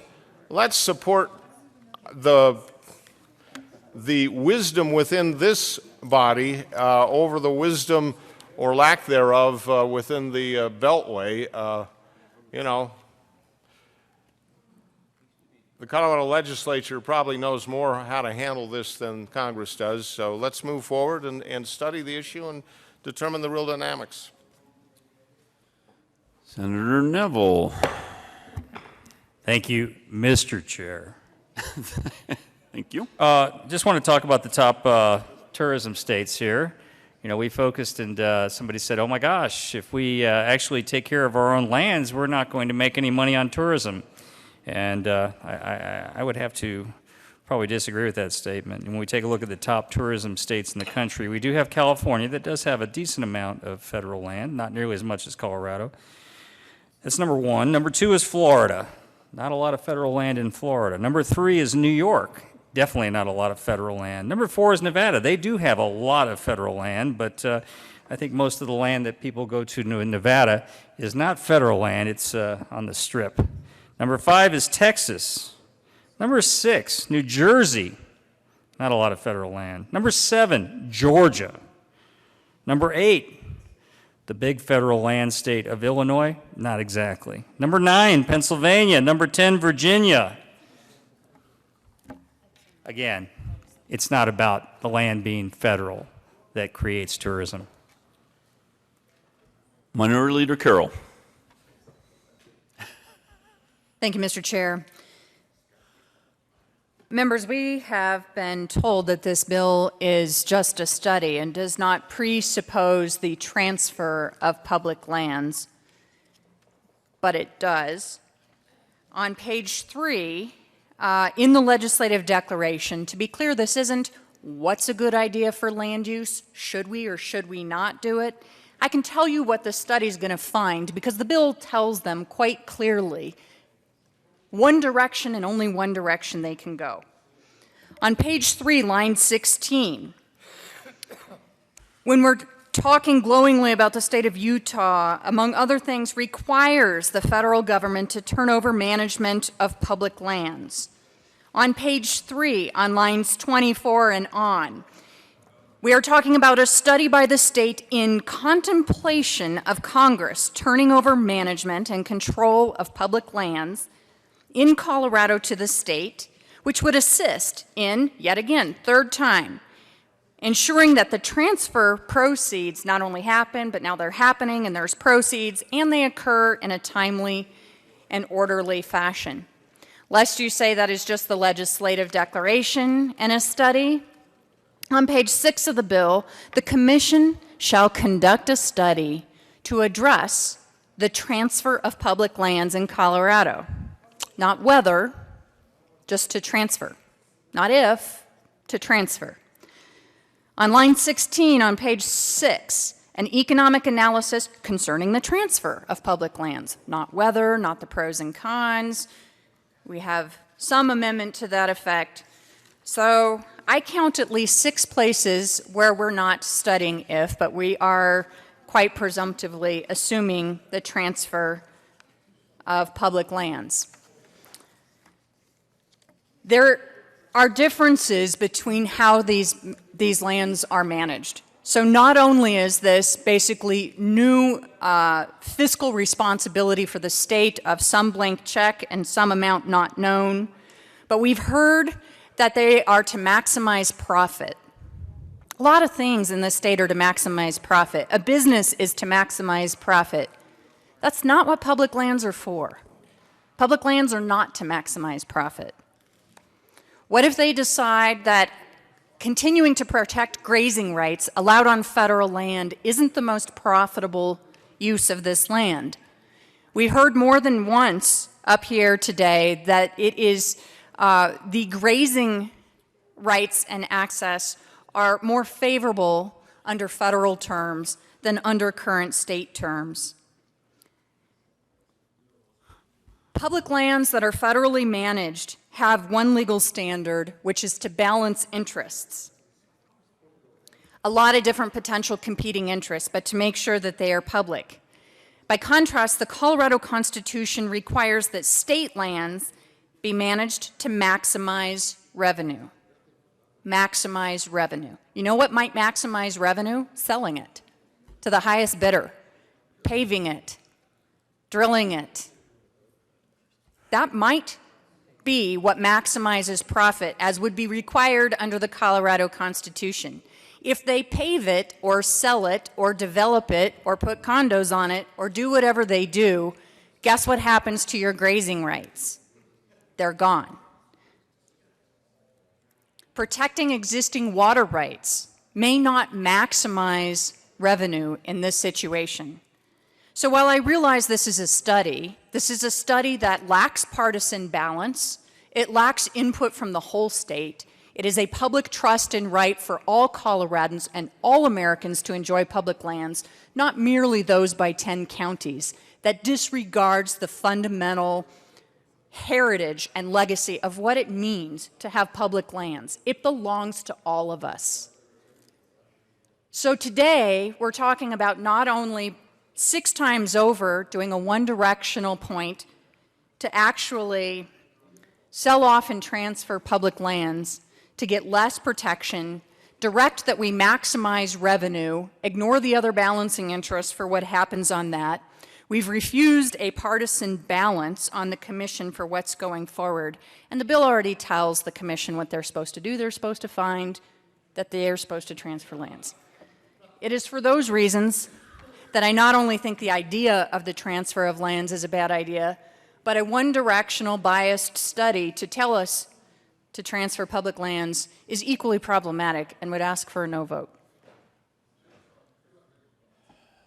All righty then. Is there any more discussion on 232?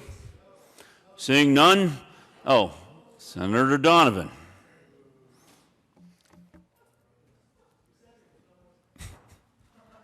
Thank you. Thank you, Mr. Chairman. While Senate Bill 232 is a study, and this is meant to ease our concerns, the very idea is so against what Colorado values that even a study is the wrong approach. The majority of Coloradoans support keeping public lands public, and it is critical to ensure access for our quality of life today and for the economic health of the state for tomorrow. Land transfer studies introduce uncertainty, gamble with our heritage, and put our resource at risk. I ask for a no vote. Let's not study what we don't want to achieve.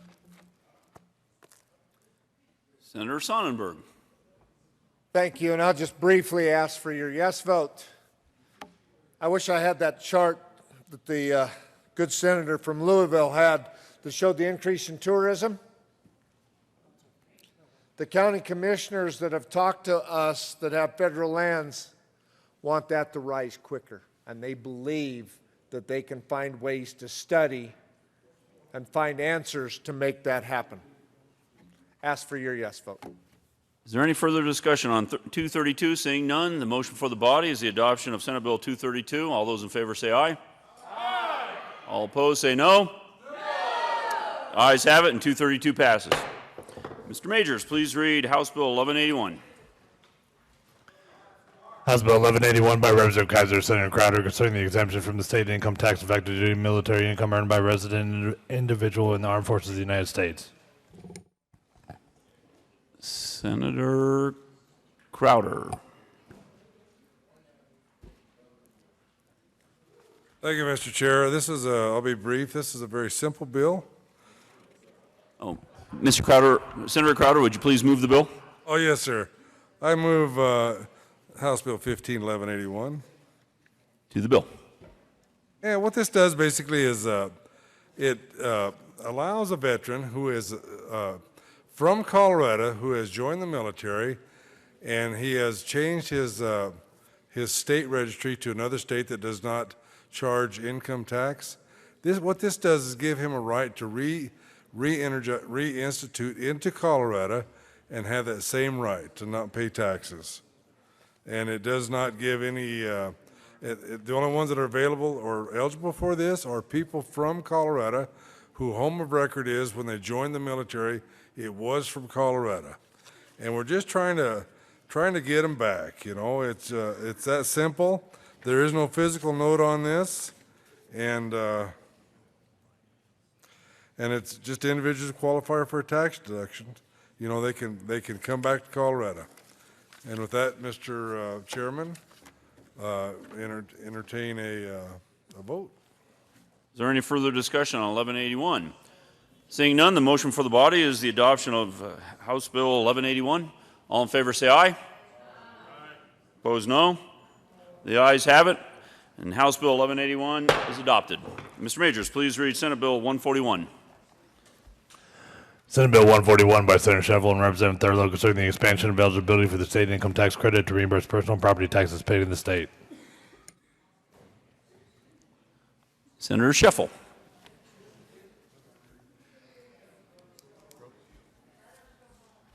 Thank you, Mr. Chairman. I move Senate Bill 141 and the Appropriations Committee report. To the Appropriations Committee report. Appropriations Committee made the appropriate appropriations. Ask for an aye vote. All right. The motion before the body is the adoption of Appropriations Committee. All those in favor say aye. Opposed no. Ayes have it, and Appropriations Committee report is adopted. To the bill. Oh, there is an amendment on the desk. Mr. Majors, please read Amendment 002. Amendment L002 to Senate Bill 141 by Senator Sheffel. Senator Sheffel. Thank you, Mr. Chairman. I move L002. To the amendment. So, colleagues, real quickly, Senate Bill 141 was a refundable tax credit for business personal property tax. We passed this last year. It was $15,000. It would ramp up over 5 years, $15,000. And the tax credit ends in 2019. At the time we did this bill, we were trying to get to $25,000 because I believe that would give the refundable tax credit for the vast majority of small business. There were fiscal constraints that prevented us from doing that, and so we quit at $15,000. I came back this year and wanted to revisit that. It's always been my goal, and I know a number of my colleagues I've worked with on this, to try to get to that $25,000 level. That's what 141 did.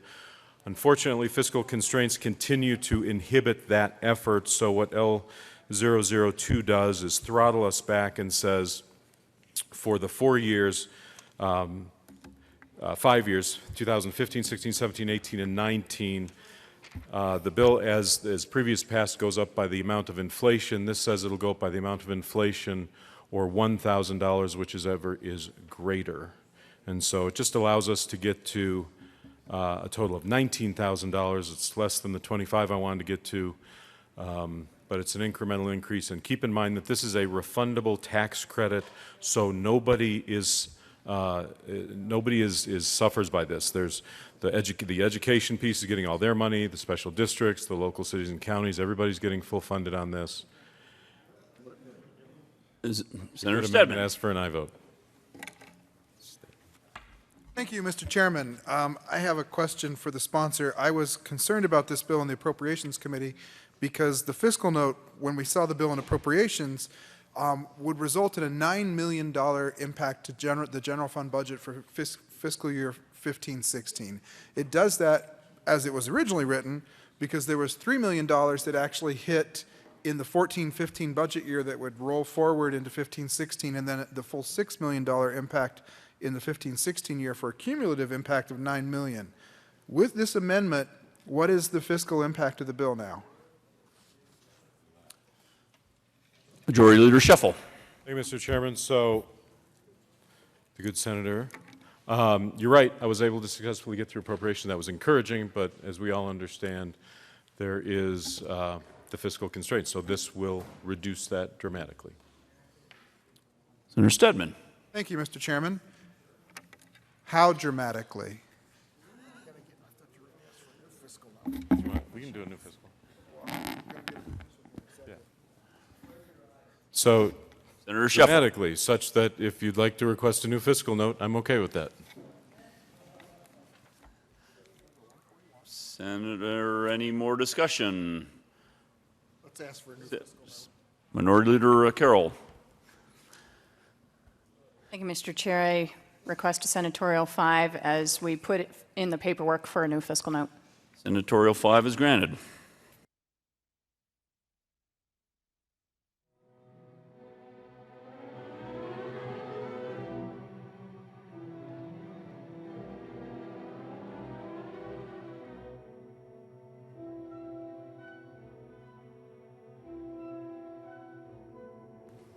Committee will come back to order. Senator Scheffel. Thank you, Mr. Chairman. I move the Senate Bill 141 layover to be taken up again after House Bill 1219.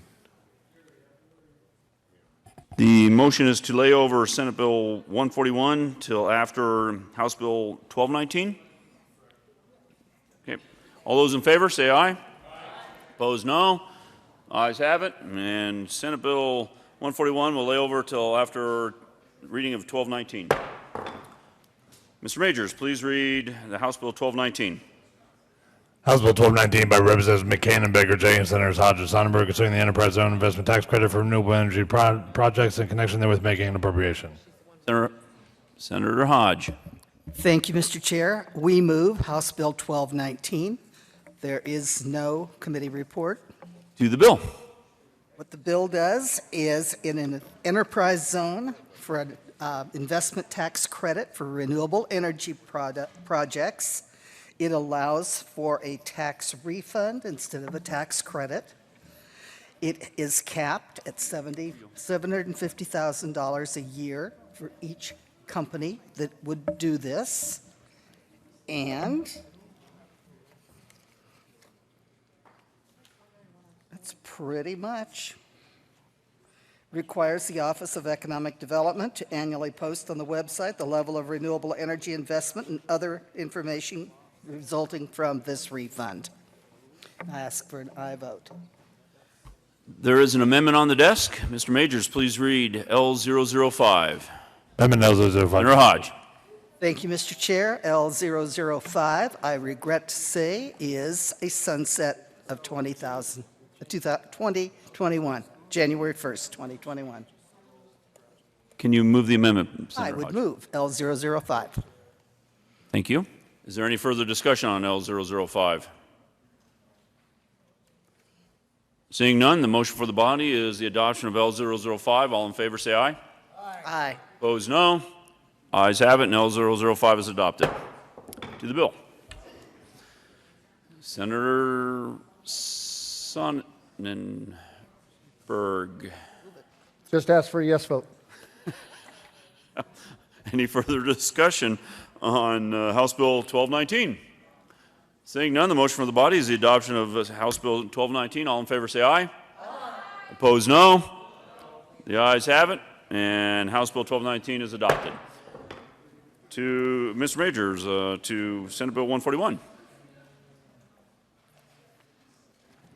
Senate Bill 141 by Senator Shuffle and Representative Thurlow concerning the expansion of eligibility for the state income tax credit to reimburse personal property taxes paid to the state. Senator Shuffle. Thank you, Mr. Chairman. To get us back into 141, we're in the middle of a motion vote, so I renew my motion for L002. This reduces the fiscal, and we're going to request a new fiscal note, but first I need to get the amendment on, ask for an aye vote on L002. Just your stuff. Senator Stedman. Thank you, Mr. Chairman. Well, I still have that inquiring mind that wants to know what does this do to the fiscal impact? And the only way we get an answer to that question is if we go ahead and adopt the amendment and then ask for an analysis. And so I'm not going to oppose the adoption of the amendment at this point because my inquiring mind does want to know. Any further discussion on L002? Seeing none, the motion for the body is the adoption of L002. All in favor say aye. Opposed, no. The ayes have it. L002 is adopted. To the bill. Senator Carroll. Thank you, Mr. Chair. Pursuant to Rule 25E, we are submitting the signatures necessary to request a new fiscal note on Senate Bill 141. Senator Shuffle. Thank you, Mr. Chairman. So we can allow sufficient time for staff to get us the new fiscal, I would move that Senate Bill 141 lay over till April 29, as amended. The motion for the body is to lay over Senate Bill 141 till April 29th, as amended. All those in favor say aye. Opposed, no. Ayes have it. Senate Bill 141 will lay over till April 29th. Mr. Majors, please read the bill title to House Bill 1129. House Bill 1129 by Representative Kraft, Senator Roberts concerning disaster prediction and decision and support systems by the Department of Public Safety in connection therewith making an appropriation. Thank you, Mr. Chair. I move House Bill 1129 in the Appropriations Committee report. To the Appropriations Committee. Thank you, Mr. Chair. The Appropriations Committee report just has the appropriation clause, and I ask for an aye vote. Any further discussion on the Appropriations Committee report? Seeing none, the motion for the body is the adoption of Appropriations Committee report. All in favor say aye. Aye. Opposed, no. Ayes have it. To the bill. Thank you, Mr. Chair. Through House Bill 1129, Colorado has the ability to put a powerful research tool delivering life and cost-saving capabilities to use as early as the 2016 fire season. In just 2012, 4,167 wildfires destroyed more than 648 structures, killed 6 Coloradans, burned more than 384,000 acres, and caused at least $538 million in property loss. This tool would provide first responders actionable information 12 hours or more in advance, which will improve response time to dangerous natural events, reducing costs and risks related to the loss of life and property. House Bill 1129 is supported by the Colorado Division of Fire Prevention and Control, Colorado County Sheriffs of Colorado, AGNC, which is in the northwest corner of Colorado, as well as the Colorado Professional Firefighters, and I ask for an aye vote. Is there any further discussion on 1129? Seeing none, the motion for the body is the adoption of House Bill 1129. All in favor say aye. Aye. Opposed, no. Ayes have it, and House Bill 1129 is passed. Mr. Majors, please read the title to House Bill 1274. House Bill 1274 by Representatives Garnett and Melton, Senators Kerr and Woods concerning the creation of career pathways for students for critical occupations and growing industries in connection therewith making an appropriation. Senator Woods. Thank you, Mr. Chair. I move House Bill 1274 and the Education and Appropriations Committee reports. The Education Committee report. Thank you, Mr. Chair. We did something good in education.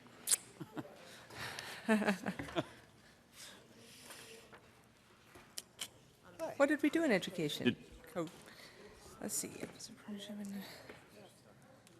Oh, the Education Committee report. We just made a slight tweak in the bill to move the labor organization language to the front of the sentence instead of the back of the sentence. It was really a technical tweak. We ask for an aye vote on C002. Is there any further discussion on the Education Committee report? Seeing none, the motion for the body is the adoption of the Education Committee report. All in favor say aye. Opposed, no. Ayes have it. Education Committee report is adopted. To the Appropriations Committee report. Senator Kerr. Thank you, Mr. Chair. I move the Appropriations Committee report J005, and the Appropriations Committee report simply appropriates the money for this bill. Motion for the body is the adoption of Appropriations Committee report. Any further discussion? Saying none. Motion for the body is the adoption. All those in favor say aye. Aye. Opposed, no. Ayes have it. Appropriations Committee report is adopted. To the bill. Senator Kerr. Thank you, Mr. Chair. House Bill 1274 continues the creation of career pathways that we've started in this body before. We've done manufacturing. Now we are going to construction. We will be doing 2 career pathways in future years, and I ask for an aye vote. Is there any further discussion? Seeing none, the motion for the body is the adoption of 1274. All those in favor say aye. Aye. Opposed, no. Ayes have it, and House Bill 1274 is adopted. Mr. Majors, please read House Bill 1170. House Bill 1170 by Representatives Kraft, Auburn, Wilson, Senators Hill and Heath, considering measures to raise the level of post-secondary and workforce readiness that Colorado students demonstrate upon graduation from high school in connection therewith making an appropriation. Senator Hill. Thank you, Mr. Chair. Do you want to move it? Go ahead. You're awesome. Thank you, Mr. Chair. I move House Bill 1170. To the bill. Colleagues, 1170 brings you this, this notion of what it means to get outside of the strict structure of education means K through 12 and then higher ed, and the consolation prize is just an associate's degree, and maybe if you're lucky you just get through higher ed. We talk about school choice, we talk about how do we empower our students. We have a constitutional duty to provide a thorough and uniform system of free public schools, and yet we fail to acknowledge that some students want to choose to desire to have an outlet other than just going to college, other than just concurrent enrollment, other than just assent. And so House Bill 1170 does that. House Bill 1170 recognizes that we have all different kinds of students who choose different pathways, and this opens up a new choice for them. And I've heard people say this is just government getting involved. Colleagues, government is involved in education, and now it's time for us to recognize that we need more choices than just to say, you've got to go to college. Let's open up some new choices. Let's create some new opportunities that recognizes skill sets beyond just going to college. I ask for your support on 1170. Senator Heath. Thank you, Mr. Chair. I wholeheartedly endorse what my colleague said. I think for those of you that have been with me the 7 years that I've been here, this has been something I've talked about. I have admittedly a passion for career and technical education, mostly because only really 25% of our population gets a 4-year college degree. And all too often, in my opinion, we gave the message is it was all or nothing, a 4-year college degree or nothing. And I truly believe that took away so many of the young people's idea of what was possible in their lives and what opportunities they could have if they didn't go to a 4-year college, that they could get a technical education. And I think, you know, I used to machinists, tool and die makers, welders, and we can add to that list plumbers and electricians and all of the real basics that we need to have to make an economy work. So this bill, for the first time, says to high schools, we're not going to measure you just on the people that go to a 4-year college. We're going to measure you on those that go to a community college and for those that pursue opportunities in career and technical education. I think that is going to send a real message to young people that there are opportunities beyond it. And then this bill also appoints a statewide coordinator to pull all this together in all the schools across the state. So I think this is huge progress, and I would ask for your support for this bill. Is there any further discussion on House Bill 1170? Seeing none, the motion for the body is the adoption of House Bill 1170. All in favor say aye. Aye. Opposed, no. Ayes have it, and House Bill 1170 is High five. adopted. Mr. Majors, please read House Bill 1275. House Bill 1275 by Representative Winter and Senators Heath and Marble concerning measures to support enrollment in career and technical education programs in connection therewith making an appropriation. Senator You want me to move it? Senator Heath. Thank you, Mr. Chair. I am proud with my colleague. We are proud to move House Bill 1275. And the Education Committee report? Oh, goodness. If you would move the Education report. Yes, thank you. I move the Education Committee report. To the Education Committee report. We merely added Colorado Mesa University to the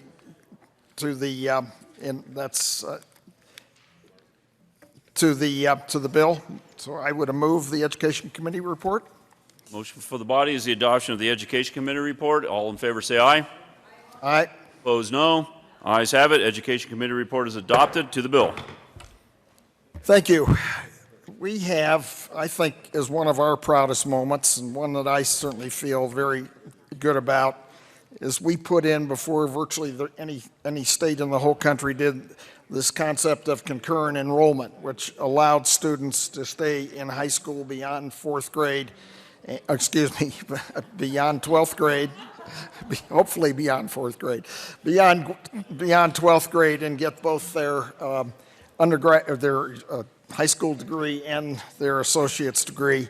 What this does is add internships and apprenticeships to that program, which you're going to hear some other bills as we go along, but that adds this as a possibility to the concurrent enrollment program, and I think that is a tremendous improvement to that.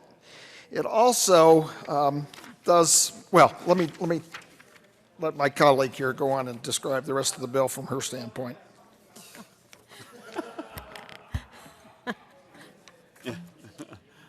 Senator Marble. Well, thank you, Mr. Chair. This concurrent enrollment program is very important. What I see in it is probably a little bit different than just numbers and what is offered. I think it's actually going to help keep kids in school, and it's going to hopefully cut out on the dropout rate, because these students are actually going to get involved in a career when they're in high school. And nothing is more important to someone who just doesn't seem to be able to slot in to the normal everyday life of school, and they want something more to do, something with their hands, something on-the-job training. It means a lot. They just get it that way. This is certainly going to help. And I can't thank the good senator from Boulder enough for recognizing this and being on top of everything that needs to be done to carry this bill through. So thank you so much, Senator. Thank you. And let me also say another very important part of this bill is for these students, because they don't take enough credits, they're not Pell eligible. This bill adds their ability to get a tuition grants and be eligible for tuition assistance, which also is, I think, a huge plus for this bill. So we would together move House Bill 1275. Is there any further discussion on House Bill 1275? Seeing none, the motion for the body is the adoption of 1275. All in favor say aye. Aye. Opposed, no. The ayes have it, and 1275 is adopted. Mr. Majors, please read House Bill 1249. House Bill 1249 by Representative Becker Kay and Senator Hodge concerning amendments to the fees associated with water pollution control in connection therewith making and reducing appropriations. Senator Hodge. Thank you, Mr. Chair. I move House Bill 1249, the Finance Committee, and the Appropriation Committee reports. To the Finance Committee. In Finance Committee, we amended the bill to include, the construction industry came to the department and said, we are willing to pay higher fees if you will allow us to get out, if you will hire enough inspectors to allow us to get out from under the third inspection, which we get from EPA. And we also, in Finance, put in the rules for the 401 permits. I ask for an aye vote. Any further discussion on the Finance Committee report? Seeing none, the motion for the body is the adoption of the Finance Committee report. All in favor say aye. Aye. Opposed, no. Ayes have it. Finance Committee report is adopted. To Appropriations Committee report. Thank you, Mr. Chair. In the Appropriations Committee, we added the money to have the department be able to work with the construction industry to set that up. Ask for an aye vote. Motion before the body is the adoption of the Appropriations Committee report. All I got cop food in my mouth.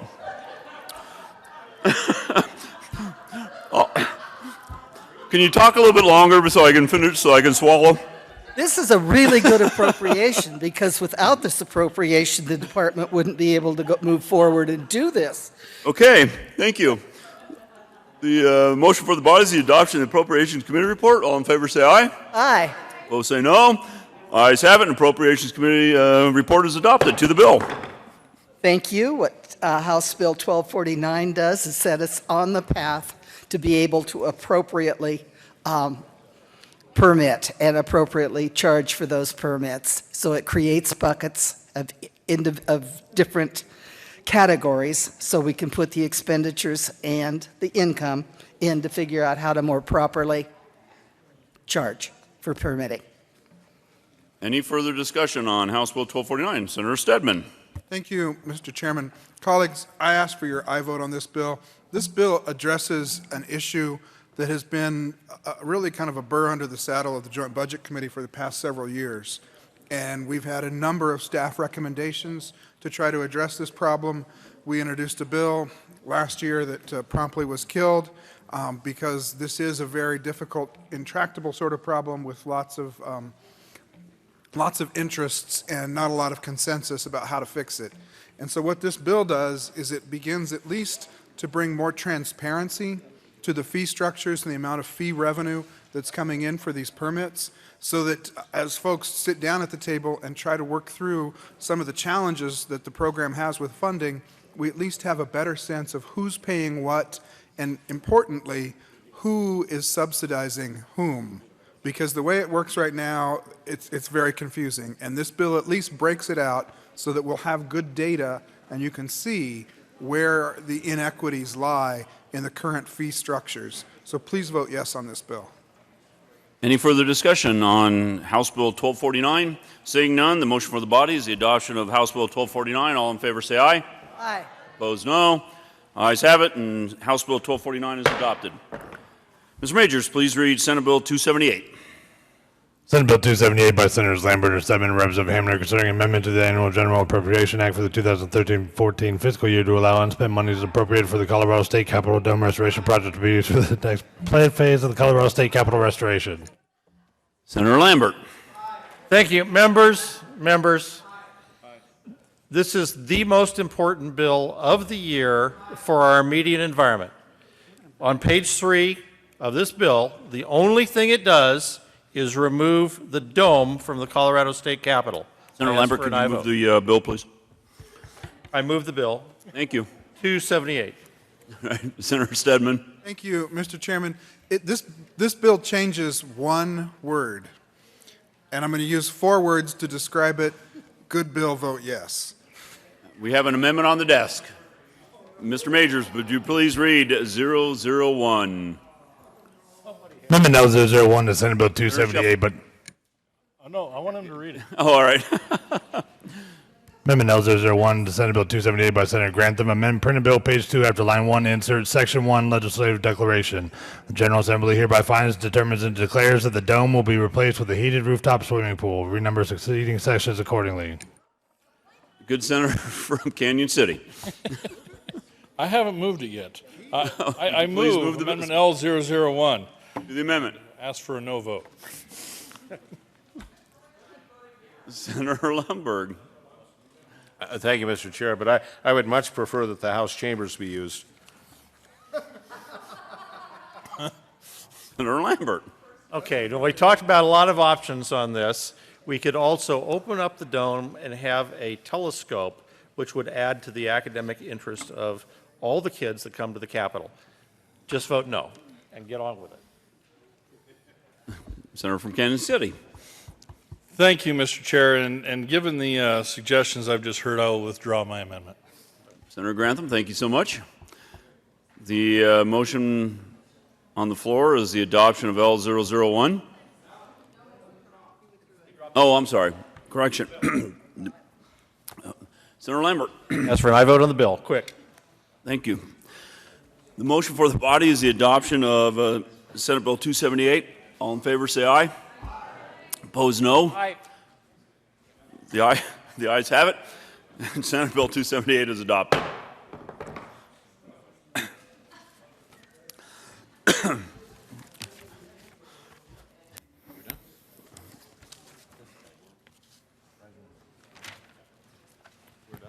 Do it. Senator Lundberg. Thank you, Mr. Chair. I move we rise and report.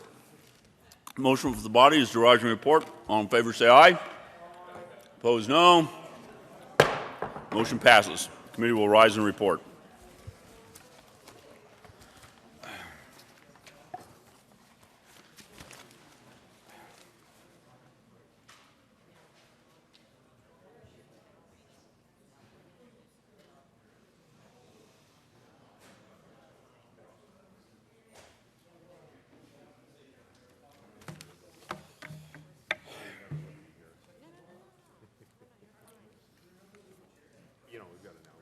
We rise and report.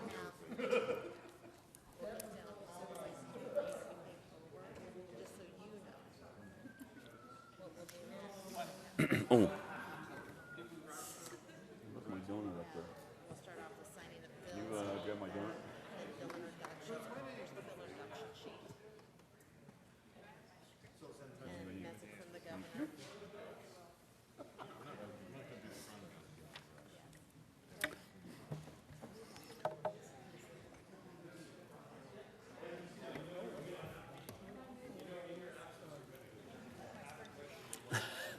You know, I only ate on this half. I'll share. Still relax.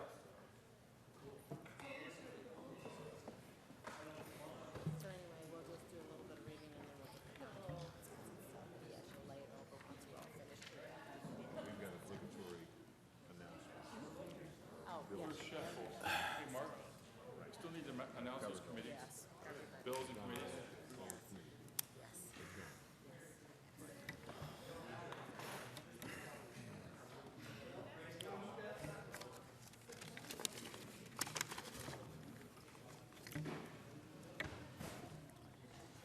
You sure?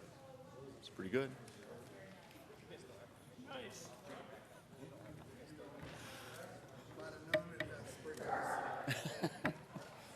I'll share with you too. All right. Thanks. You guys ready? Don't say I didn't offer you anything. What the heck's been going on up here?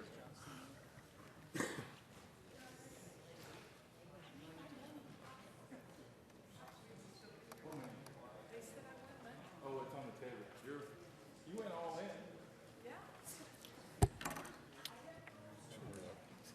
What?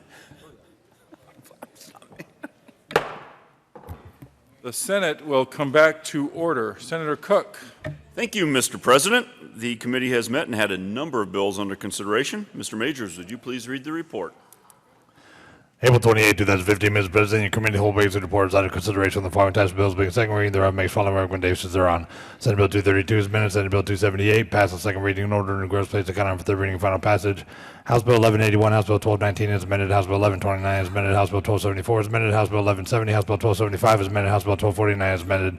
Passed on second reading in order to revise place account for third reading and final passage. Senate Bill 141 is amended, laid over to April 29, 2015, retaining its place on the calendar. Senator Cook. Thank you, Mr. President. I move the adoption of the report. We have an amendment. Mr. Majors, would you please read Committee of the Whole Amendment 1 to Senate Bill 232. Committee of the Whole Amendment 1 to Senate Bill 232. Senator Senator Carroll. Carroll. Thank you, Mr. President. I move Committee of the Whole Amendment 1.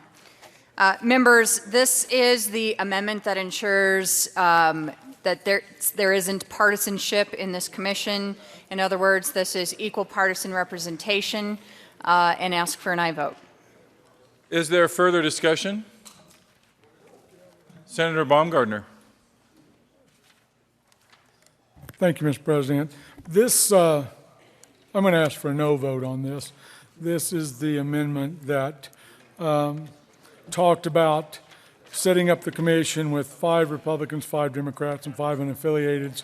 And the bill discusses that the county commissioners are the ones that make up this commission, and that we're not sure that there would be 5 unaffiliated county commissioners that we could actually find to be on this. So I ask for a no vote.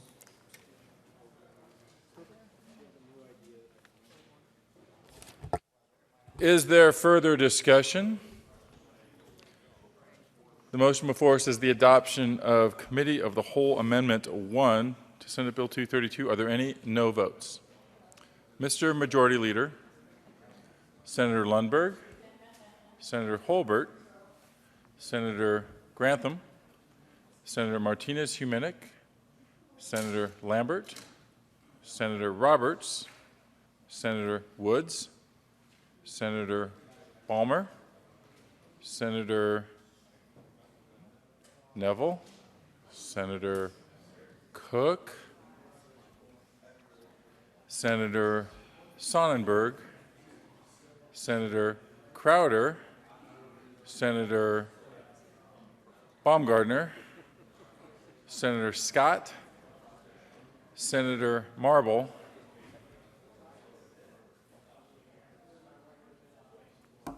please add the President.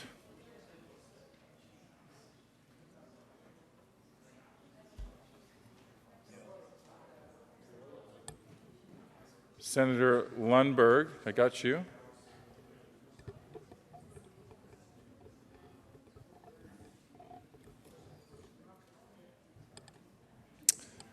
With 18 ayes, 17 noes, 0 absent, 0 excused, Committee of the Whole Amendment 1 is adopted. Mr. Majors, would you please read the title? Or would you please read Committee of the Whole Amendment 1 to Senate Bill 278?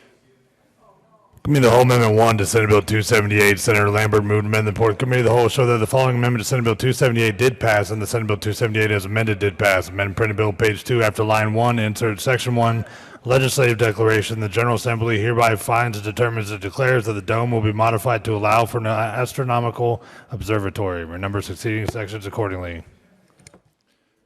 Senator Lambert. Thank you. This amendment's for the kids. I'd ask for an aye vote. It's for the children. Kiddos. Is there further discussion for the children? Senator Lambert? I'll reconsider and withdraw the amendment.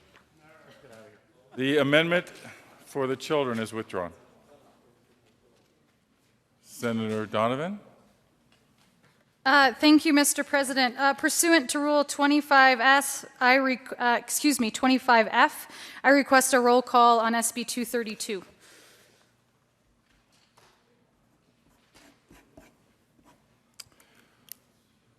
Mr. Majors, would you please poll the senators on Senate Bill 232?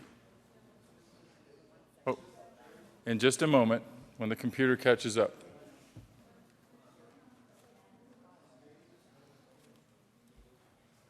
Senators Aguilar.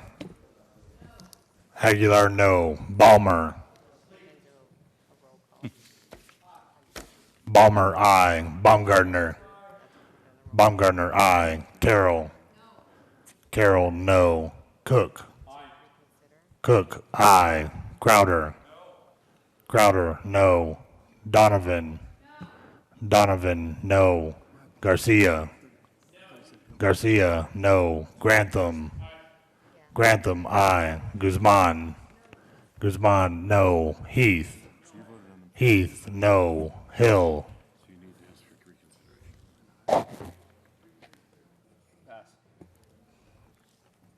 Hodge.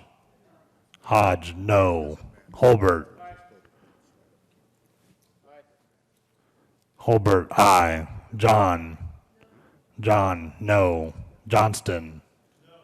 Johnston, no. Jones. Jones, no. Kafalis. Kafalis, no. Kerr. Kerr, no. Lambert. Lambert, aye. Lundberg.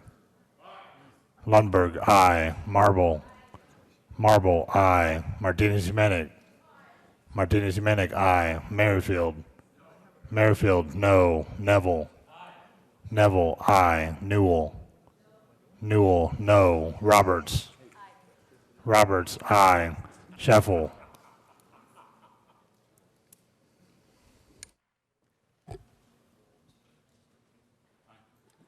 Scheffel, aye. Scott. Scott, aye. Sonnenberg. Sonnenberg, aye. Stedman. Stedman, no. Todd. Todd, no. Ulibarri. Ulibarri, no. Woods. Woods, aye. Hill. Hill, aye. Mr. President. Mr. President, aye.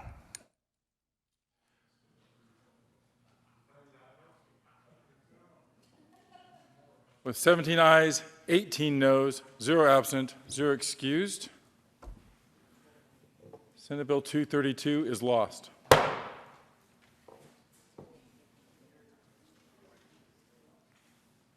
Senate will stand in a brief recess as we adjust the report of the Committee of the Whole.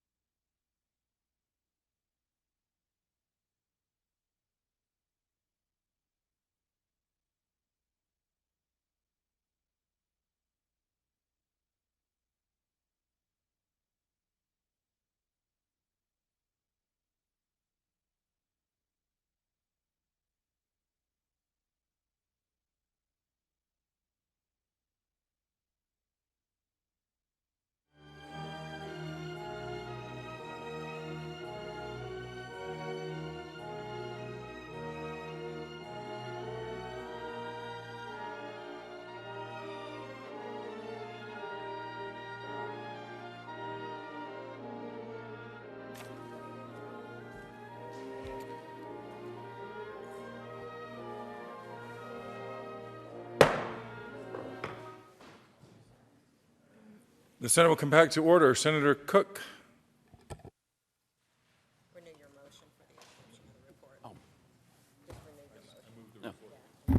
Thank you, Mr. President. I renew my motion for the adoption of the report. Is there further discussion? Motion before the body is the adoption of the report of the Committee of the Whole. Are there any no votes?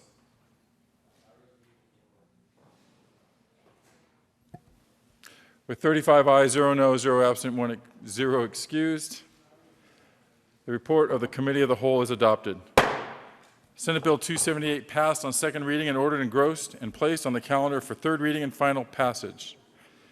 House Bill 1181, House Bill 1219 as amended, House Bill 1129 as amended, House Bill 1274 as amended, House Bill 1170, House Bill 1275 as amended, House Bill 1249 as amended, passed on second reading and ordered revised and placed on the calendar for third reading and final passage. Senate Bill 141 as amended laid over until April 29th and retaining its place on the calendar. Senate Bill 232 as amended lost on second reading.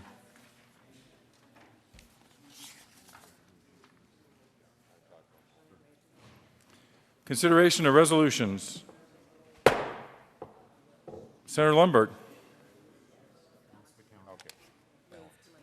Thank you, Mr. President. I move we lay over the balance of the calendar until April 29th. You have heard the motion. All those in favor say aye. Aye. All those opposed, no. The balance of the calendar will lay over for at least a half hour and perhaps a little longer. Signing of bills. April 27, 2015, the President signed House Bill 1015, 1131, 1166, 1212, and 1242, House Bills 1187, 1214, 1225, 1243, and 1280. Introduction of bills. Senate Bill 286 by Senator Sonnenberg concerning the training required to receive a motorcycle endorsement in connection with repealing the Motorcycle Operator Safety Training Program, requiring the Department of Revenue to issue an endorsement to an applicant who completes certain motorcycle safety training programs. Senate Bill 286 is assigned to the Committee on Transportation. Message from the Governor. January 16, 2015, to the Honorable Colorado Senate, ladies and gentlemen, pursuant to the powers conferred upon me by the Constitution, allows the state of Colorado having the honor of designated appoint reappoints me to consideration the following members of the State Board of Health. Effective March 1st, 2015, for terms expiring March 1st, 2019, Alejandro Rivera of Denver, Colorado, resident of the 1st Congressional District and unaffiliated as an at-large representative appointed. Nadine Muastim Ibrahim of Aurora, Colorado, resident of the 4th Congressional District, Democrat, and as an at-large representative appointed. Janelle Catherine Osborne of Broomfield, Colorado, resident of the 2nd Congressional District and a Republican appointed. Ricky Lynn Brown of Lakewood, Colorado, resident of the 7th Congressional District and an unaffiliated reappointed. Sincerely, John W. Hickenlooper, Governor. The Governor's appointment to the State Board of Health is assigned to the Committee on Health and Human Services. Announcements. Senator Newell.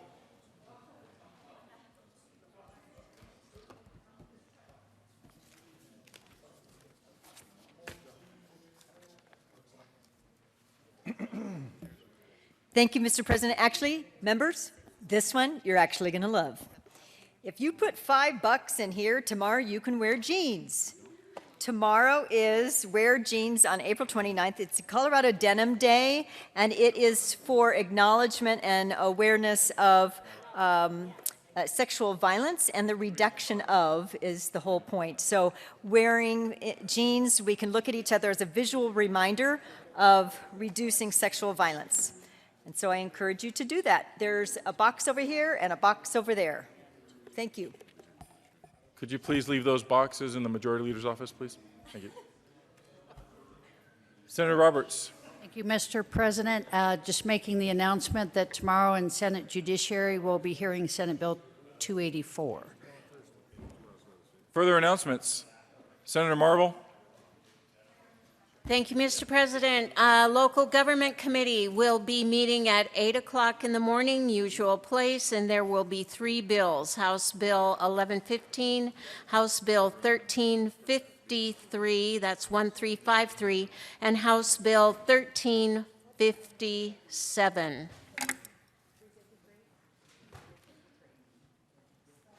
That committee meeting will be in room 353. Further announcements. Senator Scott. Thank you, Mr. President. For members of Veterans and Military, State Military Veterans Affairs, we have the addition of one bill for tomorrow, 1228. We will be I'm not even going to bring that up at this point, but we'll take care of it. Camera's rolling. Senator Lundberg. Thank you, Mr. President. In Health and Human Services, for tomorrow, we're adding 3 bills: House Bill 1355, House Bill 1359, and House Bill 1352. We will also be hearing, which is on the calendar already, House Bill 1281. Senator Baumgardner. Thank you, Mr. President. Transportation Committee members, the meeting that was scheduled for 7 a.m. in the morning has been postponed and will be rescheduled. Thank you. Further announcements? Senator Lundberg. Thank you, Mr. President. I move the Senate adjourn until 9 a.m. tomorrow morning, April 29th. You have heard the motion. All those in favor say aye. Aye. Those opposed, no. The Senate will be adjourned until 9 a.m. April 29th.